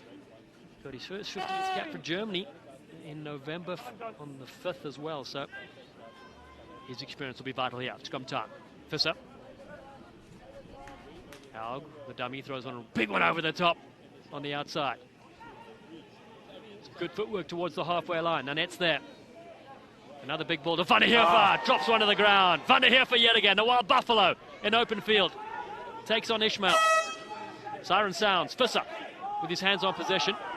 Lopeti's come here. He's offsides. Referee's got his arm up, so it's a quick tap. Michael Fisser goes yet again. Looking on the outside. There's the international newly capped Van der Loa. Diving over. That could be a problem. Quick tap. Here goes Fisser yet again. And here the Buck and Honey Badgers set off to the races. Howard, good tackle on him. The ball splits free. It's play on. Here's Ishmael back on the inside. Nobody's going to catch him. The Cape Town Wild Dogs sprinting loose. Ethan Isaacs will not be caught. What a try that is for the Cape Town Wild Dogs. Isaacs finishes off the half with a brilliant try. Well, the 10s game is always on a knife edge. Looks like Honey Badgers may get back into it. They take the lead. But here's the turnover just in the tackle. It pops loose right into the hands of the Wild Dogs. Look at Isaacs. He's been such a great support player all half. Brilliant defense and now brilliant finishing from deep in his own end. He extends the Wild Dogs lead. Stunning try, stunning finish from the fly up. Conversion from in front from Justin Cadilt is successful. 14 points to 5. That is the half-time whistle. Such an entertaining 10 minutes we've seen so far. And the Cape Town Wild Dogs with a strong lead at the break. We go as a team. Yeah. Well, let's see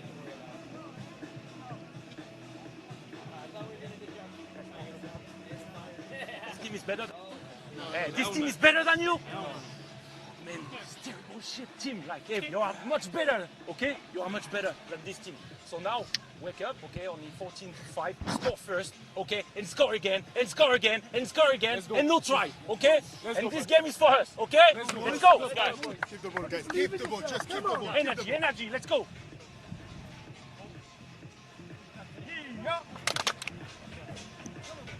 Let's go, boys. Energy, yeah? Apologies for any language in that huddle, but fascinating for us to get some insight there. The energy and the question being asked, do you think this team's better than you? Jeremy Chopard and Phil Kearns, the Honey Badger coaches, laying down the challenge for their team. On the other side of things, Dick Muir and Chris Erasmus. Dick Muir, South African legend. Millie, 2, 3. Go! So keys ahead of the second half. I think the Falcons Honey Badgers need to do. Yeah, I think Honey Badger's got to hold on to the ball a little bit. They've created some opportunities, but tried that risky offload to get it jarred loose. But you got to credit the Wild Dogs. They've been sticking the shoulder in, working hard in defense, making the crucial tackles, and we know they've got the weapons to punish, as they did at the end of that first half through the wee man Ethan Isaacs.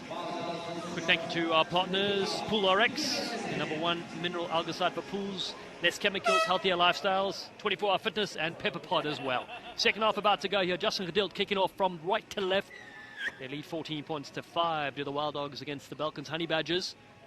This is match number 8 of 12 today in our 4-day tournament. Gedilt, beautiful skills from the Blitzbock 7 sensation. Lopetti around the fringes. What a breakout from Alex Lopetti. His older brother Tavite with the US Eagles as well. Open space here for the Wild Dogs to attack. Lovely dummy. Oh, the no-looker back on the inside is brilliant to Robert Kruger. Now looking to pick things up on the ground. Travis Ishmael, 100 caps for the Bulls. Play with the Springboks and the Blitzbox 7s as well. Over the top it goes. Khalanguyo was almost away. Well, that's gone forward, and there's offside, so they're going to go quickly. Nick Boyer wants to attack. He wants to bring it back. And down, you can see why these guys are the defending champions. They may make a little mistake, but they're cleaning up for each other. They're very tight as a team. They've got a clear understanding of what they're trying to do. And they realize, there goes Boyer the surfer, moves it to the right-hand side. Plays with the Dalmore Hoods on the beach as well. Not sure what happened there. Maybe it wasn't kicked through the mark. No. That means the Honey Badgers have a chance to come back to full strength. Back on the field comes Tom Marino.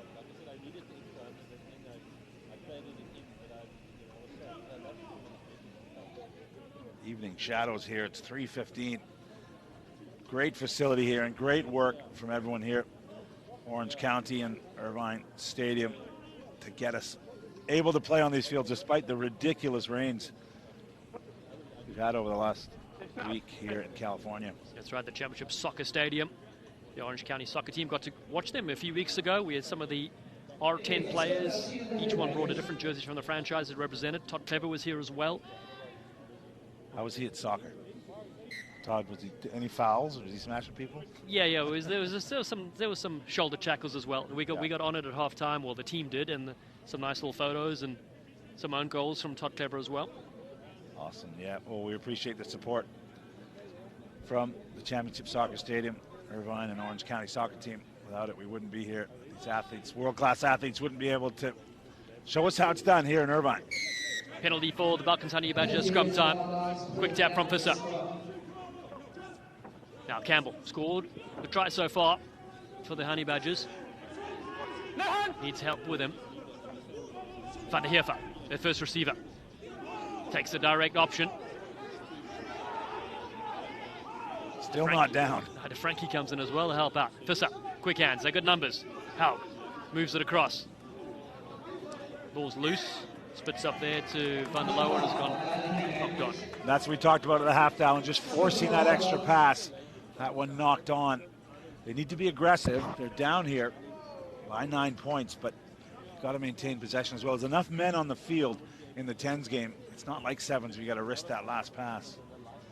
Yeah, Talifina from Tonga plays from Ponsonby Rugby. Couldn't get his hands on possession there, just knocked it on. Now Now Ishmael, the Springbok and Blitzbok player.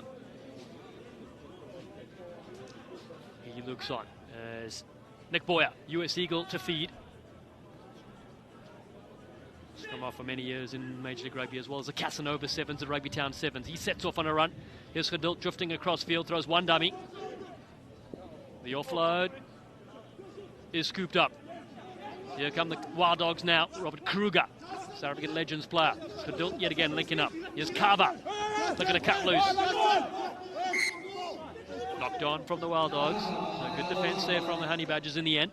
And that's the difference. The Wild Dogs tried the offload, but it went backwards. They immediately cleaned it up, looking after their teammates, and they maintained possession. A chance to see Godfrey Mombe, the Zimbabwean international, one of the 33 nations, different nations represented here. Has a degree in chemistry as well. Let's talk about that. We had 24 women's players at this event representing in the Rugby World Cup from 7 different countries also. Many Olympians. Of course, these academy players who played yesterday will get to mix it up as well. There, say it, Alan, many future Olympians on. That's what this is all about here. So, and the Honey Badger scrum get another penalty. Just standing up, the Wild Dogs stood up at scrum time. You can't do that, so that will be a full penalty. He's not going to find touch here, or is he? No. Rolls down here towards Way Stanton. Stanton goes over the top with a big ball. DeFrankie's there. Beats one, gets the fend as well for the Cape Town Wild Dogs. Ishmael moves it to the right. There's Boyer looking to attack the line. Fresh from a gold medal win against Canada at the Bermuda Classics. That's the real rugby. Here's Magara Mombe, the chemist. Beautiful offload from Stanton. Unbelievable ball from Geduld as well. Here goes DeFrankie. Saw space on the inside, but has been pinched by the Balkans Honey Badgers. Well read there from Campbell. Visser. Now with a 14-5 deficit to climb. Finau. Honey Badgers one short for the moment, injured player, so they're playing with 9. Still picked up around the fringes there. Uh-oh. You know, hand in the middle will be a yellow, so both down to 9. He's already walking to the bin. So players down all over the place here.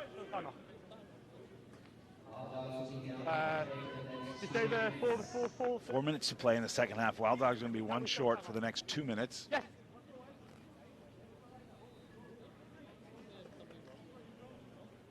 Both physios on the field, and this is the 3rd game for these teams, so wear and tear.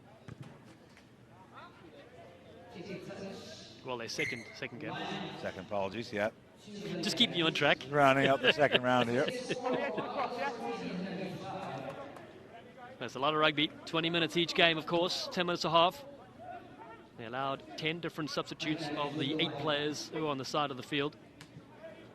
Honey Badgers here to throw with Martin Vaca.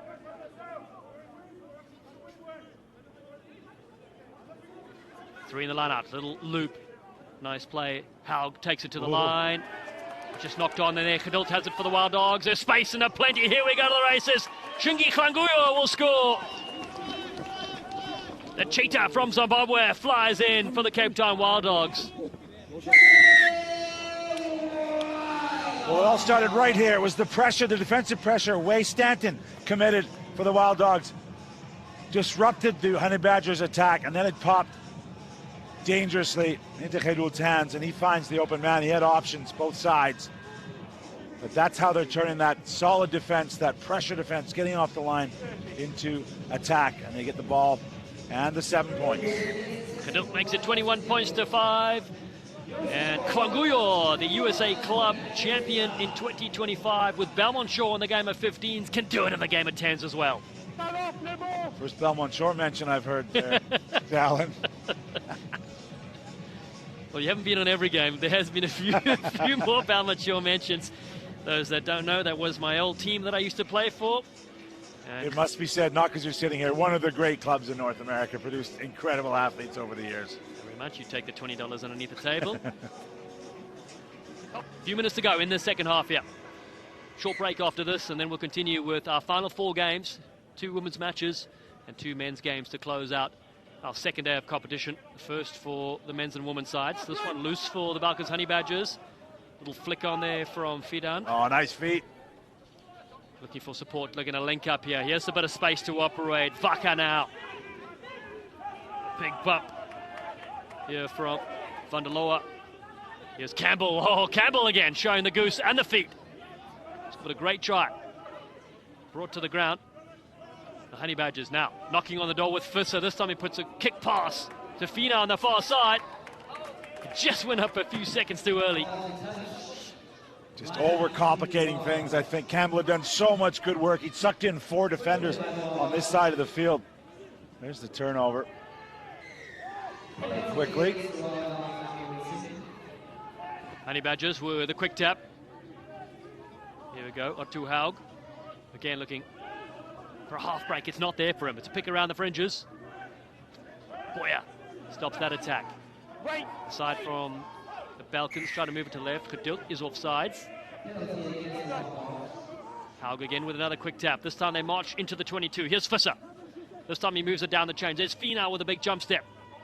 Draws a couple beautifully. Visser on the far side looking for the corner. He's there. What a try that is from the Balkans Honey Badgers. Confirmation. And they're in the corner.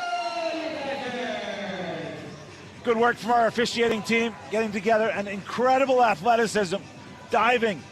Watch as we get the corner shot here. This will be good. He breaks the initial tackle with the power and the pace. There's the offload. And then watch as he jumps to keep his feet in play just enough and get that ball down.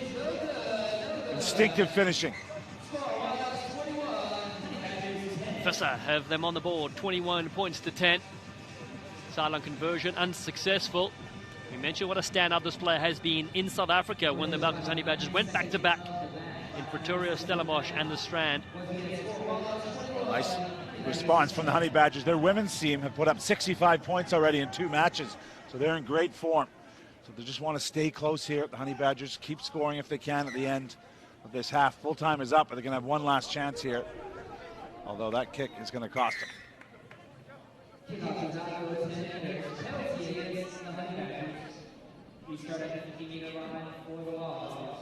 Mohammed Shuaib with the last say here for the Cape Town Wild Dogs. They lead 21-10. They're going to go 2-0 so far in the men's competition. Don't forget, mixed play will happen on Wednesday, and then on Saturday, November 29th, we'll crown out the champions of the different divisions and the franchise champion. Kick over the top with Jay Hare. Stays with the Balkans Honey Badgers. Haug passes to himself. Van der Heef is there as well, takes on Jay Hare.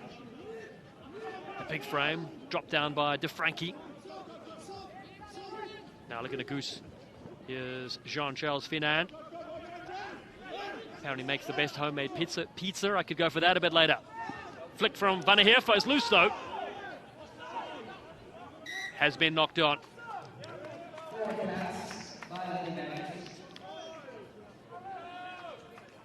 Referee says we got 2 more minutes left. Oh, sorry, there's going to be a substitution, so we're in our dying seconds here. Again, Wild Dogs with that pressure defense. They didn't have the numbers, but they're choosing to commit. They're choosing to challenge the Honey Badgers to execute the skills, and right now the Badgers aren't just getting those skills done.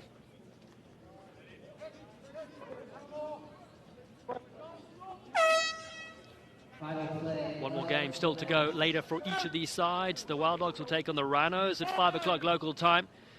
And the Honey Badgers will finish off against the Elephants at 5:30 p.m.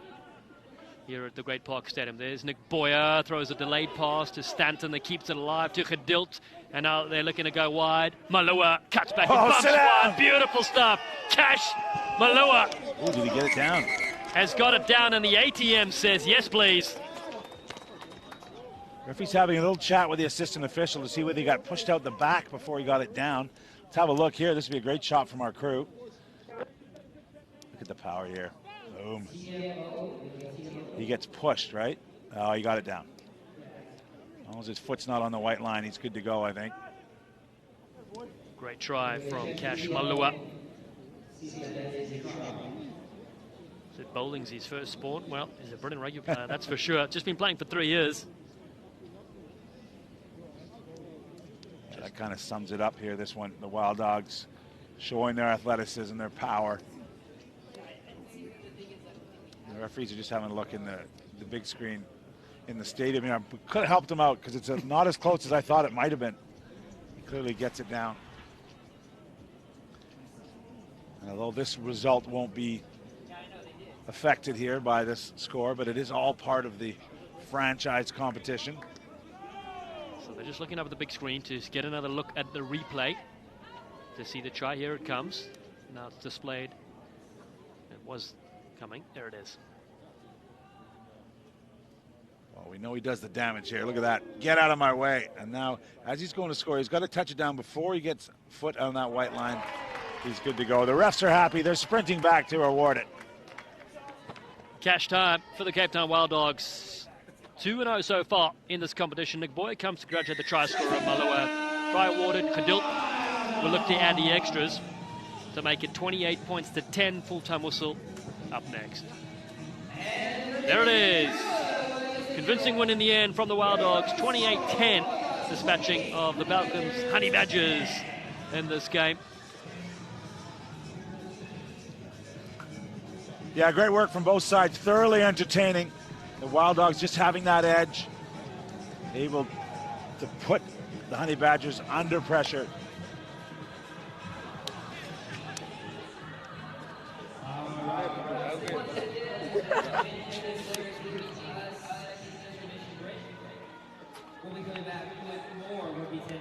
Short break coming up soon. We may even hit into the studios as well, Reese. But congratulations to the Cape Town Wild Dogs here, victorious 28 points to 10 against the Balkans Honey Badgers. That's 8 matches completed. We've had 4 women's games, 4 men's games, 4 more to come. The action will continue on the field at 4 p.m. local time and go through to about 6 p.m. here at this brilliant Great Park Stadium in Irvine, California.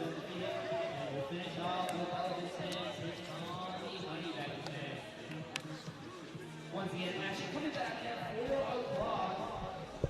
Don't forget to check out our YouTube channel, Rugby 10 Championship. For all of today's action, if you missed anything, rewatch it. It is amazing. And of course, for everybody here at the venue, check out our friends. Exclusively Mexican food, the Mexican food truck to the right of the venue. This is the 5th Rugby 10s Championship back in Southern California for the 2nd year in a row.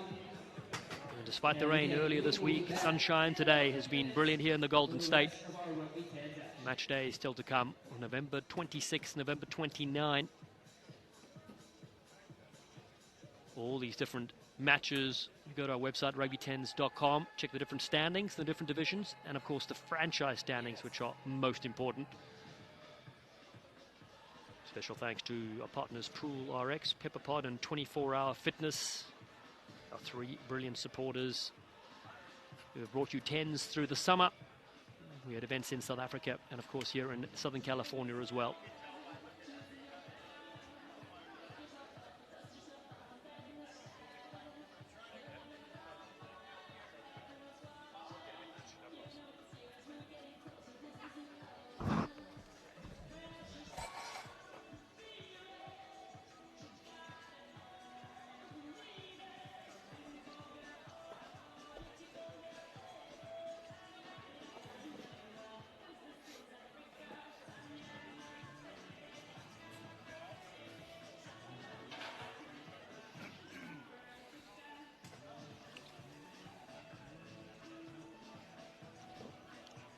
And what a game we just witnessed between the Balkans Honey Badgers and the Cape Town Wild Dogs.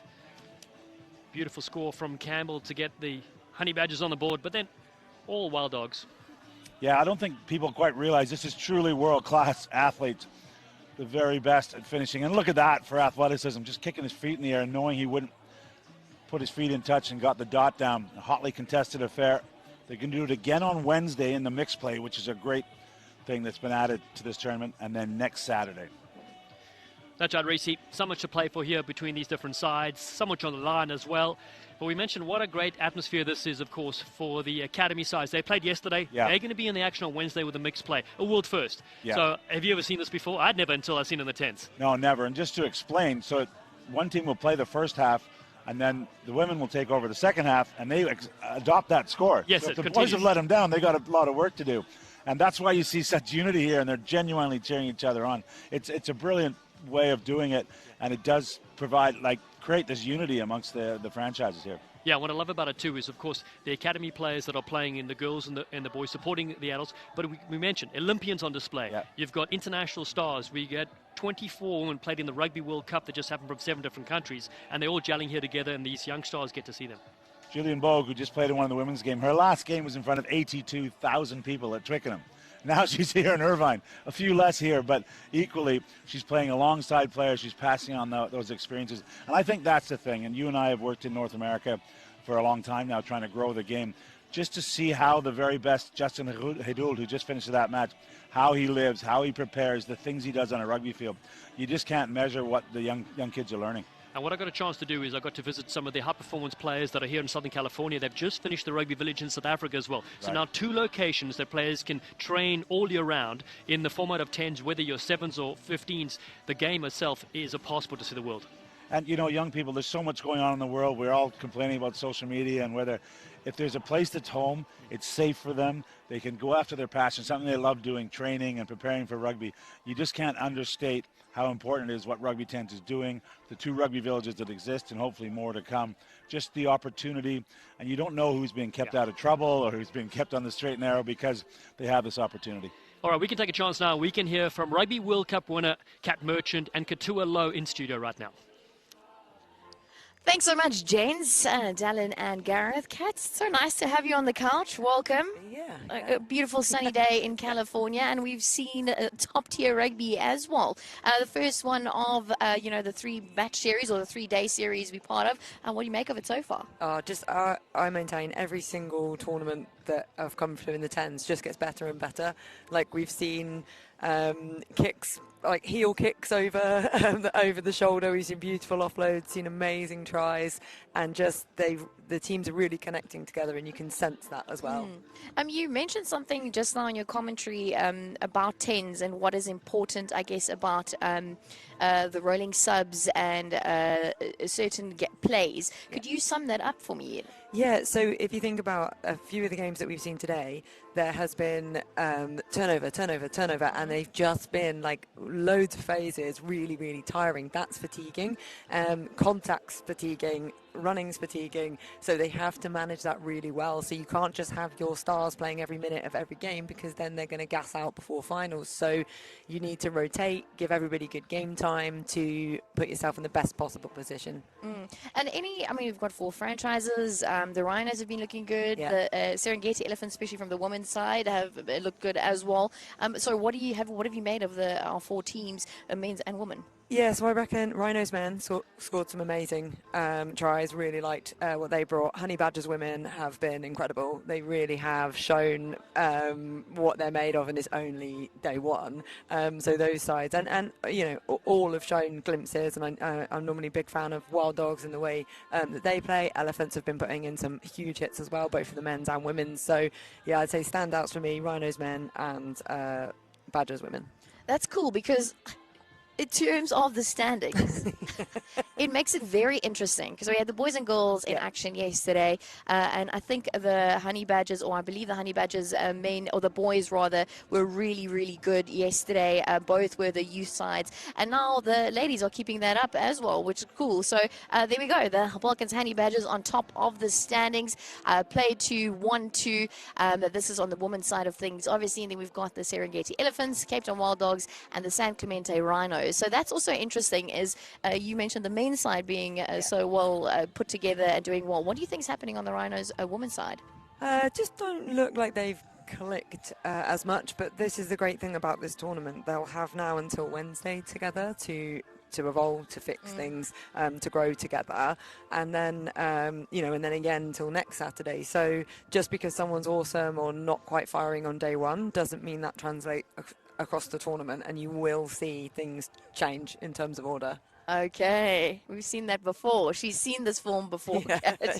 Okay, so don't put your money on anyone just yet. Yeah. Whether it's a favorite or not a favorite. Yeah. Because it can change. Yes. Okay, copy that. But it's been cool to see all the teams and also supporting each other, because that's what's coming on later the week, of course, is the mixed play, which is a very, I guess, a still new thing in the rugby world, and very interesting. That's quite. How would you sum that up? Yeah, so you've got to look at it as, so if say the Badgers women are winning, winning, and the Badgers men didn't do so well today. So in mixed play, then one of them will go first, then the other one continues with that score. So you have to be invested in your other teams because they make a direct impact, not just on you in the franchise, but in that game. So say the women play the first 10 minutes, they smash it, get a good lead, then the men come on, they then have to like make sure that they can keep it, and vice versa. When a women's team comes on, we saw last year the Wild Dogs men were smashing like loads of scores all over the board, so the women then had the pressure to be like, okay, well, we have to make sure that we can maintain this. So it's a really great format. I love it. It makes for a really exciting watch. Is that something you would like to have played in? Oh yeah, Mixed definitely. play? yeah, definitely, because it's not just about you, it's about another team as well, and that does apply pressure, but I think great players thrive on pressure, so we'll see some like big performances when they're not just playing for their own team, they're playing for the franchise. Oh, that's very cool. Now, that's the thing about big performances, because we've got 1 versus 2 coming up as well. The Honey Badgers up against the Serengeti Elephants. Very cool to see. Who do you want to throw in an early prediction, Kat? Oh, Badgers will win. After all that hype, obviously you're going to have to say that. Yes. But it was interesting to hear from Ellie just now with number 9 jersey from the Elephants. She was saying that they were actually bonding off the field with some karaoke. That's, I guess, also an interesting and a cool part of the rugby teams, is that they're together for so long. It's a huge part of it, because if you bond off the pitch, then you'll battle on it. It just becomes so much easier, because if you know each other really well, you'll know what someone's going to be thinking on the pitch. Like, I played at my club rugby at Worcester for 14 years, so I got to know those girls so well that they'd know what I was going to do before I even knew, because you're instinctively, you know each other. So for them spending time off the pitch together, having experiences, one thing the Rugby 10 provides is an opportunity as well for them to go and do stuff together, to socialise, and that really does translate well into on-pitch performances. And you know, the Honey Badgers obviously being the European team, they're top of the table now for the women's side, and then the Elephants. But it was interesting because they call the place where we are at in San Clemente the base, the facility. I mean, they eat together, they breathe together, they go karaoke together. It's quite cool to see that bond come through, and I guess even if there is an issue with another player versus another player, you're going to have to sort that out really quickly. Yeah, sort it out quickly, because you can't have anything like that on the pitch. And you don't necessarily have to, like, these guys do, the guys and girls both seem to, like, they all get on really well. Yeah. But you're not going to like everybody all the time exactly the same. You might clash, but it doesn't matter. It's how you resolve that together and then put it together on a performance on the pitch. Now, you did mention the Women's Rugby World Cup earlier with Gareth, because the Canadians, and Ellie's also Canadian, the Canadian women doing so well during the Women's Rugby World Cup. I'm getting goosebumps as I'm saying that, because it was an amazing story throughout the Women's Rugby World Cup. But have you in this tournament so far, and I know it's day one, seen the impact of the Women's Rugby World Cup on these women's players? Yeah, I think there's Or is it too early? It's possibly too early to see the magnitude of it, but just that knock-on effect of people knowing that women's rugby exists, that it's awesome, that it's worth watching, and you'll find that like just kids wandering around, for example, and they'll be watching the men's exactly the same as they'd be watching the women's. Yeah. Like, there's no, I think now it is just, oh, rugby's on, great, and there isn't any more like, oh, do women play? Like it's come so far, and having been there, not at the start of it obviously, but like for many years, and seeing how it's developed, I really love it. That's very cool, and I think that's one of the big things we wanted. It's just rugby. Just go watch a rugby match. Yeah, just rugby. And even in the stands, you can see it's families coming out as well, not just for the women's game, but for the game in general. And that's a big thing I also witnessed at the Women's Rugby World Cup. It was families coming out. Yeah, I mean, there was like babies that had the noise cancelling headphones on and things. Looked very cool. I just thought that was really cool, and because things like ticket prices are low. Like, I mean, here it's $5 a day, which is not insane, too bad, or eh? $10 Come for join all us. 3 days. So yeah, come, yeah. But just good quality rugby, and it does like that fun environment that's like friendly and for all. I love to see that. We love to see the families, and I hope to see some headphones also later on, some babies. Yeah. during the week. Maybe after Thanksgiving. I don't know. Yeah, they'll bring them in. Yeah. Which is very, very cool. That's the first time I'm going to experience a US Thanksgiving. Kat, have you ever experienced that? I'm Yeah. from South Africa. We don't have that. Here for the 10s. Yeah. Last year I was here. Oh, yeah? Yes. I went to the referee's house and spent like it with them, and that was good. They know how to party, I'd say. So yeah, it's good. I hope the players keep it, they're going to have to keep it strict there throughout, because the finals are coming up, but on the 29th of November as well. So if you aren't with us today, there's more than enough opportunity to come watch some of the action. The mixed players on Wednesday, and then we've got the finals. We will crown a winner. What do you think of our new trophies this season? They're great, aren't they? Because they get different artists come in, design things like that. Yeah, they're brilliant. Absolutely brilliant. Absolutely brilliant. Well, we can't wait to see the action coming up later on. Of course, we've got the women's action coming up. The big one to watch out for is number 1 versus number 2, which is, of course, the Elephants, which is number 2, up against the Honey Badgers, which is Kat's prediction for so far. Yeah. But she's also said things can change Very very quickly, because this is 10s. It's rugby 10s. And we're in the sun in Irvine. What a special day. Thank you for joining us. There's more action coming up. Thank you.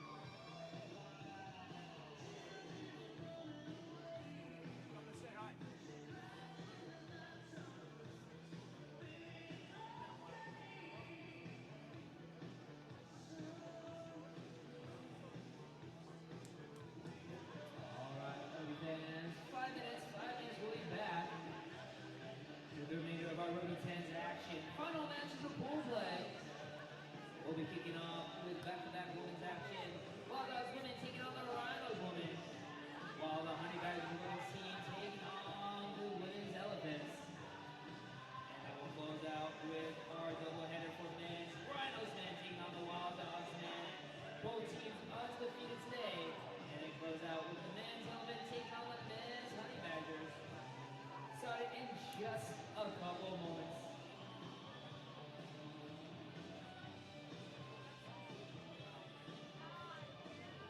And don't forget, Rugby Men's, we will be back here at the beautiful Soccer Championship Park Stadium Wednesday, November 26th and Saturday, November 29th. Day 2 and our championship day 3. See who will be crowned our Rugby 10 2025 champion.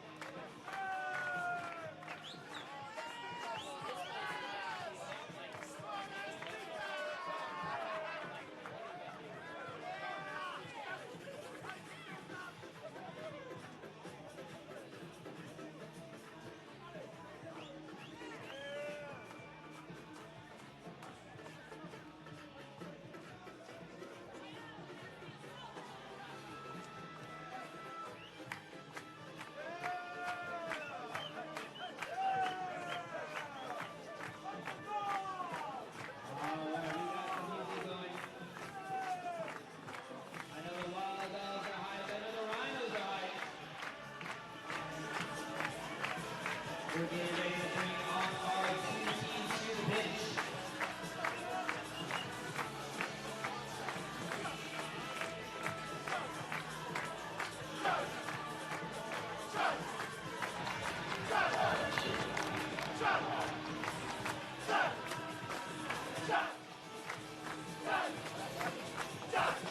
All right.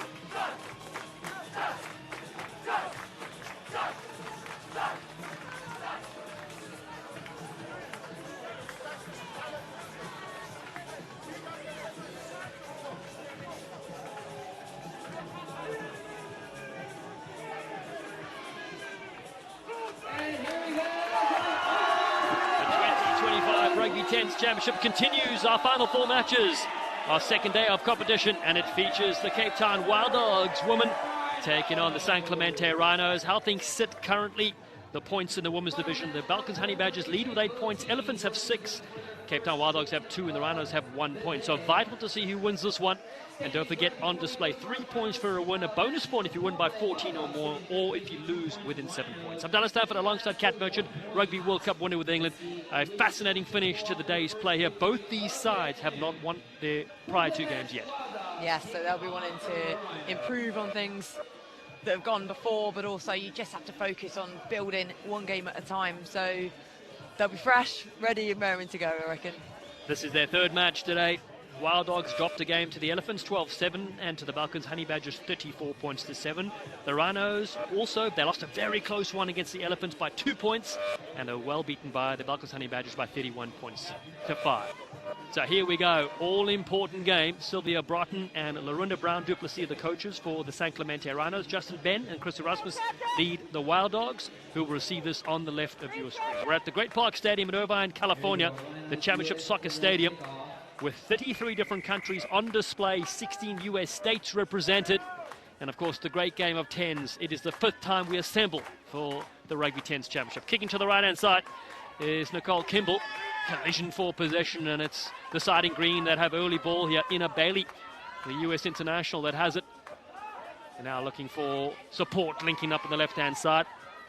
Carlton with a big shot. Now looking for a dummy, nice little offload here. Isabel Waterman is there, carrying the ball, ripped free. It's gone backwards, so we play on. Support arrives in the frame of Trinity Todd as well, currently playing overseas in Ireland. familiar in the green jersey. There's Todd now, drifting across field. Ravisa comes in to help out the Fijian Sevens Olympian from 2016. To the right they work. A nice strong carry there from Kimball again. Support there, diving for the line. Try awarded. Over the line. Brilliant bit of work. Didn't think it was going to happen, and it did in the end. What a try. Yeah, Route 1 in the end when it came down to it, but then not scared of the physicality. So does really well after getting tackled to make sure ball goes back to on the Rhino side, and then it's recycled. Good carry, and again it's that offloading ability, and then strength in contact there to just the ball just touched the line, tapped it just slightly, and then came brought back again. You have better eyes than I do, Cat Merchant. Got my goggles on. Yeah.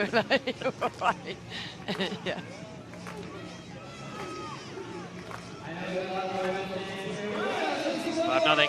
Try awarded. Nicole Kimball, Denver Onyx in Women's Elite Rugby. Good start here. Inside from San Clemente. As the sun starts to set in back play. 4 o'clock local time. Here in the Golden State. Try scorer. Kimball kicks deep this time. Wild Dogs looking to rip it free from their 22. Oh, some good, strong evasion.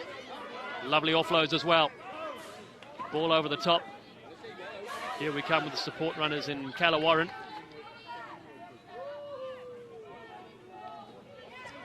Big shot comes in. So Namzi hits the deck. Support in the frame of Vanessa Chiapetta is there, not rolling away. So it's a quick tap here from Dejon Brown, throws a beautiful dummy. Grace Kukatai is there, the skipper of the side. Look at the goose on the outside. The New Zealand Sevens sensation cuts them loose, and the Wild Dogs are on the board. Yeah, really nice response from Wild Dogs straight away, showing slightly different styles of their play. So they've got their big runners to draw players in, but then they do have a really nice balance. The quick tap there to go, and then just always scanning. Good dummy, good line. And it just, again, some players, it looks easy, and they run very gracefully. Like, I was not one of those, you? Yeah. I would hope so, who knows? Oh, yeah, okay. Yeah, I look like everything was a great effort. Well, I tell you what, Grace Kukatai sets it alight yet again. Originally a professional netball player, played 4 different sports professionally. Rugby league, 7s, 15s, netball as well. Combining superbly. Conversion unsuccessful. We're locked up at 5 apiece. Bailey drops this one. And it will be momentum staying with the Wild Dogs. Exactly that, momentum, because when you get that kick off receipt, it's your chance to, you know, whether you choose to kick it long and just get rid and then chase up, but either way, you're in control of what's happening. So to not take that one, Rhinos would be very disappointed. And yeah, Wild Dogs obviously delighted as they get another chance to attack straight away. The Wild Dogs have Piper Flynn out of the Western Force of Australia on the wing, wearing 21. A couple of backs waiting to receive. The defending champions.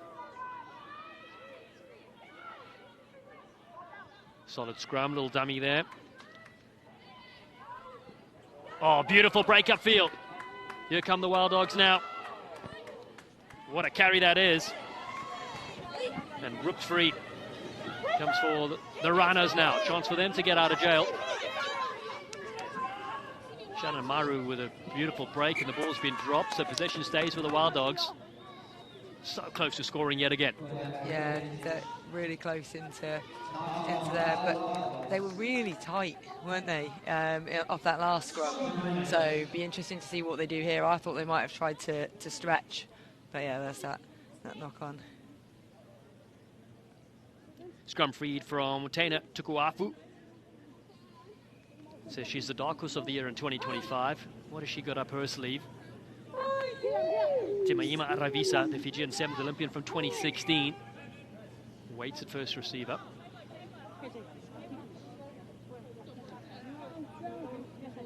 They're a lot wider off of this attacking scrum. Obviously the last one they were planning on punching up and offloading and just making sure everyone's in tight. This one they've spread. The Rhino side also have the services of Yunus Bessev, Fijian 7-star also. So 2 flyers in their team from the Pacific Island nation of Fiji.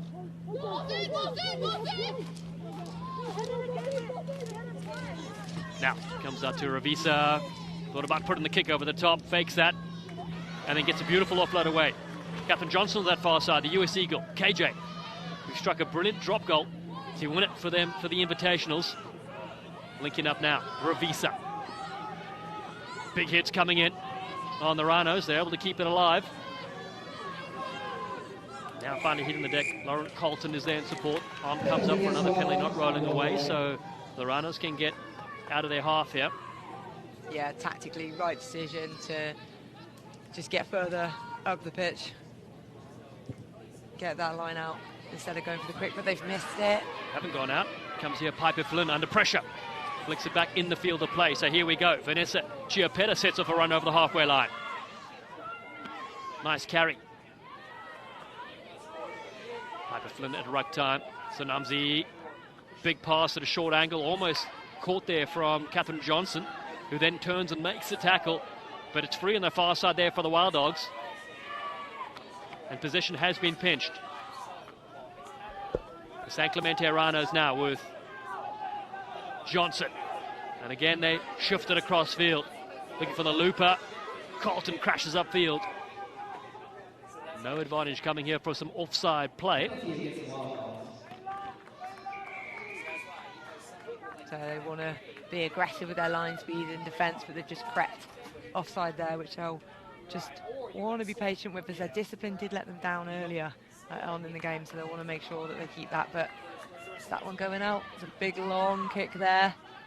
Still in the field of play. Cape Town Wild Dogs to receive this after Catherine Johnson's kick doesn't go out. Grace Kukatai in midfield. Scored a brilliant try so far in the first half. Cuts back against the grain. Kukatai. Blackfern 7-star. A long time Cape Town Wild Dog. Big tackles needed here. We know how dangerous this Wild Dog side can be. Whistle is gone. Injured player on the ground, so we're going to get some medical attention on the field for the San Clemente Rhinos. Safety first, of course. Yeah, absolutely, as it should be. Making sure all players fit, healthy and safe.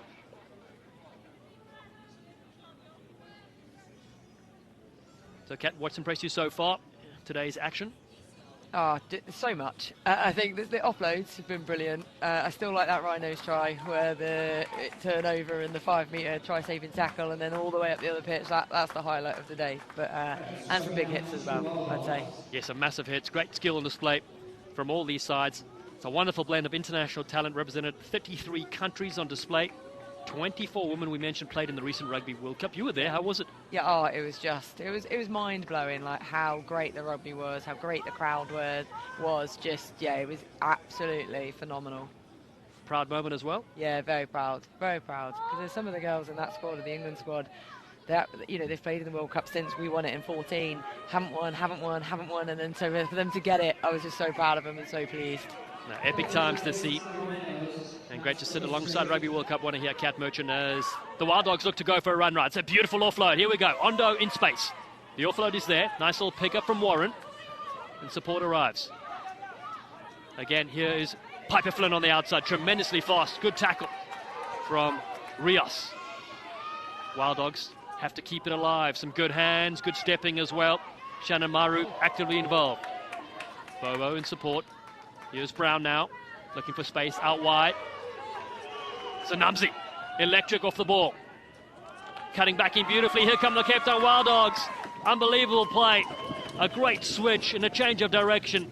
And they break the deadlock with a brilliant try. Oh, really nice as well, because I just thought here possibly was running her out of space, but then that really great cut back in line absolutely made that. And importantly, in these tight games, means it's a score under the post instead of scoring in the corner, so should hopefully add the extra 2, which she has. Tess Staines with a brilliant try. The extras, as you said, go over. It's 12 points to 5, but Staines cutting back in. Rugby League player as well, and Rugby 10-star. Yeah, it's great when you hear these players that cross codes in different games, and you said netball as well earlier, just the skill level of doing multi-sports just raises so much. And it's so important, for, as you said, for one's skill level, but also making new friends from across the park, not just being a one-sport person. Yeah. I remember being at high school, we had to do 2 summer sports and 2 winter sports, which is great. So you get to try different things. Even though I couldn't swim, I tried water polo. But anyway, here we go. Ball down the short side here for the San Clemente Rhinos. Just when they thought about getting something going, gets knocked on, and the Colombian international Melissa Rios couldn't get away. It's halftime already, 12 points to 5. And it's the Cape Town Wild Dogs with a slender lead against the San Clemente Rhinos here, as the sun starts to set in back play here at the Great Park Stadium. Very close tussle between these two sides. And remember, all important points on the line as well, with the Wild Dogs just on 2 franchise points in the women's division and the Rhinos only on 1 point. Halftime 12-5.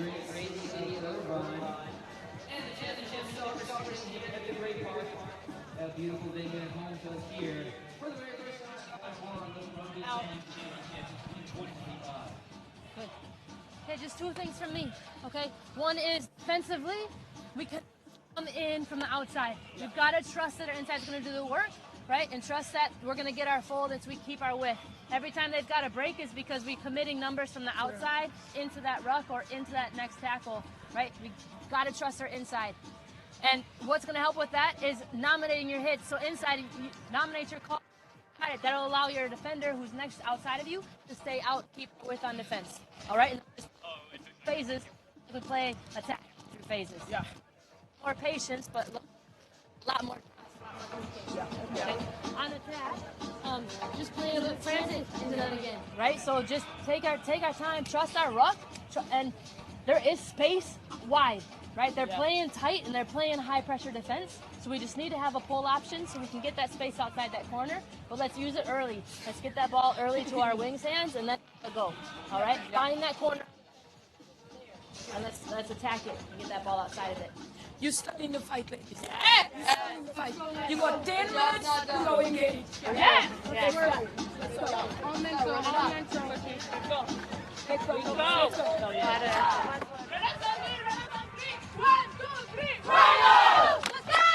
Wonderful to hear the huddles at halftime between these sides. That was San Clemente Rhinos, Sylvia Broughton and Larunda Brown Duplessis as well getting instruction. Just love how we get so close to the game, Kat. Yeah, oh, it's brilliant to hear that, of how they're thinking that the Wild Dogs are playing, how they think they need to fix it. They've said, my favourite thing, they want to get it into the winger's hand early. Great, let's see that. But really calm and clinical in terms of what they want to achieve. So yeah, I'm loving the huddle access for sure.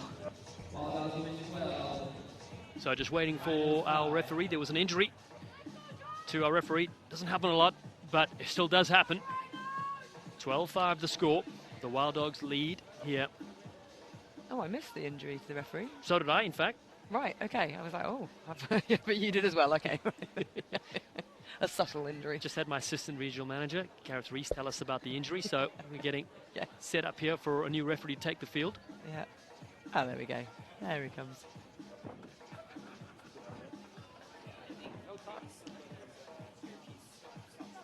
I'm a qualified referee, and I was watching a game and I had like a drink in my hand, and then the referee pulled his scarf and they were looking around, can anyone ref? And I was like, oh, I'm not going to admit that I can, so I just kept that one quiet. Brilliant work. I love it. Tasia Thompson gets us going. Oh, it's a beautiful kick as it bounces back towards the Cape Town Wild Dogs, although they're under pressure at the halfway line with that 7-point lead. Bounce ball. Brown shifts it across field. Beautiful dummy. Maru in open space. What a breakout this is. One of the stars on display, being chased all the way for the Cape Town Wild Dogs. Over she goes. What a score from Shannon Maru. Yeah, really nice. Great pace. Good power as well, like an explosive runner. Picks her line well. And a great finish in there. As you said, chase the whole way, though, not letting anything come easy.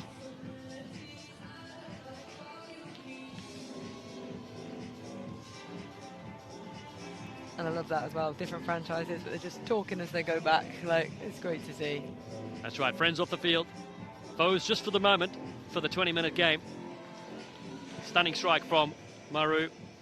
Kick unsuccessful, but 17 points to 5 right now. They all started off the kickoff. Yeah, definitely. And looking to get straight into this again. Tasia Thompson, Canada Sevens World Series player. Also plays with the Calgary Irish. Goes high with a kickoff. the Rhinos.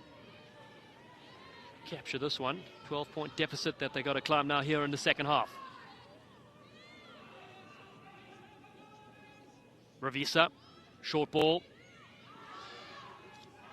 Still able to keep it alive. Oh, the Rhinos. Down the line they go. That's good hands. Rios on this near side. Trying to get a knee on the ground. Yeah. Part of the R10 high performance program as well. Good quick hands. Ravisa has been knocked on from the Wild Dogs. Yeah, just a desperate reach for that one, but got fingertips to it, but then knocked on.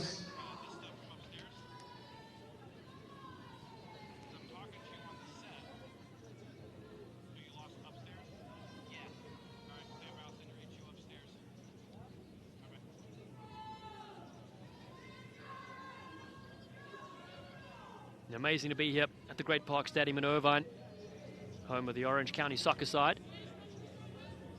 And now Rugby 10s. We'll reset the scrum. We'll be back on Wednesday, mixed play Wednesday, Thanksgiving. And then we'll be back on November 29th to close things out, to crown different champions in the 4 divisions. That's Academy Men, Academy Boys, Academy Girls, the men's and the women's competition. And then overall, the 2 best franchises will meet in the franchise final. $100,000 cash and high-performance resume packages on the line as well. Rhinos looking to scoop this one up on that far side. And that's Tukuafu that gets brought to the ground. Caitlin Weigel waits on the other side. Ravisa there, the Fijian fly, moves it across. Big dummy thrown to no one from Trinity Todd. Well, thrown to the ground, bouncing to her feet over the halfway line.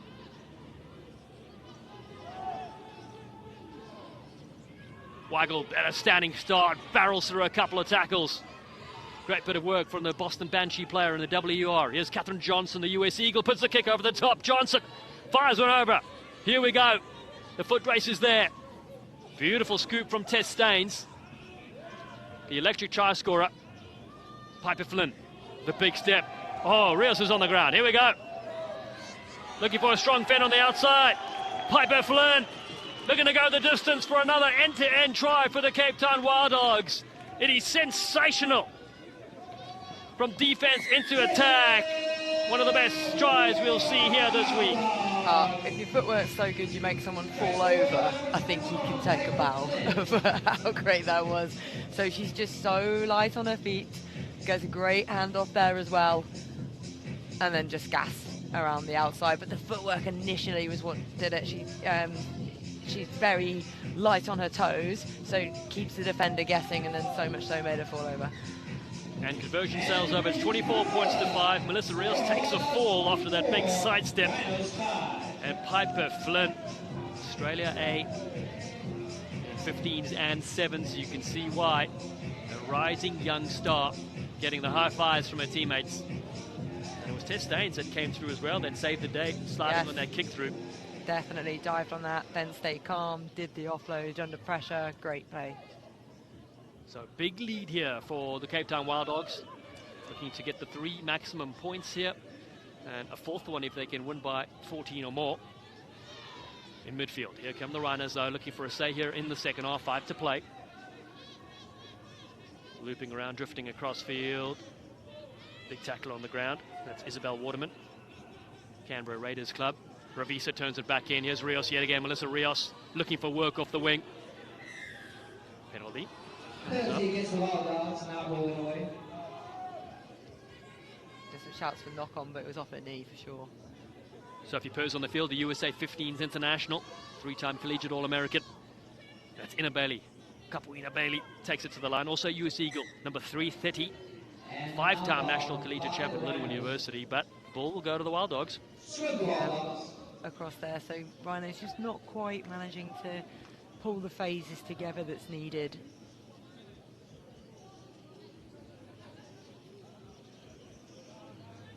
Women's match after this will feature the Balkans Honey Badgers and the Serengeti Elephants. Those are the 2 sides, the 2 top sides in the women's division, both undefeated. Looking to see who could remain number 1. And then the 2 men's matches to follow after that, all 4 franchises in action. Wild Dogs with Thompson, 28-year-old. Scrum penalty for the Rhinos. They'll be happy with that. Sophie Purse with a quick tap. Waterman on the outside. Looking to ghost around the fringes. Support comes in. It's the Rhinos that'll streak in. Brilliant try. What a finish that is. Delight for the San Clemente Rhinos. Just gassing players on the outside. Yeah, and you can see the moment as well where she has that extra gear. She just knows that she's got it, and I love that confidence in a player when you can see it. So this was off the scrum penalty, that quick tap, that decision to make it go wide, and then it's here. Yeah, I'm going. Like, I'm gone. Yeah, excellent. Love the confidence. See you later. Keep the change. Trinity Todd is over. That's what you mentioned. Get the ball to the wings. Let them do the work. Yes, yeah, exactly. Well, in fairness, that was their huddle that they had. It wasn't me. But I agree with it, and I'm glad they did it. So there we go. 24-10. Purse to get the kickoff going again. To Grace Kukatai. Ravisa with a big strong tackle. It's Fiji 7s against New Zealand 7s. Now picked up from the Wild Dogs around the fringes. Good ball. They try to stretch it to this near side. It's Erica Farias, Oregon Sharks player. USA touch as well.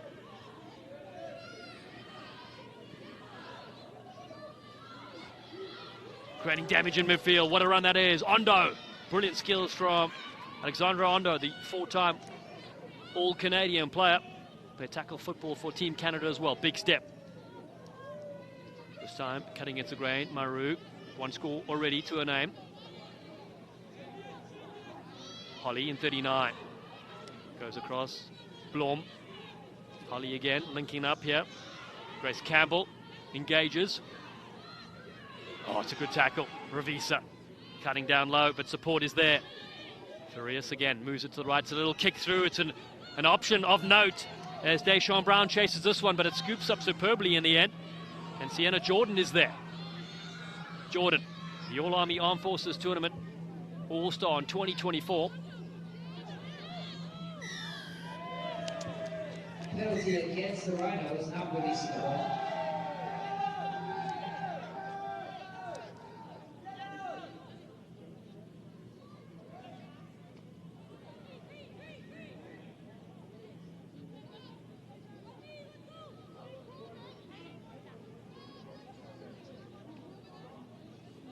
Points out by the Wild Dogs.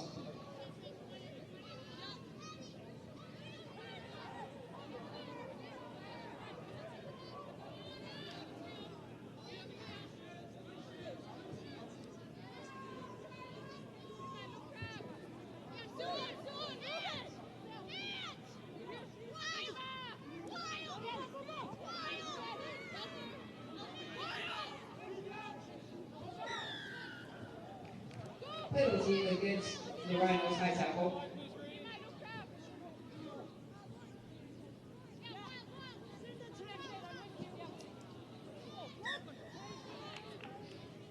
Knockout by the Wild Dogs.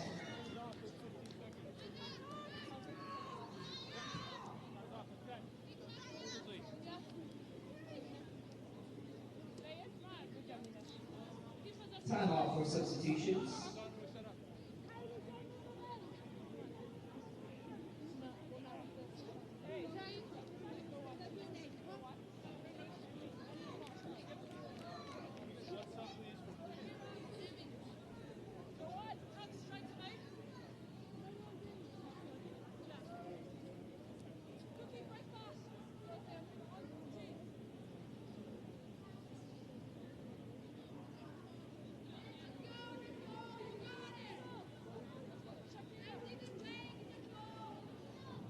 Last 90 seconds of the match.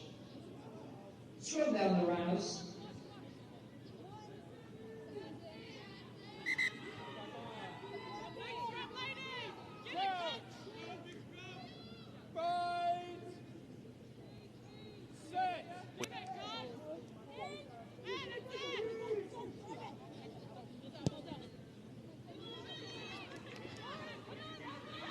As well. Still there, ball is loose. Sophie Purse, who kicked it, collects this one. Able to get to her feet, nobody around her. The Rhinos, can they get one more score here? Here we go. This is Bailey now. The Eagle attacks over the halfway line.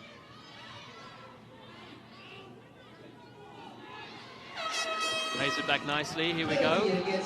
Quick tap. It plays on. The Wild Dogs now looking to race through to finish off this game. Beautiful breakout.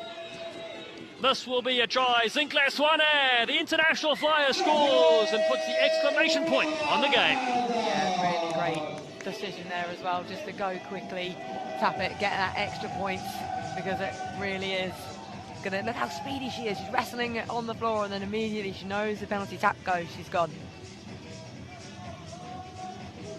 What a strike, what a finish for the Wild Dogs. You thought the Rhinos may go in. They said, no, no, no. It is all the defending champions from last year. Kick sails over as well. And the full-time whistle sounds, 31 points to 10. The Wild Dogs defeat the Rhinos here in the second last pool game.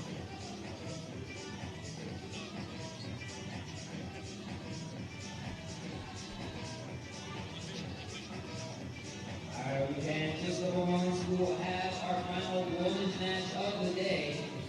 200 teams, the women's Honey Badgers taking on the women's Elephants, who will walk away with a perfect 3-0 record today on our day 1 of the 2025 Rugby 10 Championship.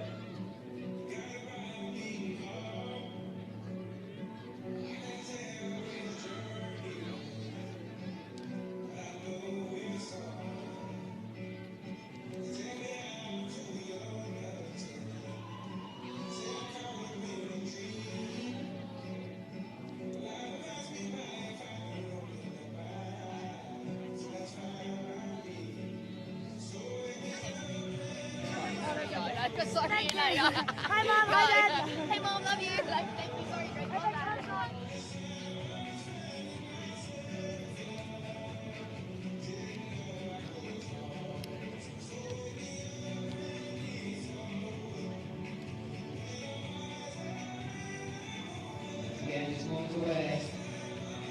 Well, that's a finish to the third women's game for those two teams.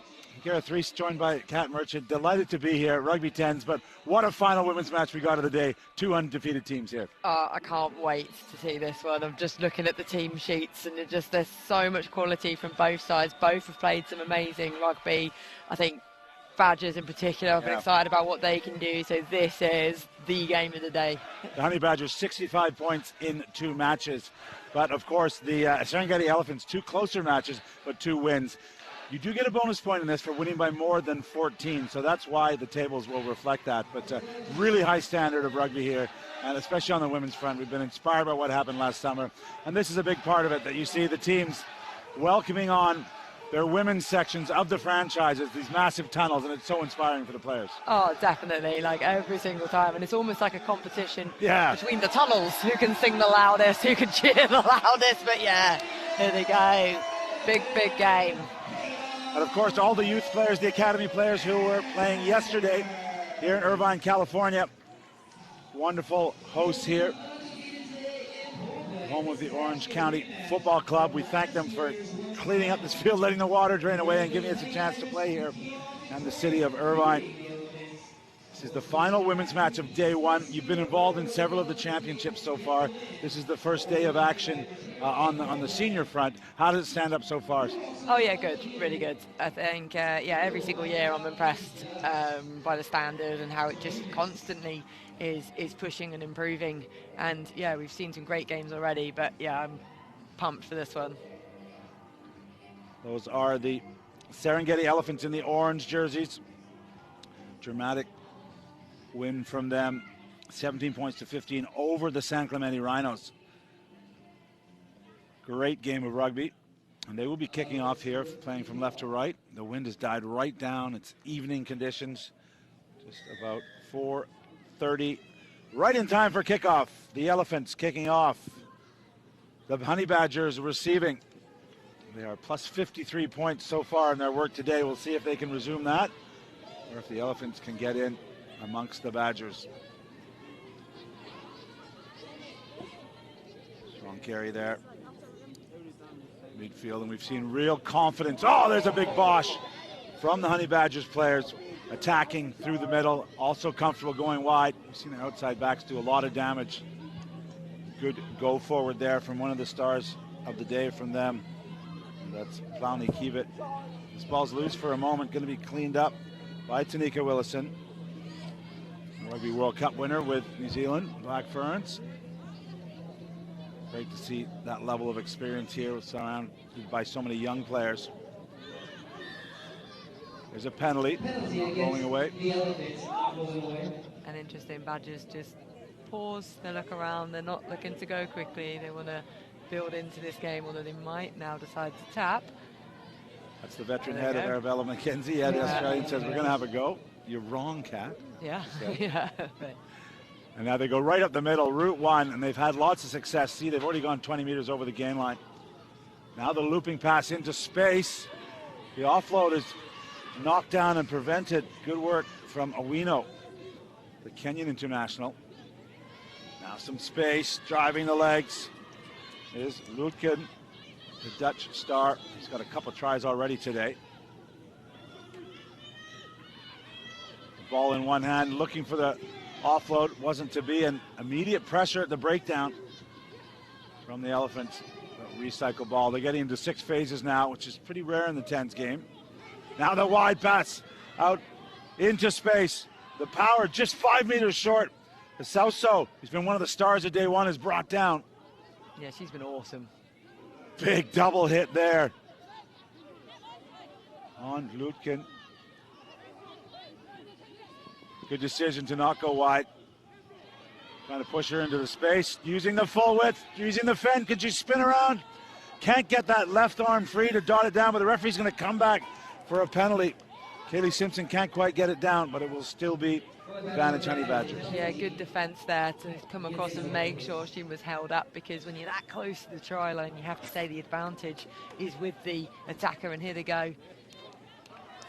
Quick tap, short side, and it's a try. Another one for Plowny Kiewit.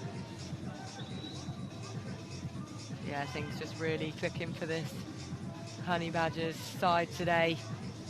And then, yeah, making it look easy. Her dad introduced her to rugby way back when. He's the former Dutch coach. He must be enjoying this if he's tuning in. Great to have you all around the world listening in. Yeah, I nearly said it then. So my dog, one of them is called Honey Bear.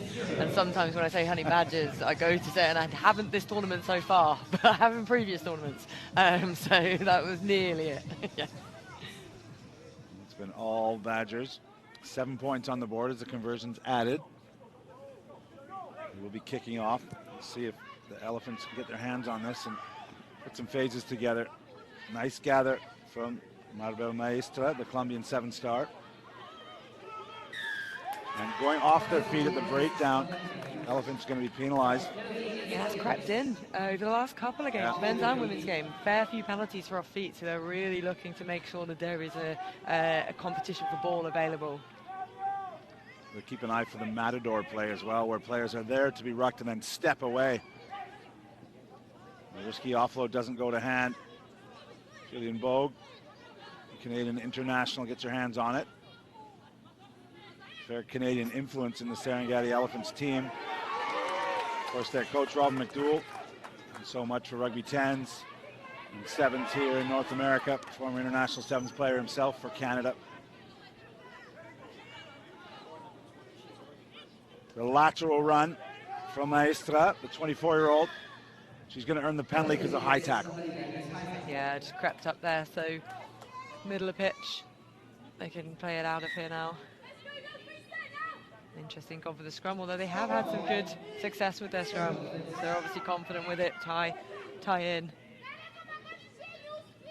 Most of the time when teams are in their 22, they would kick the line out, but opted for the scrum. And there's a substitute injured player out of your shot there. Coming on the field to replace her, Zoe Healy. Not a bad person to come in, fact, off the bench. Yeah, that's good. They want some pace. Here we go. Enter Healy. Zoe Healy, who lists the Cardiff Demons Rugby League Club as one of her places where she's plying her trade. Incredible finisher.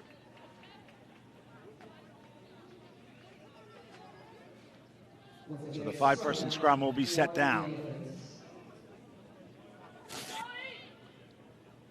Izzy Gibson in the back row there. Not much opportunity to pick and go. We haven't seen anyone really do that. It's more the scrum half to have a bit of a free run.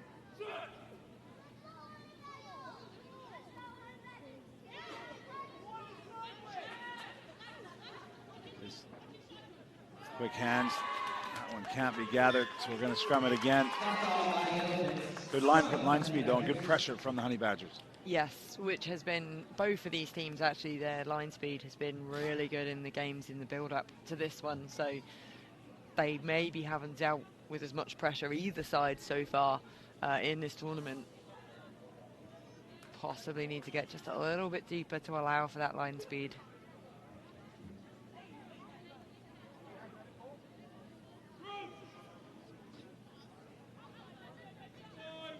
Will be the try score to introduce at scrum. They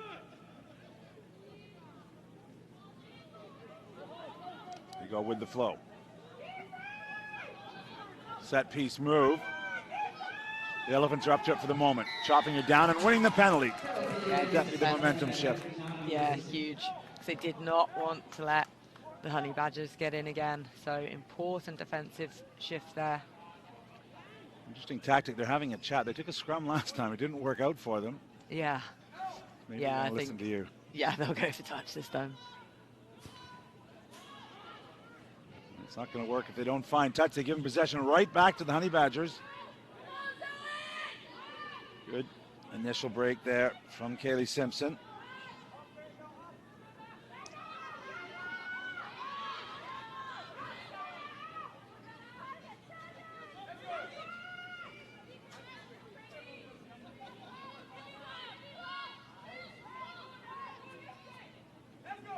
Gone a little quiet in the stadium here. Both sides trying to feel each other out. There's a bit of go forward. No messing there. And then the offload. Brilliant play. Who's got the speed to get there? Allard it is who brings her down. And the referee's going to call a penalty try. Not sure how he can do that. What was it? Seatbelt tackle is he looking at? Yeah, there's still lots of bodies around. That's a mistake.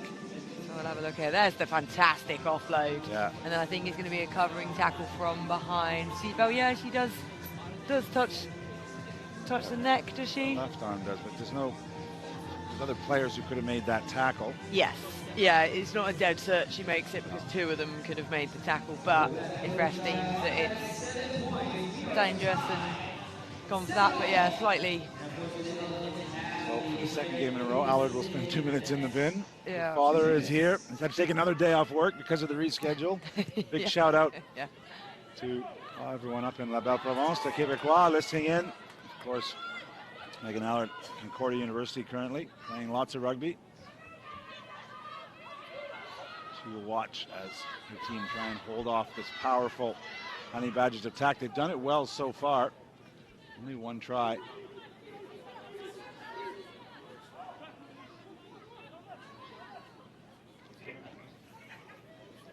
Good stuff.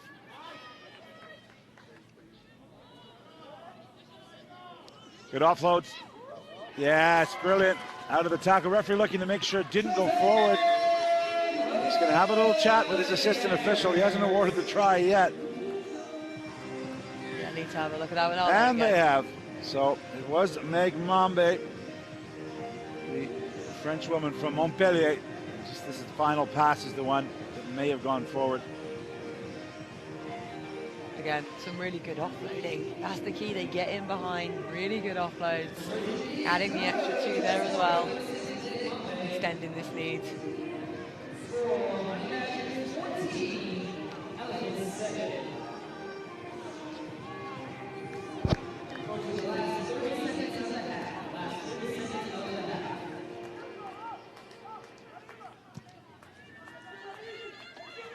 Hanging kick. Oh, almost bobbled.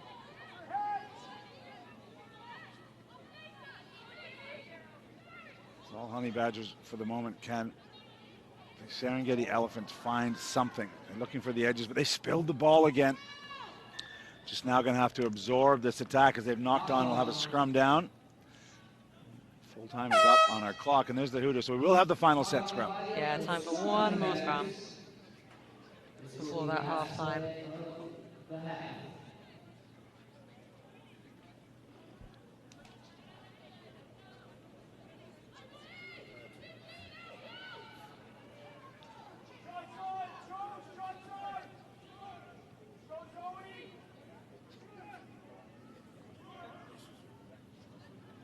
Here we go.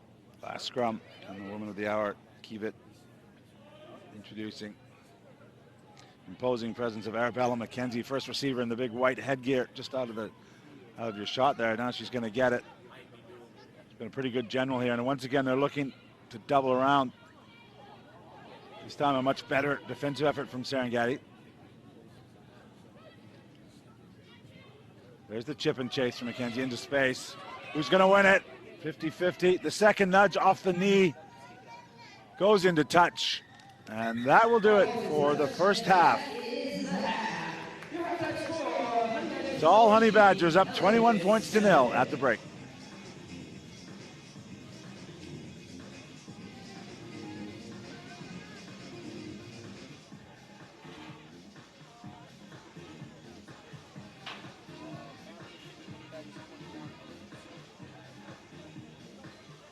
Correction, score should be Honey Badgers 21, Elephants 0. Ladies will have some deep breaths here and regroup, start to focus, and we'll have some rare insights into the Honey Badgers huddle. Our ever inquisitive reporter out there with a microphone. Listen, we have our buffalo ship, but at I need you to just up as you would. At the moment, we're going in behind 2 or 3 players, and then we connect a little bit too late to the breakdown. So if you have a buffalo shape, all good. If you're a forward and wider, find the line. Okay. Yes? Yep. When we tackle, just work a little bit harder on the ground. Just gives a half a second for us to get there, because if we keep connecting in the breakdowns and we keep moving the ball, prize will follow. Yeah? What we can't do now is take the foot of the pedal. So same, 2 minutes, and then with fresh legs we'll roll in. Yeah? Let's get excited. 10 minutes of footing. Let's get super excited. Yeah? Let's go. Apologies for some language in the huddle there, but what a clear, fantastic message from Richard Vandenbroek. You know, classic coaching, don't try and say too much. He picked 2 things and he said it well. Yes, because you don't want loads of voices, you don't want to be thinking of lots of things, just one clear thing. This is great, carry on, and let's change this. Simple things, focus. Interesting, even though they're up 21 points, he noted they're getting a little bit isolated in behind, trying to go a bit too far. Keep an eye on that tackle work. He's talking about them being a bit more disruptive as they're putting the tackles in, you know, slowing things up, laying on the bodies, all the craft of the tackle that does make it harder for teams to play. Yeah, buy time.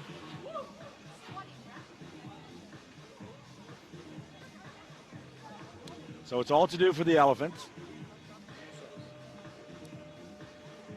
Again, coming into this match, both these teams unbeaten. Honey Badgers were top of the table because they had a second win by more than 14 points, which gets them the bonus point. Serengeti Elephants had 2 closer wins, so they're only on 6 points. The Honey Badgers currently on 8, looking to add to that, and they've made a good start so far, and they've got possession. Picking up where they left off. This combination, this direct running, and now the release. Good skills, good depth in alignment, as you noted. That good offloading, constantly asking questions, making life so difficult for the Elephants. Ooh, the missed pass, maybe not the best idea. Great work from Mombe just to keep her feet to allow the girls to come and secure that ball. And there's the power running of Sauso.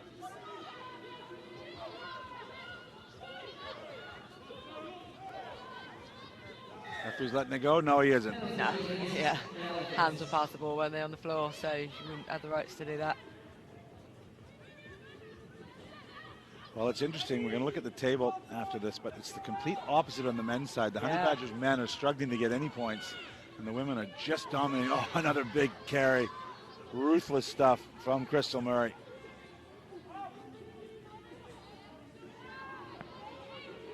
So of her 2017 Rugby League World Cup appearance. She resets in the line. Honey Badgers just pretty much doing what they want at the moment. And there she's going to get on it again. Oh, nice. There's that league touch. Getting in behind. The sublime one-handed offload. Crystal Murray supplying the try for the Honey Badgers. Yeah, it's that getting in behind and just the ease at which they do those offloads as well. So yeah, that out the back and then hard line. And even she's got the ball in two hands looking to offload if it's needed. If it's needed, she scores it herself. But the fact she's looking is why they're doing so well. Tanika Wilson gets the dot down. Two Chiefs players combining there.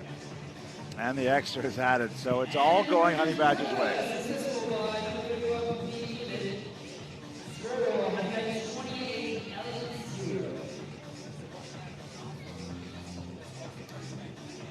Great stadium here. We'll be the host not only for the rest of today, 2 more men's matches to come after this one, but also on Wednesday will be the mixed play, the half each for men's and women's, with both sides inheriting the previous team's score. Great innovation for rugby. And then next Saturday, get down here because it will be the championship Saturday, and we're awarding the hardware. Which franchise will win the 2025 edition? Previously, the Serengeti Elephants here in the orange. They won in 2021 in Lisbon. Then the Honey Badgers backed up in 22 and 23. And last year here in California, it was the Cape Town Wild Dogs. As we said, even though this Honey Badgers team are in great shape with their 2 close to 3 wins here, their men are struggling a bit, so we'll keep an eye on that. Will make mixed play so interesting.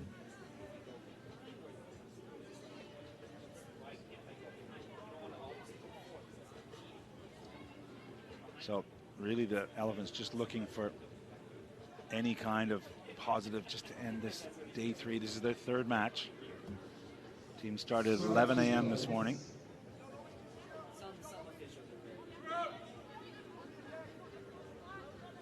Just before 5 p.m. 10-minute halves in the tennis-side game. Referees maybe didn't need to be called against the Honey Badgers pulling down at scrum time.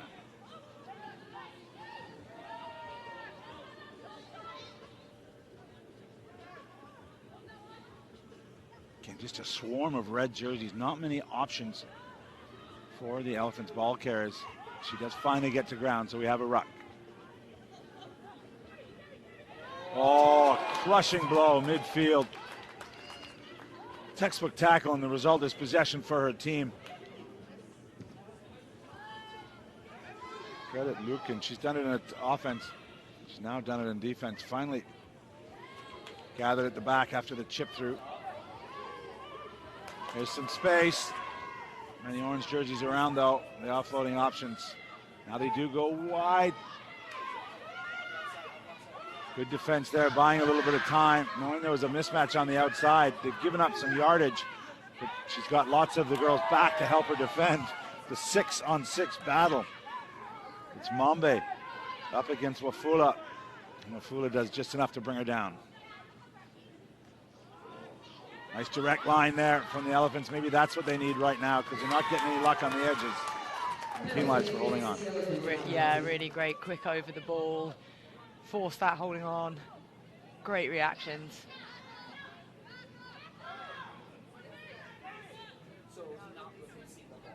The Elephants, of course, with that match at 11 a.m. this morning, winning 12 points to 7 over the Cape Town Wild Dogs. And then they backed it up with a dramatic victory over the San Clemente Rhinos, the local team here, 17 points to 15. They're looking in the face of their first loss here as a few of the subs come on the field.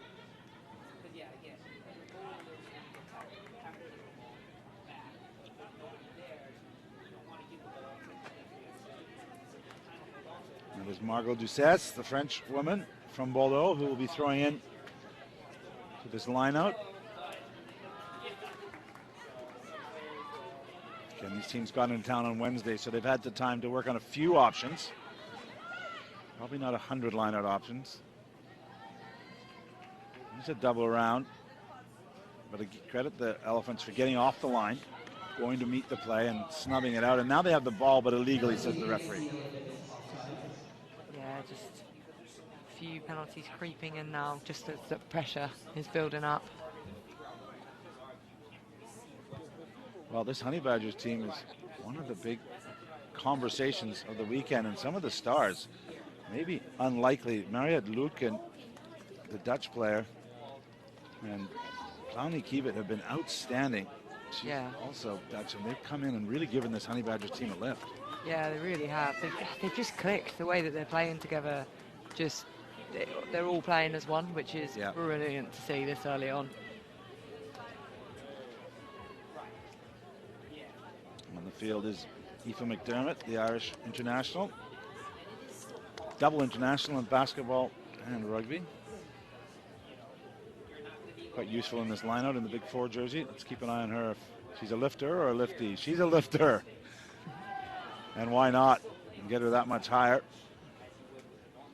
There's the kick through, set piece. Elephants are on the case.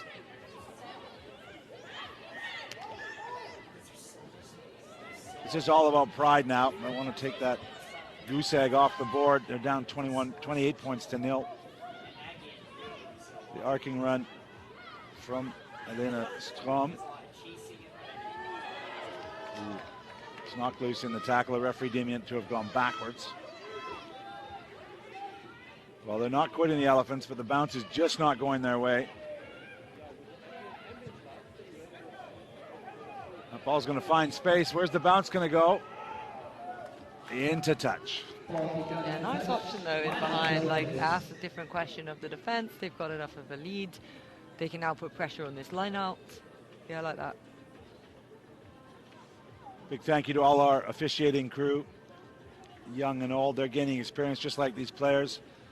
Really been no issue on day one. Lots of good work from all of our officiating team, part of Rugby 10s.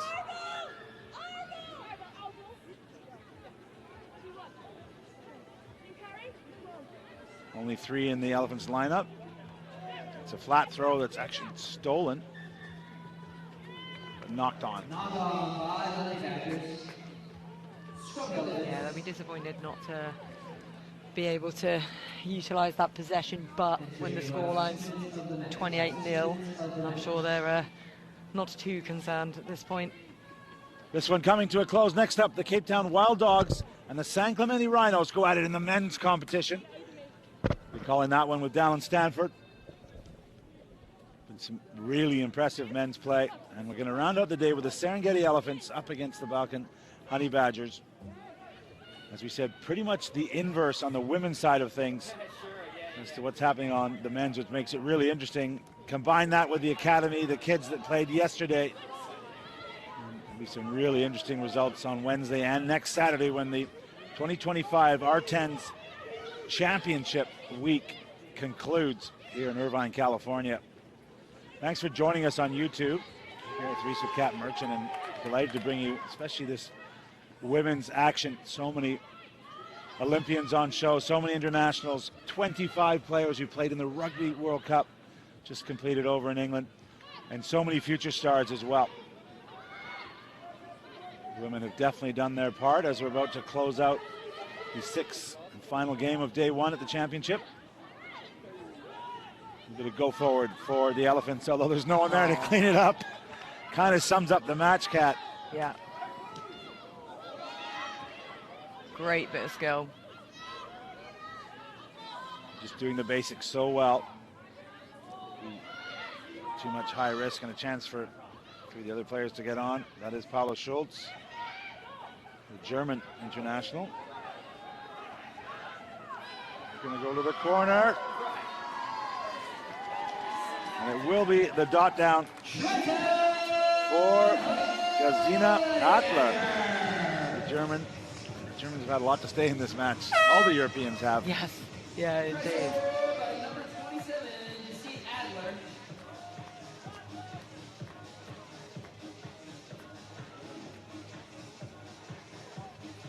Nice finish for her on the end.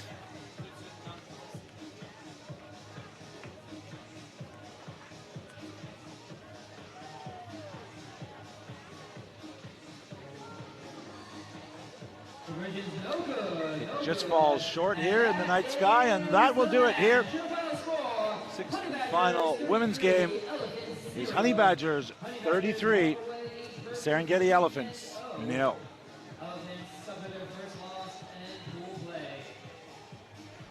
Once again, great matchup between the Honey Badgers and the Elephants.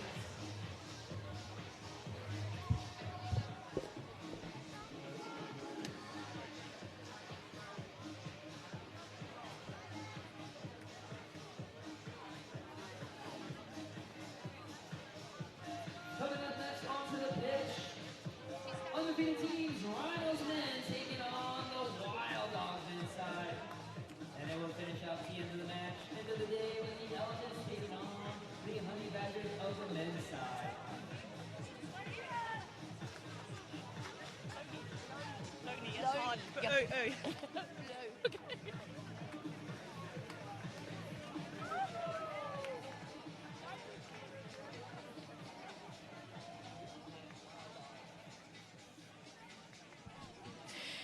Captain of the unbeaten Balkans Honey Badgers, blow me. I promise I pray I get bony. How was that out there? Congratulations, you guys are on fire. Yeah. The first game was a little bit tough. We had to find each other, and now we really set a game plan, and everyone is biting into it. So it's rolling like perfectly. And happy it's only the first day, so we're looking forward what's coming up next. How's the body feeling? Not too bad. The weather's lovely. Happy we didn't play yesterday, and the stadium is awesome. Like the field is really fast. It's perfect. Good for tries, eh? Absolutely, yeah. Because I bumped into one of your other players, Varushka, and I was like, oh, you guys are doing so well. And she's like, always. So what's the mentality in the team? Very confident. Yeah, that's a secret, eh? I can't tell you. Yeah, the coach said, I must say, it's a secret. But congratulations, and we'll hope to see you soon and really firing with your body. That's what I mean. It's going to be some recovery the next couple of days. Yeah, tomorrow, and just enjoy yourself a little bit. Come even closer, and then we're back on Wednesday. Stunning. Thank you so much, and congratulations to the Honey Badgers. I know you've got a new chant now, so you want to show us the Honey Badgers? Oh, it's still Honey Badgers. There we go. Thank you so much, Captain. Congratulations. There we go. 2 more games coming up from the men's side. Let's get to that. Brilliant stuff. Thanks, Katua. That's right. The Balkans Honey Badgers giving their women's side 12 points on the franchise standing. Elephants with 6, Cape Town with 5, and the Rhinos with 1. Now we turn our attention to the men's side of things. 2 matches to go. It's the Rhinos against the Wild Dogs and the Elephants against the Balkans Honey Badgers. Rhinos lead the charge in the men's side of things with 8 points, and they're undefeated with 2 good wins, 22-7 against the Honey Badgers, 26-12 against the Elephants, and the other undefeated side, the Cape Town Wild Dogs, with a 14-12 win against the Elephants and a 28-10 win against the Honey Badgers. Ready to take the field for the 2 last games here at this brilliant Great Park Stadium. Stunning to be here with you as the 2 sides take the field. Justin Middle leads out the Cape Town Wild Dogs, and Gavin Diomora, the chicken smoothie, leads out the San Clemente Rhinos. I'm Dallas Stafford, alongside Hall of Famer from Canada, international sensation and sleek sensation, Gareth Rees. Wow, what a couple of big thrillers we got to go. Oh, it's going to be fantastic. The high level of rugby here. My first time being directly involved with it, keeping an eye on Rugby 10s over the years. Can't believe the standard of play, the standard of athlete that's here. As you said, the Rhinos with their quality, and so many talented players in this Wild Dogs team. World leaders, but also they found an act to win this game. They won a couple of close ones here today. They really have indeed, and they're coached by international Dick Muir, representing the Springboks in years gone by, and Chris Erasmus, as well as Danny Lee, former All Black, and Alex Corbacero, former British and Irish line and English international. So here we go. It's the San Clemente Riders on the left of your screen, and the Cape Town Wild Dogs, both undefeated sides, who will look to add more points to their franchise standings. Mixed play coming up on Wednesday, and of course the finals happening on November 29th. It is the 2025 Rugby 10s Championship. 16 teams started out this tournament with 4 different franchises, over 300 players represented. Okay, stay behind, please. We close out our second day of competition. Here we go. 10 minutes each way. And one of the stars on display to get us going from left to right. Jackson Evans goes high for the Rhinos. Big collision in the air. It spills down towards the Wild Dog side. Godfrey Garamombe now with possession, looking to attack on that far side. Cuts back in towards the halfway line. Here's help there from Khlonguyo. Low Petty as well. Oh, it spins loose and it comes down to Junior Nafa. He's one of the players to watch for sure. Change direction. Ryan James, the flyer. The USA international winger, debuted against the All Blacks a few years ago. Merklinger, the mullet man, gets it away to Tusitalo, speaking of haircuts. Everts with a big dummy. Gavin Diamore is there looking for work. Tusitalo goes to left. Here's Merklinger. They're going to smash onto this one. The battering ram gets cut down to the ground. Good tackle. Changing direction. It's a beautiful ball block in the inside. On the ball. Support there from Diamore. Now to the right. Here's Lance Williams. Oh, a beautiful goose on the in and on the out. Silabasio Yosefo to score. And the San Clemente Rhinos are cutting loose early doors. A little bit of afters there, but kids, if you're watching at home, this is how you do the stop and go. Yosefo receives the ball, plants the feet, and then explodes on the edge. Just watch here. There's not a great deal on.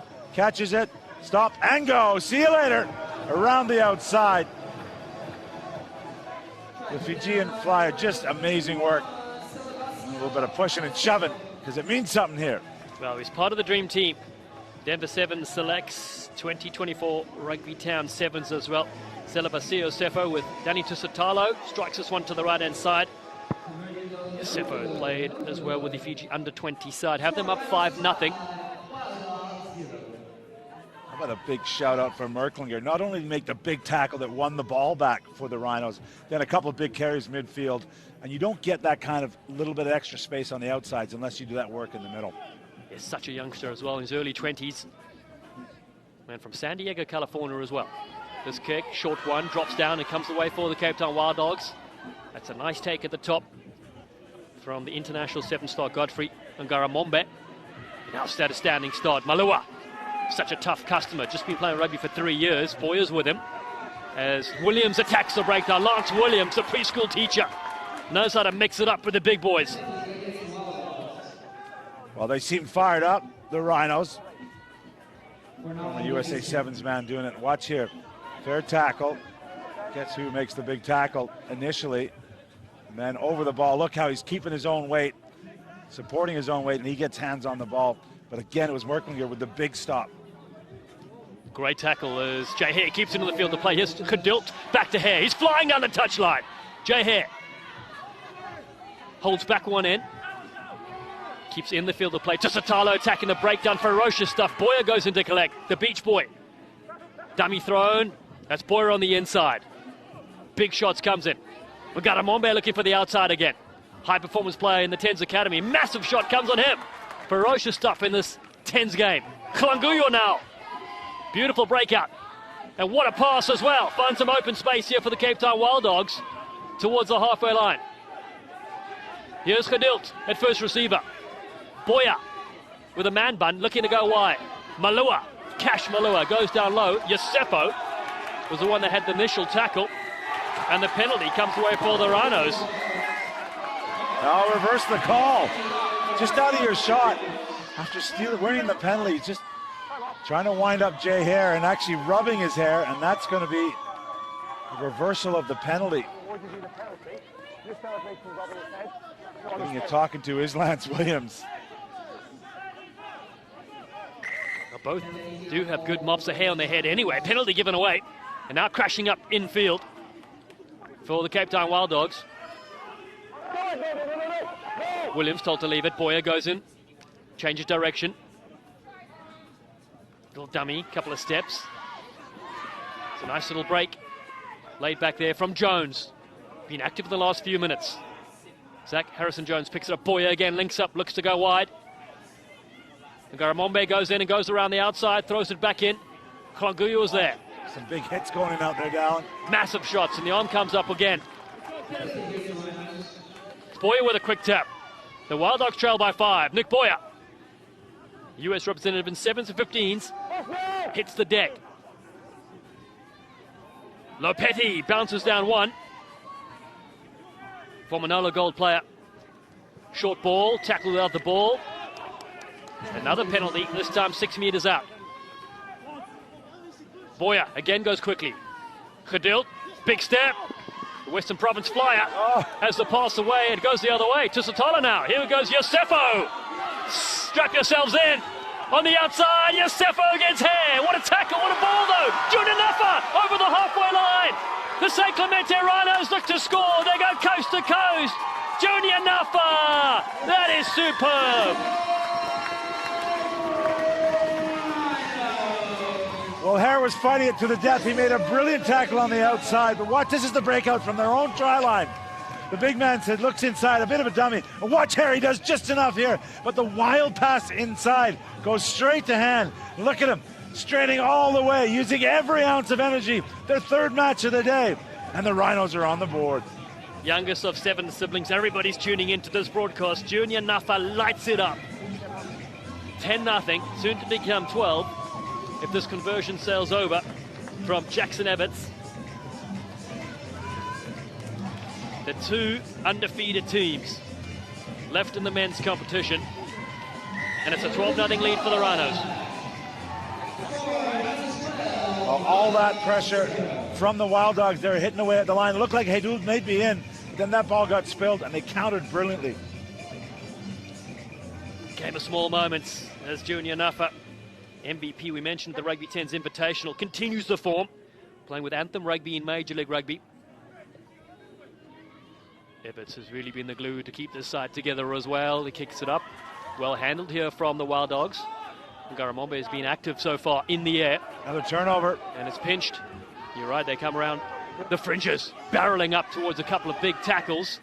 And they get the penalty as well. High contact there. No surprise that these teams are flying each other. Dallin, you know a lot of these players. They know each other very well. And it's just a little bit of a grudge, knowing they're probably setting up the rest of this week with this match. As you mentioned, 2 teams who haven't lost yet.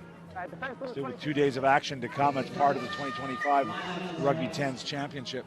That's right. Joe Beckett was getting heavily involved there. The bomb squad comes on the field now for the Rhinos. Heine comes in as well as Pradillo.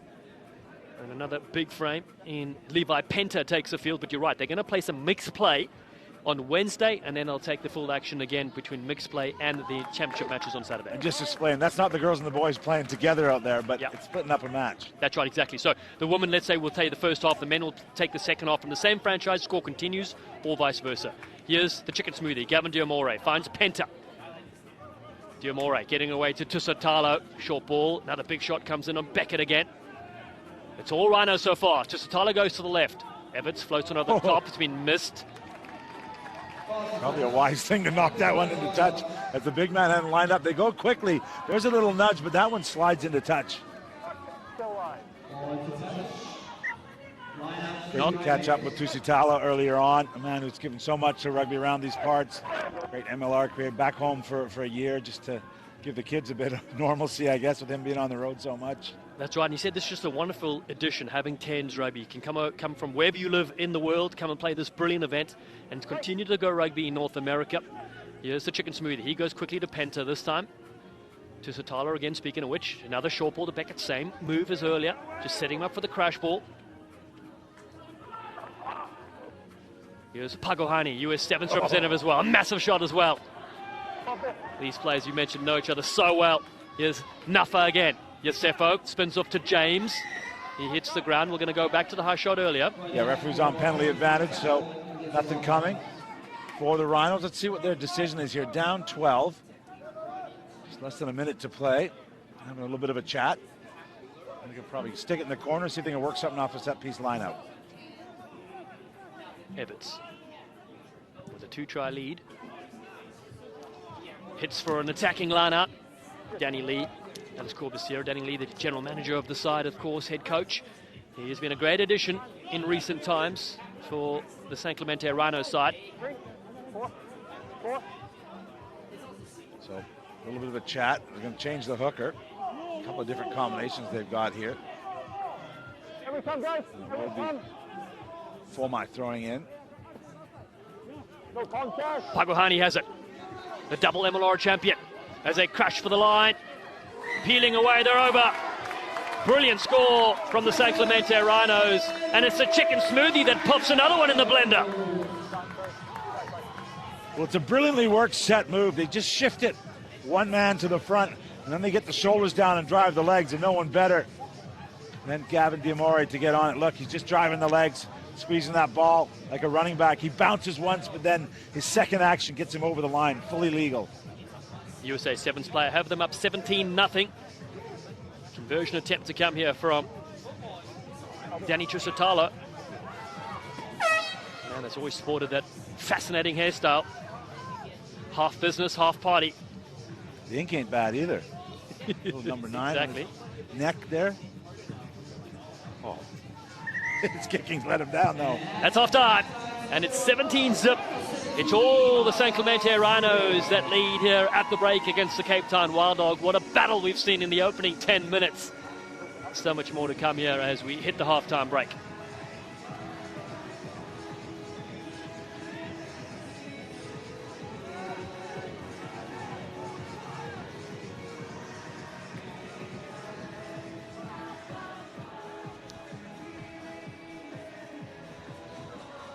Oh, last one.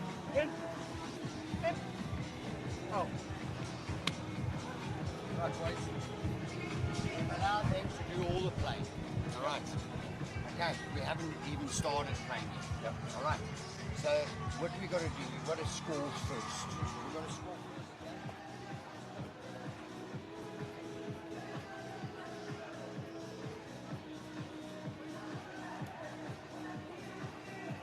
Take it through the middle. Yep. All right. Okay, and they're going to try and counter-ruck, so we don't want. Stay away from the rucks. If it's not on for you, move the ball and let somebody else have a go. Yeah. Well, it's simple. Let's be smarter.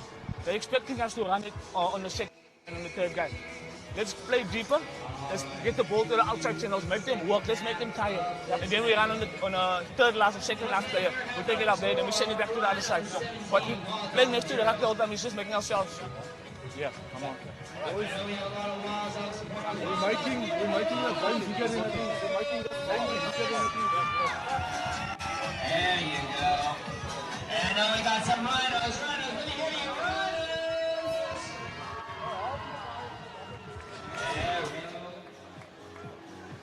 You heard in the huddle there from head coach Dick Muir and Chris Erasmus and the side as well. The Cape Town Wild Dogs with a mountain to climb here in the second half. Yeah, some interesting insights there. Katua getting that microphone in the huddle. Well done to her. But as he said, Dick Muir, the former Springbok, we haven't even started playing yet. And he said they must score first, and you got to think so. 17 up on the board already.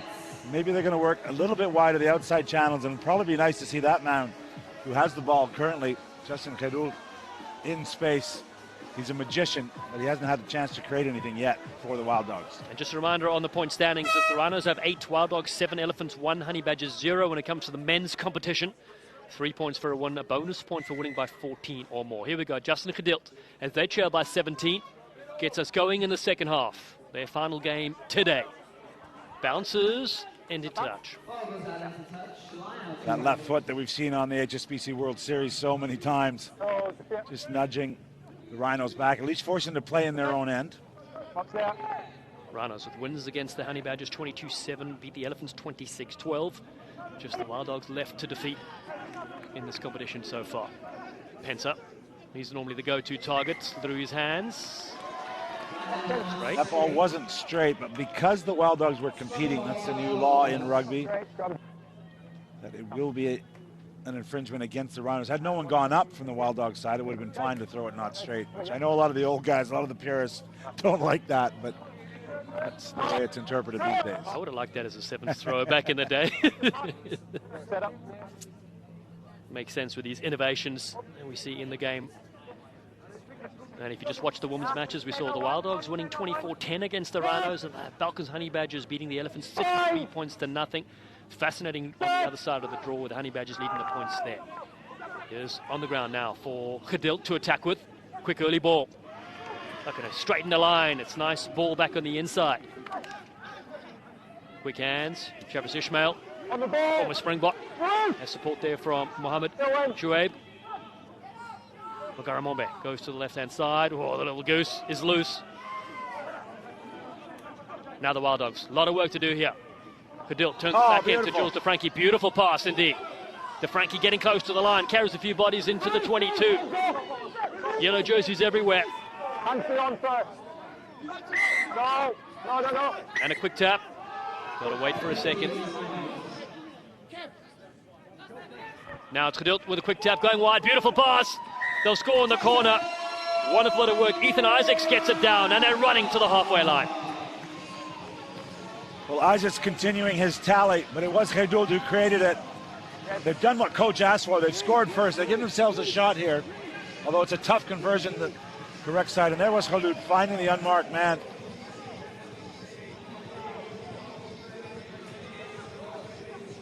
Kick just falls short, 17-5, but you said Dick Muir needed them to score first, and they did. Yeah, and that man's done it. They just upped the tempo, a little bit direct. There was one beautiful pass right in the middle from Gedilt, just trying to unlock the Rhinos' defense. Put a bit of pressure on the Rhinos, but also on the referee, and they got a couple of calls going their way, which they didn't get in the first half. The Olympian, Gedilt, with that try-scoring pass. Now to get us going again. Can he make this contestable? They let it bounce, but beautiful pickup. Yosefo has it now. Celebasio Yosefo off to the races. See ya! Turn off the lights. Off to bed. San Clemente Rhinos cutting loose again. It's a brilliant strike and a double for Yosefo.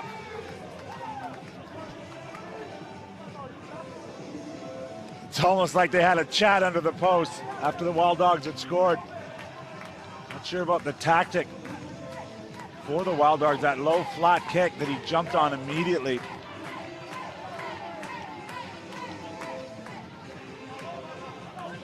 He's so quick, you probably missed that replay. Everts looking for the extra 2 to make this 24 points to 5. The Rhinos taking their opportunities. Oh. Just pulled this. Everts is not happy with that 22-5. Yeah, well, there's no substitute for individual brilliance. The pace and power of the big man in full flight is a scary sight. He's all smiles now.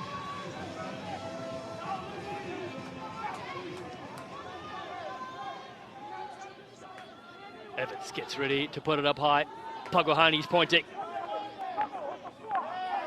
Scoring 109. A lot of jersey numbers to keep track of these days in the modern game. Hani chases. Gedilt gets lifted as he does on the Sevens World Series. To the ground rumbles the Wild Dogs, and they get the penalty as well. Hani ping. Here's Gedilt again. Engages the line. Jones with a big shot. That's Ruben Kruger, in fact. Robert Kruger over the top. Here's the try scorer. Isaacs electric. Ethan Isaacs. Wow, he's beaten 2 or 3. Now he goes back in and gets them again. Smith finally brings it to the ground. Loose ball. It's Kruger crashing in. Lopetti. Simu, nowhere through for him. Here's Lopetti again. Draws Penta. Beautiful hand. Malua on the outside. Cash Malua. Bumping the last defender. Beautiful run from this young gun. That's an important score for the Cape Town Wild Dogs. He's all muscle. Well, Dallin, there's some big boy rugby being played out here. There's some massive shots going in. Some great skills. This was after all the heavy work was done. Look at that brilliantly timed pass. Look at Cash Malua. Nose for the line. Has the power, but then even extends it to make that conversion a little bit easier. Brilliant work from him. Conversion falls short, but it's 22 points to 10. They got 2 tries here in the second half. Cash Malua loves ramen and all-you-can-eat sushi. He said, well, he'll be rewarded at dinner tonight.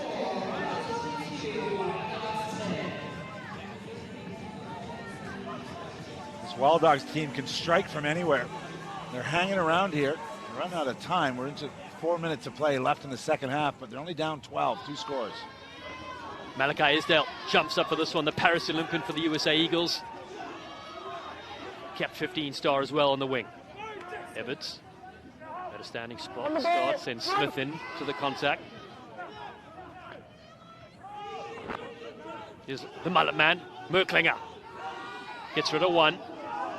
DeFranchi brings him to the ground.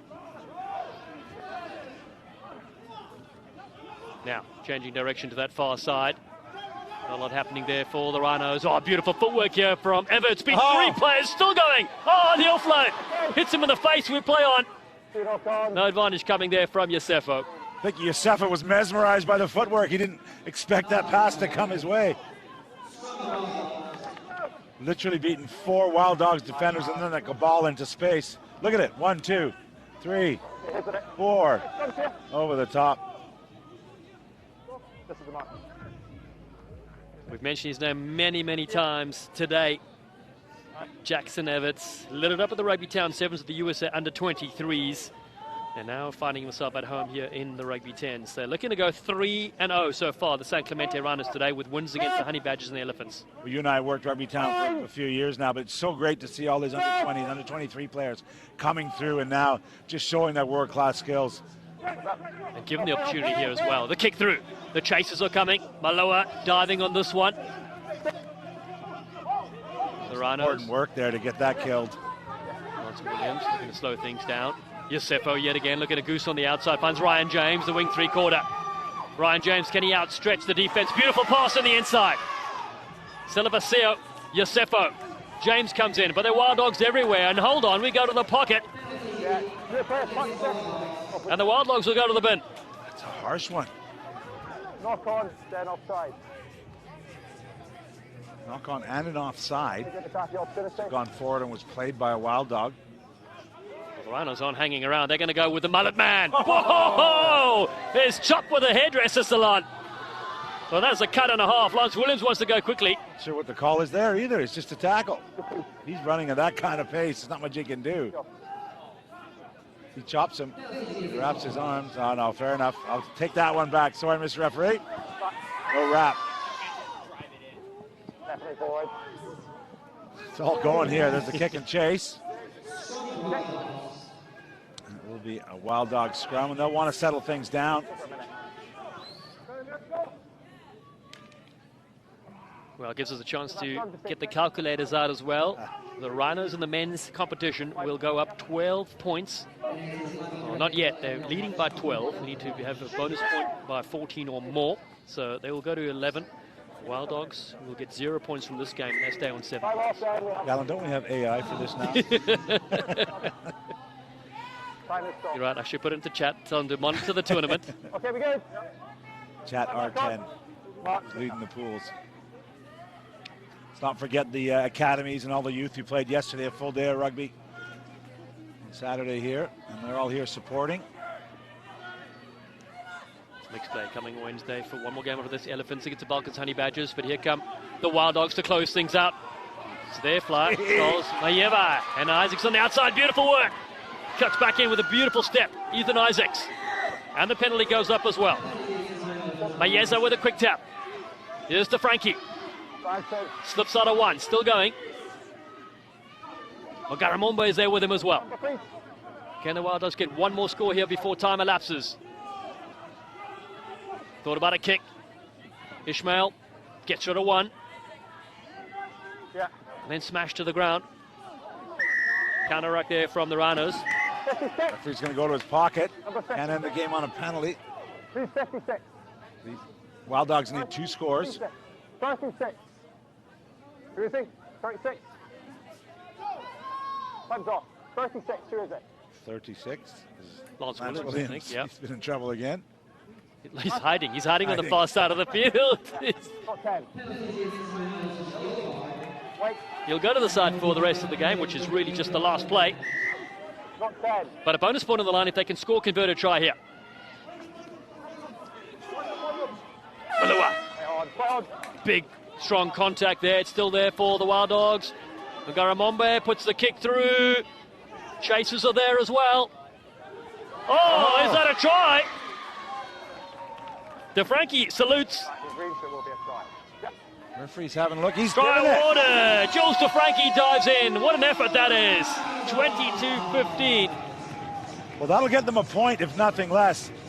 It's initially touched by the Rhinos player, and then it's loose. Couldn't quite believe his luck.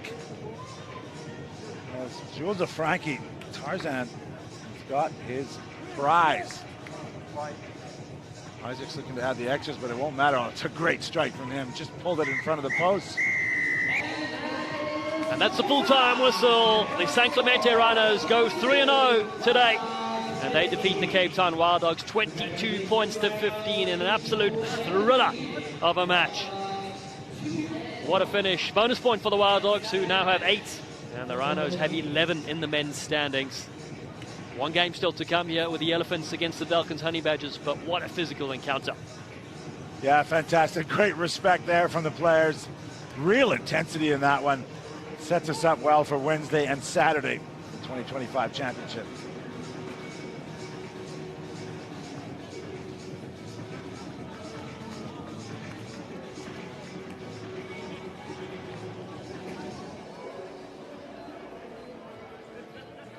We can get some reaction. Danny Tusitalo is with Katualo pitchside. I've got Danny from the San Clemente Rhinos, the winning side. He just wanted to check what the nickname is, but Danny, you'll have to come tell him what his nickname is. But congratulations. No, we'll find it out. But congratulations on that win. It was quite epic. Yeah, no, it was good. A tough physical game out there, and it was just, yeah, I guess it just came down to little moments in the game, which we were lucky enough to get on top of. So, yeah, looking forward to going into Wednesday. Lots of love in the Rhino side, don't you think? It's a cool group. Everyone knows each other very well and very close as well. Yeah, I think Coach Danny Lee put a bunch of boys that have played a bit of rugby together in the past. So I guess just to come together Sunday or Monday and put that together, you know, we're just happy to be together. And you know, I think it's more the off-field stuff that we're enjoying the most, which is showing out there on the field. So yeah, cheers. Coach Danny and Danny, right? Danny and Danny. It's nice to have some New Zealand influence as well. Yeah, obviously we're all from New Zealand, but also Samoan heritage, so, you know, a lot of us are Samoan, so cool. Hey, anything we would like to say to the Samoans? Anyone watching? Family, friends? Oh, no, yeah, just big shout out to all the family back home watching. Obviously the time difference is pretty hard, so yeah, just great whoever's watching. Well, there we go, top of the table. Congratulations, the Rhinos. Well done. We love it. Let's get to the final game of the day. Thanks, Katua, that's right. Nicknamed the Skunk for his hairstyle, Danny Tusitala. His family watching back home all hours across the world, and the San Clemente Rhinos do the business so far. 3-0 today. What a performance it is. We mentioned the Wild Dogs coming into this were the side to beat, and they got beaten there. Yeah, Danny almost left Katua with hanging on the high five, too. I'm very concerned as the next teams get ready. These young athletes cheering on the Stars. The senior women are at it, the Honey Badgers and the Elephants. That's right, the men's side coming out now, getting ready. The Falcons Honey Badgers, who lost against the Rhinos 22-7, and they lost to the Wild Dogs 28 points to 10. Serengeti Elephants also lost a couple of games, a very close one against the Wild Dogs by 2 points. They were beaten by the Rhinos 26 points to 12. So our last game in match day number 2 here at the 2025 Rugby 10s Championship is about to take place in the Golden State. What a beautiful venue and facility this is. We'll be back on Wednesday, and we'll be back on Saturday as well. You won't be here on Wednesday, but you'll be on Saturday. Oh, definitely coming back. Yeah. Down, looking forward to it. See who wins that hardware. And of course, $650,000, some of it cash, some of it high performance packages, some of it kit, will be on display on November 29. Here come the two sides right now. The Falcons Honey Badgers led up by Roland van der Heerfer, and the Serengeti Elephants brought out by Tom Mayaba. Well, the Honey Badgers in red will really be looking for some form. They haven't found it as yet. Their women have been on fire, and know with the mixed play, they'll not want to let them down. So looking for a big performance here against the Elephants. Honey Badgers coached by Jeremy Chopin, Phil Kearns. The Serengeti Elephants led by Blitzbox 7's legend Frankie Horn and Mathuri Pinna, the international sensation. And the Elephants will be kicking off from right to left. Look out for some of their hot steppers. Malcolm Okello's been very good. Kyle Tyson is their live wire halfback. And their captain Tyler Sisley, the barbell as well. There's Big Fred Apulu. Started his career as a fly-half, he said. And as he kept going, they kept moving him to the front row. Wife Maria watching in Chicago. He thanks her for the support. Here we go. We're underway for the last game of today. 1 competition point and 0 for the Falcons Honey Badgers so far on the men's side of things. Nice jump there from Martin Vaca out of the Jockey Rugby Club in South America. Good hands. Oh, yeah. Here come the Falcons Honey Badgers now. It's Visser at the end of this chain. Tremendous speed to the halfway line. And support there is Gabriel Becher. Vanderloo there as well. Good hands here. Van der Heerfer charging upfield. Better from the Honey Badgers. Tom Marino. Behind the back plate. Oh, and the little goose as well, the late stutter. Vayu does really well.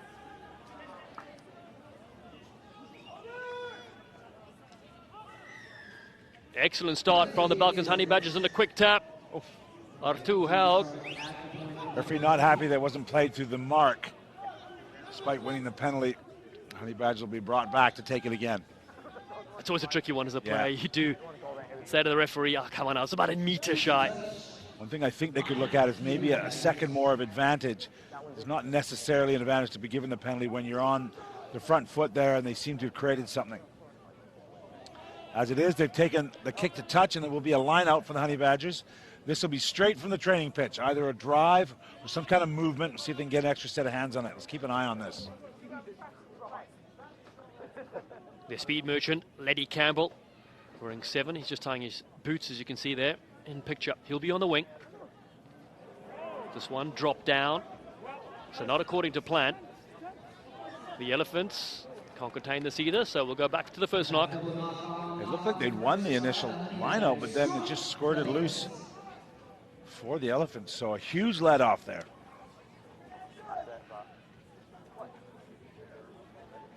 Hope you've enjoyed today's coverage. We've got to thank everybody for tuning in from around the world. Thank our volunteers, our staff here, and of course thank the Great Park Stadium, the City of Irvine, the Orange County soccer team also for all their support to be here. One of the best venues we've been at. Back-to-back events here in North America, showcasing the game to a new audience as well. Let us know where you're watching from. I know a bunch of you are on YouTube, but let us know through the socials. It's great to have you here, and hopefully you're enjoying these players from 33 different nations going at it here. Rugby 10's Championship 2025.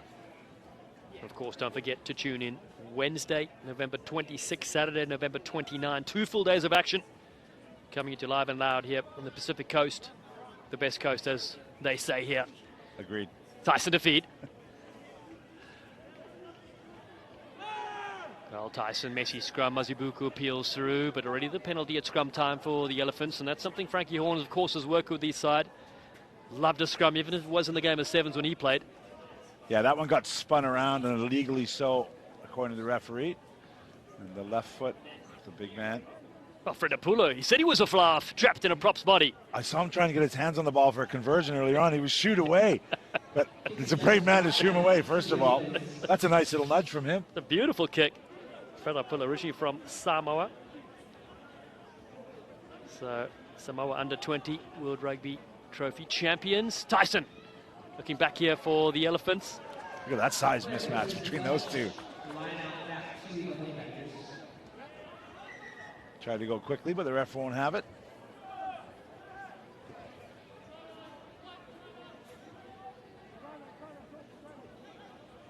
Takes all sorts to play the 10s game. You'll see much more variation in body type than 7s in particular.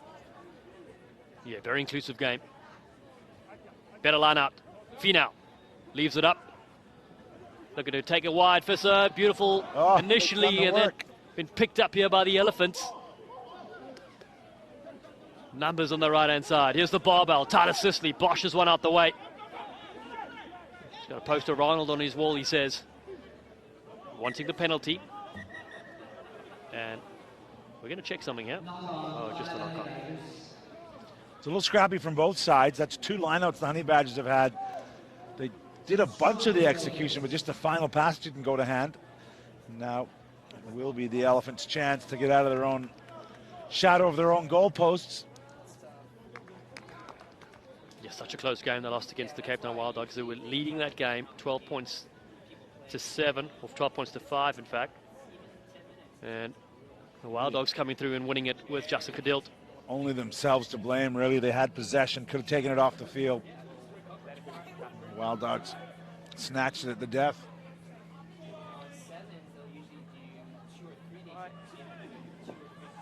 Carl Tyson, UWC product, feeds this one.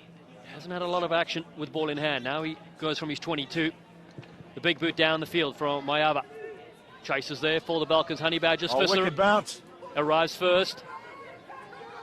Tries to beat O'Keller on the outside, but a big tackle. Mazibuko there gets possession. Now it stays away for Albano. He's thrown to the ground. will be a knock on. I thought the Honey Badger players were lucky not to be deemed offside there as the ruck had been formed. But good tactic paying off for the Honey Badgers. They're now into their opponent's half, although just narrowly. Fredapullo having a word there with Tyson. So now they find themselves in a much better attacking platform here to work with. The Serengeti Elephants with Nathan Denhood, Moose, former Los Angeles player, Major League Rugby, and the Houston Sabercats as well. He packs down. Big shove. We have the loop pass, kick over from Tyson, chasing away here. Got plenty of speed. Looks to win the race here. Dives on it, knocks it on. Maybe a little kick through would have worked. Well, great set piece move from them. They knew what they were going to do all along. Just in two minds there. Didn't bounce up for him very well. Was he going to nudge it again? He was going so fast that might have been hard. He tried to pick it up, and it's going to be a knock on. But much more positive play from the Elephants off that set piece. Yeah, it was really nice. We've seen him in years gone by get that bounce and get that try. Not on this occasion.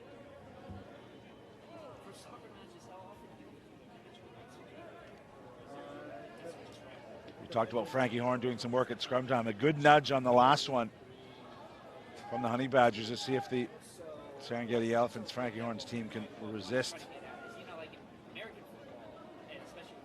Just a reminder, Wednesday, don't forget that all the points will count as pool games for the men's and women's individual divisions as well. So the mixed play. So that's another way to add points for the different divisions as well. So even though the team might be winning in the men's division, let's say, it is the mixed play points that will count as well in the individual divisions also. So lots to keep an eye on. Of course, we have $100,000 cash for the winning side, the winning franchise, $85,000 per second, and then we move down to $65,000 and $40,000 plus high performance prizes as well. Here comes the Balkans Honey Badgers. Campbell thrown to the ground. Lost possession as well. Wow, both sides still 0-0. Don, you just got to think, if you're a young player, let's say you're a young Honey Badger Academy player, your women are top and they're crushing it today, 3 big wins. Your men are at the bottom, struggling a little bit, although it's still in this match. But their point, or their half point, is so vital to possibly the championship on Saturday afternoon. And that's the beauty of the way this competition is structured. Yeah, which is so nice. And that's why they're supporting each other at the huddles, and you can see them when they run out as well. It's really a beautiful atmosphere of support. Equality at the forefront, of course, from Andrea Trufasu, the CEO and founder of the Rugby 10s Championship. They've been going for 5 years already. We were in Lisbon, Portugal to kick things off. A couple of years in South Africa, and now our second year in the United States in Southern California. Tomava has a crack, beautiful switch. Cutting gets the grade. Oh, some wonderful footwork. What a try from the Serengeti Elephants. They get it done. Aaron Tuka high fives. And that is a highlight reel of note. Well, the Ugandan Stars finally found a bit of space. Just that late drop pass, beautiful feet from the white boots dancing. It took a scrum about 15 meters out, and finally the Elephants are in and have carved up this Honey Badgers defense. Kick successful for the conversion. It's 7 points to nothing. Serengeti Elephants now have that lead. Wonderful strike. We've seen his abilities at the Rugby Town Sevens as well, alongside of a few flying Rugby 10s players.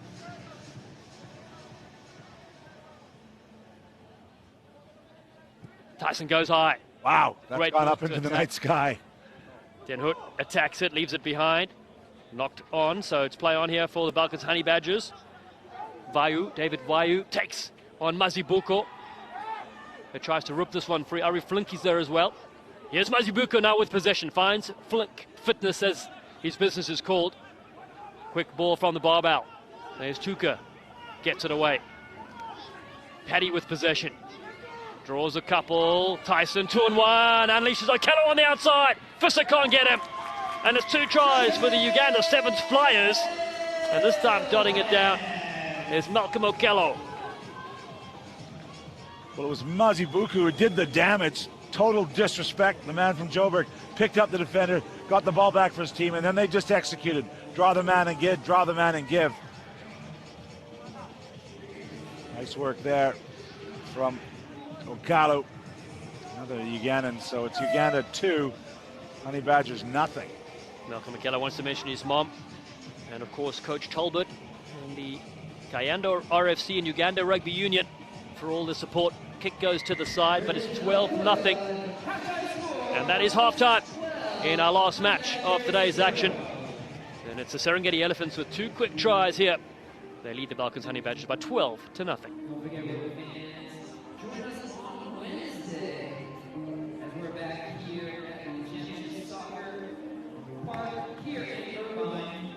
Wednesday, the 26th Championship. Wonderful venue for Rugby 10s here. Big thank you to Orange County Championship soccer venue here. Make it available to Rugby, the city of Irvine, California.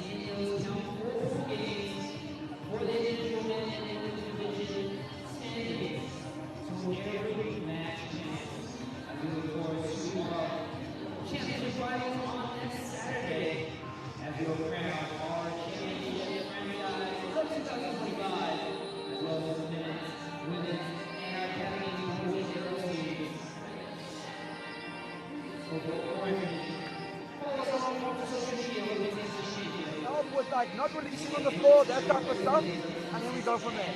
The scrums look good, just don't let them get the wheel because the wheel can swing anyway. Okay, so if we can just anchor, go, it's nice clean ball there. Okay, what do you want to say?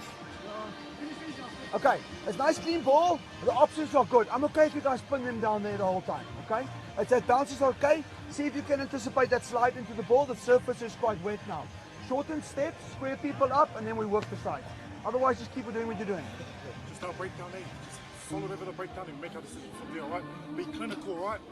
Guy who takes in the ball, your responsibility, guy over, and then half back, get that corner. Any turnover, get a 2-pass, get it away from Last thing for me, guys on edge, just get wider quicker. It stretches their defense and then we can go. Boys, our kickers can we maybe not go split formation because there's a lot of singles here. That's okay, stick there, stick there. I like the fact that we're actually pushing them under pressure because they're waiting for those high balls, okay? Great kicks, great kick. Wonderful to get inside the huddles there from our camera crew.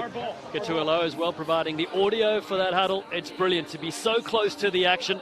And no swearing from Frankie Horn as well. Phenomenal. Yeah, Frankie Horn, good to hear from him.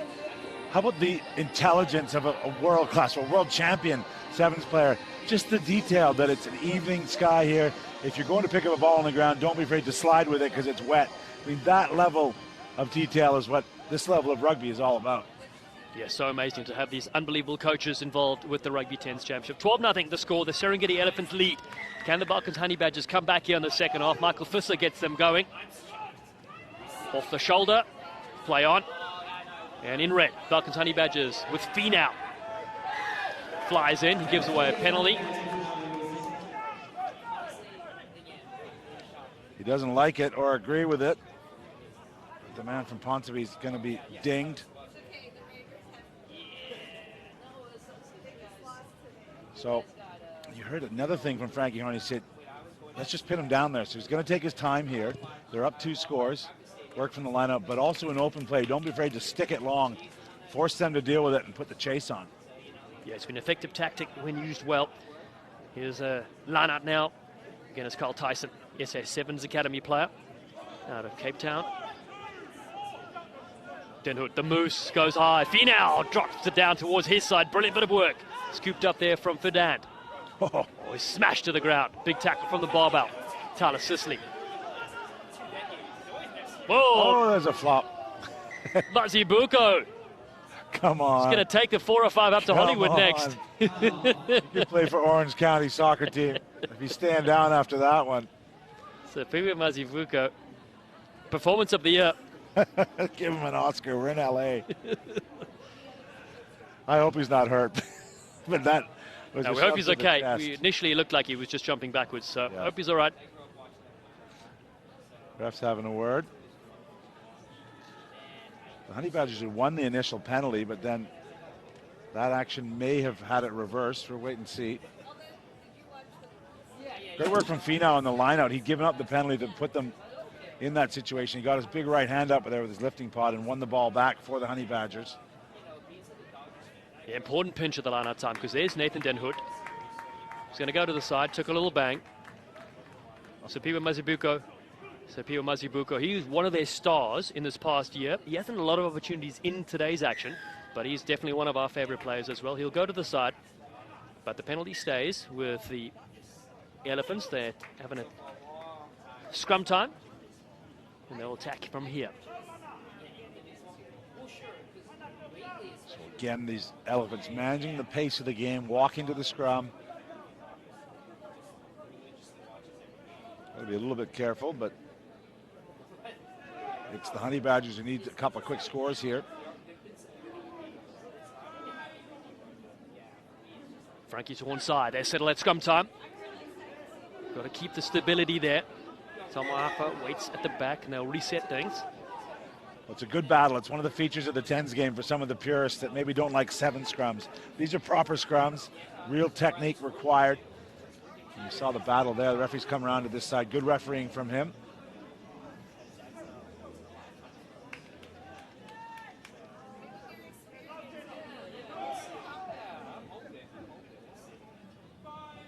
Nothing. The Elephants lead.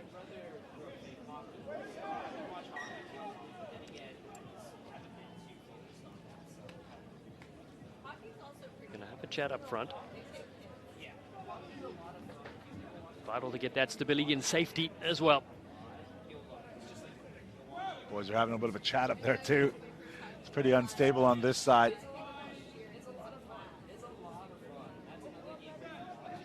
O'Keller waits in midfield for the Elephants. They can get quick possession.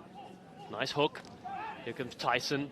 Mayava puts the kick over the top. This one is going to sit up though for the Falcons Honey Badgers that capture it on the far side. They need to score next. There are the Honey Badgers. Here's Fisser. He cuts back in again. Not the best looking pass, goes towards the touchline. Fisser, as dangerous as he's been, he's forced a few things here. Little turnover of possession there, just takes the pressure off. He's going to have to go through a formal line out. Even though Kello thought maybe he could go quickly.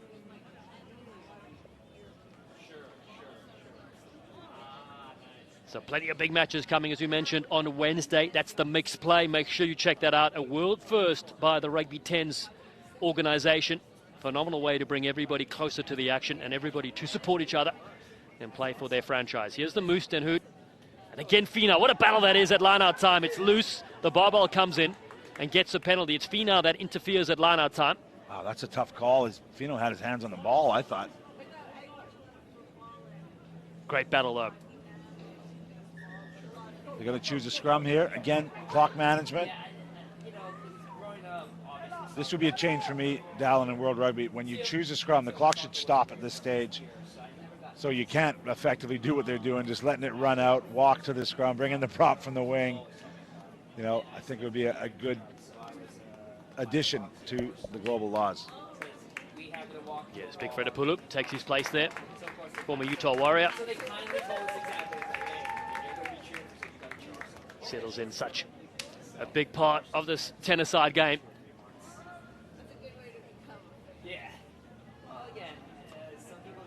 The Elephants need these points for the franchise standings. Just 1 point from the men's competition so far. The Honey Badgers have 0. Tyson finds Mayava. A couple of kicks earlier. Now looks for a switch. Oh, nice. Beautiful switch. What a try. Lighting it up. A second try from Malcolm O'Keller. And the Elephants have their third. Well, that is how you do it. That's the evolution. Options all around, and he gets it back immediately.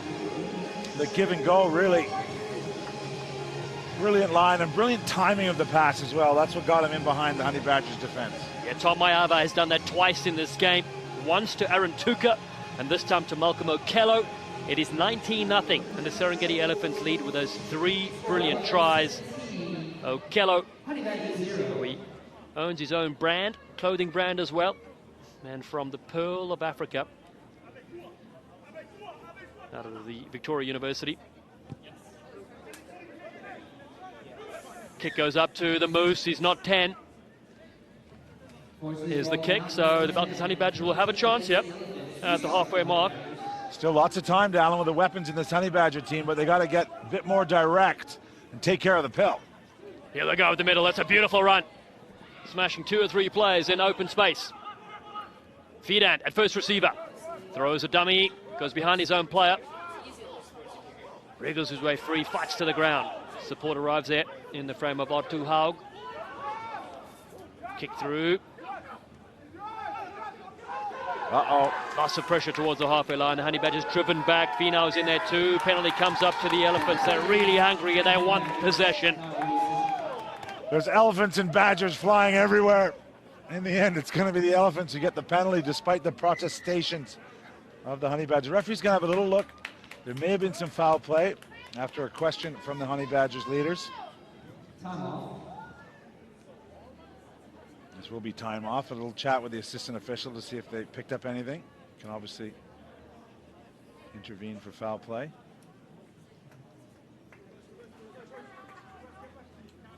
So there will be a talking to. And we'll see what the result is. Hand goes to the pocket. Never a good sign. He's looking at numbers. They're all turning. Unlike American football, if you get the wrong number of the penalty, it doesn't matter. This time it does matter because someone's going to be spending 2 minutes in the bin.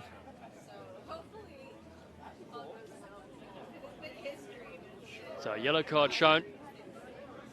Now they're pointing at each other. Yellow card to the Elephants. I think it was between 72 and 79. It will be Connor Tuafua who's in the bin. This will give the Balkans Honey Badgers a chance here. Playing with an extra player. They also look to put it downfield for an attacking line-out. And you're right, just for 2 minutes there is Connor Tuafua. Man out of New Zealand sits in the bin for a couple.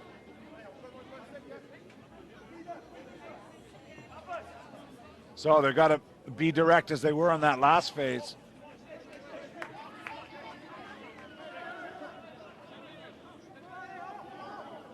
Jean-Charles Fidant. Been on many tours here to the US, he says. Got to be accurate in the line-out. That's a good throw. Now the Honey Badgers trail by 19. Haven't seen much of this today, the conventional maul. They've won the penalty. Gabriel Bellew comes in as well here. For the side from the Balkans. There's a penalty for a quick tap for Fisser. As you mentioned, time ticks away. And they go for 5-meter line out to attack with. Needing 3 tries, they've got a player advantage. I'm just wondering if they got to up the tempo a little bit here as this clock tips into the final 2 minutes. We mentioned the all-important lose within 7, you get a bonus point. So they need to score twice here.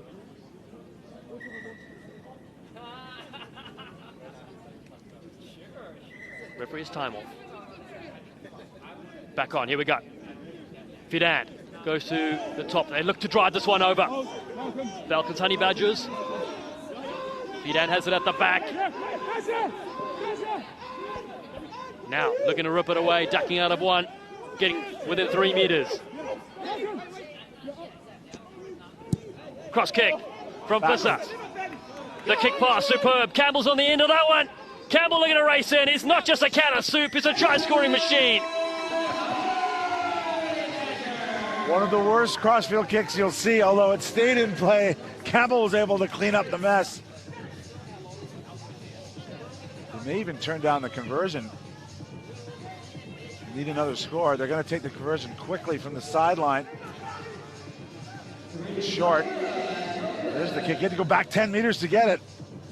But had just enough space. He was that far open. A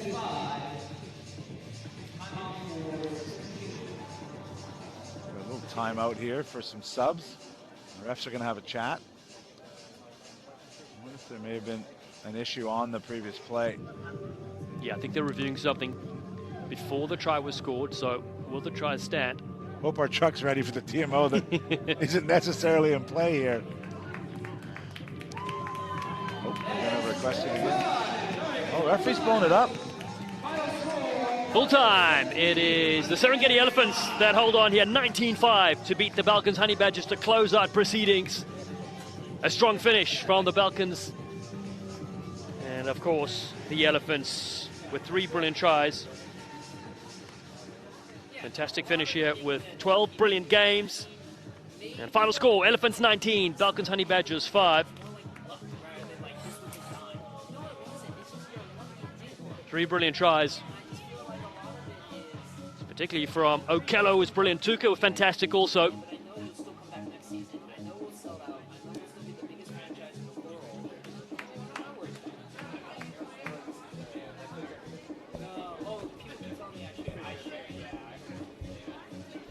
All right, Rugby fans, that is our final matchup of the day. Thank you very much for joining us. Don't forget, come back Wednesday, November 26th, and Saturday, November 29th for more Rugby Tennis action. Wednesday, November 26th, will be mixed play all day, while the 29th, we will have our championship finals in both men's and women's and academy boys and girls. See, will be crowned 2025 champions. Again, thank you very much for joining us here. I want to thank the fine city of Irvine here at the beautiful Championship Soccer Stadium. Follow us on all forms of social media, Rugby 10's Championship, rugby10.com, the website. And we'll see you again. And that was the final game of the day, the Rugby Championship 2025 in California. We had Irvine Park, a great park, where usually you'll see soccer being played, but today it's Rugby 10s. And it's very cool to see all the players here, as you've heard multiple times today, but there's over 33 countries represented here today. Oh, hey, Dylan. Hello, you star. Hello. Hello, come squish in, Gareth. Yeah, while we talk about all the countries, I think it's 3 countries right here are represented on this couch. Well, secretly 2, a dual international, right? That's right. Dual international. And we've got Gareth from Canada, myself from South Africa, and South Africa/USA, Dallin. It's so nice to have everyone here out here for this wonderful day. Beautiful conditions. A lot of the players have been seeing how quick it is out there. But let's start with the women's side of things. The Honey Badgers women have been just on fire. They really have, and what's impressed me is every single player contributing to their wins today. Just not, normally you see 1 or 2 players stand out. So for me, the team effort is fantastic.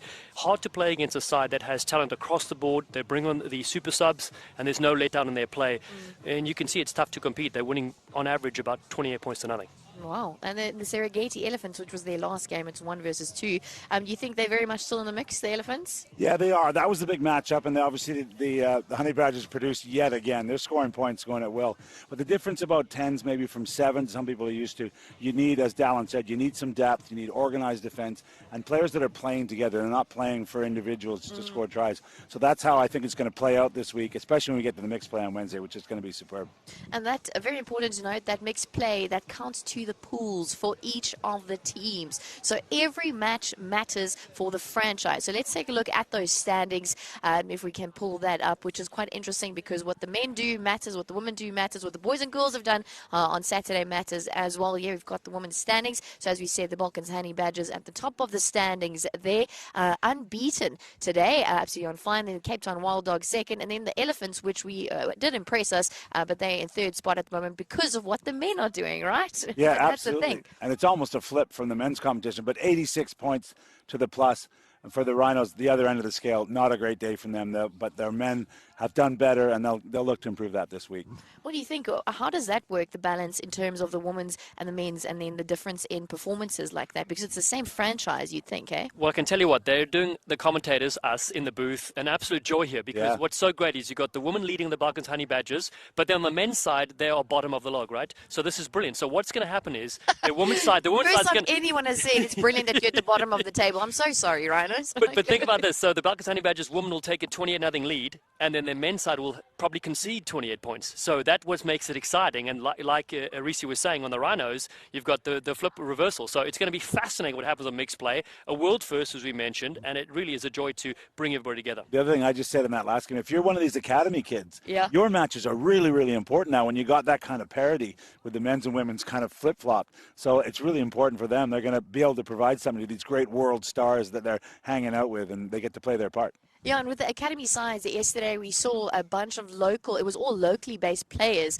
which says a lot for the USA in terms of what's brewing here. It really does indeed, and I mean, Reese in Canada, myself here in Southern California, we've seen rugby on the rise for many years, but having the Rugby 10s has provided a next level platform for these players to play at. So not only are they playing with their friends, they're playing against players from around the country, and then also they get to come and watch these international women's Olympians, Rugby World Cup players, and the men's players as well. So they get to see, and not just watch them, they get to interact. Yeah. They become friends with them. They get photos. You can even talk about their game, and I think that's amazing. Having that here has really elevated the game. And in terms of all those coaches, we've also mentioned, like, Justin Ben has been around the block with the teams. We've also got Dick Muir and Frankie Horn, world class to have that rugby IQ invested here.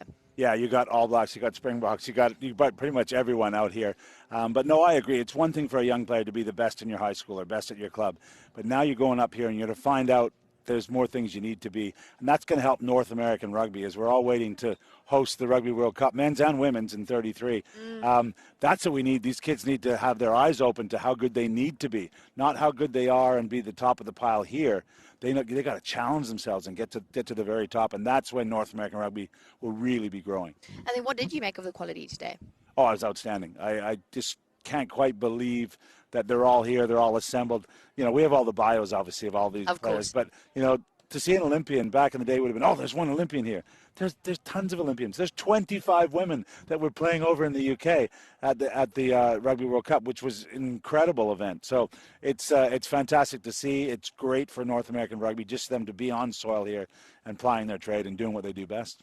Must be chuffed. You've been around the block with the Rugby 10s as well, Dalen, to see it grow every year. I know Kat said it earlier as well, but now seeing it in action for 2025, what do you think? Yeah, it's so great to see because we got to see the invitationals earlier this year. We got to see the youth invitationals and the men's and women's invitationals and recognize those players from all the years. And then to see them here combine as like a super team, it's amazing to see. And they're friends with each other. So it's good to see all the franchises mixing. Everybody has one big family, and it's 10s that they got to thank. Yeah, and let's take a look at those standings while we're at it. Overall franchise standings, or the men's division standings, rather. There you see it. As you said, Reese, it's flipped from the women's side. The San Clemente Rhinos at the top. Then the Cape Town Wild Dogs, quite consistent. In both sections, they second. And then the Serengeti Elephants third. And we've got the Balkans Honey Badgers, which is the top side and the women's side, at the bottom of that. But I mean, I don't know if you agree, Reese, but you can't write anyone off because that's the whole thing. The mixed play is coming, and then we've got the finals day. No, the format doesn't allow that. So much to play for Wednesday and Saturday. If you're around here in Southern Cal, get out here and watch us. It's been really fun to watch. Can't help but notice this little medal here. Fantastic to see. Silver and gold. Oh, is it bronze? Yeah. See how he picks up that straight away? Yeah, this is gold medalist right here. Thank you. Written on it is rugby equality, which obviously we're seeing in the importance of both competitions, and entertainment. And I got to say, I've been really entertained today. And if you haven't seen much rugby before, it's a great way to get introduced to the game as well. Oh, we love it. Yeah, but that's also the thing. The two players that are, the two teams I thought that were quite going at it in terms of the players that know each other. I thought the Wild Dogs and the Rhinos, they got a bit heated there out there, the little rubbing of the hair. I mean, that's a good sportsmanship or not? No, well, they know each other so well. That's the point, so they go really crazy, But then Wednesday, we're going to be back, and you're going to see the rivalry back again on Wednesday, and then Saturday as well. Yeah, and lots more hairstyles Dalen can talk about. Let's see if they've changed it by Wednesday. We'll be back here, right here at Irvine Park. Beautiful facilities. The field is just fast enough for some good tries and some good forward play as well. So I hope to see you here on Wednesday, and then, of course, on Saturday after Thanksgiving. So let me have my first Thanksgiving in the USA. Thank you very much. But what a great day. Reese, Dalen, thank you so, so much. We'll see you soon. Fighting to create a song. I don't wanna miss a beat. And on we'll go through the wastelands, through the highways, till my shadow turns to sun rays. And on we'll go through the wastelands, through the highways, and on.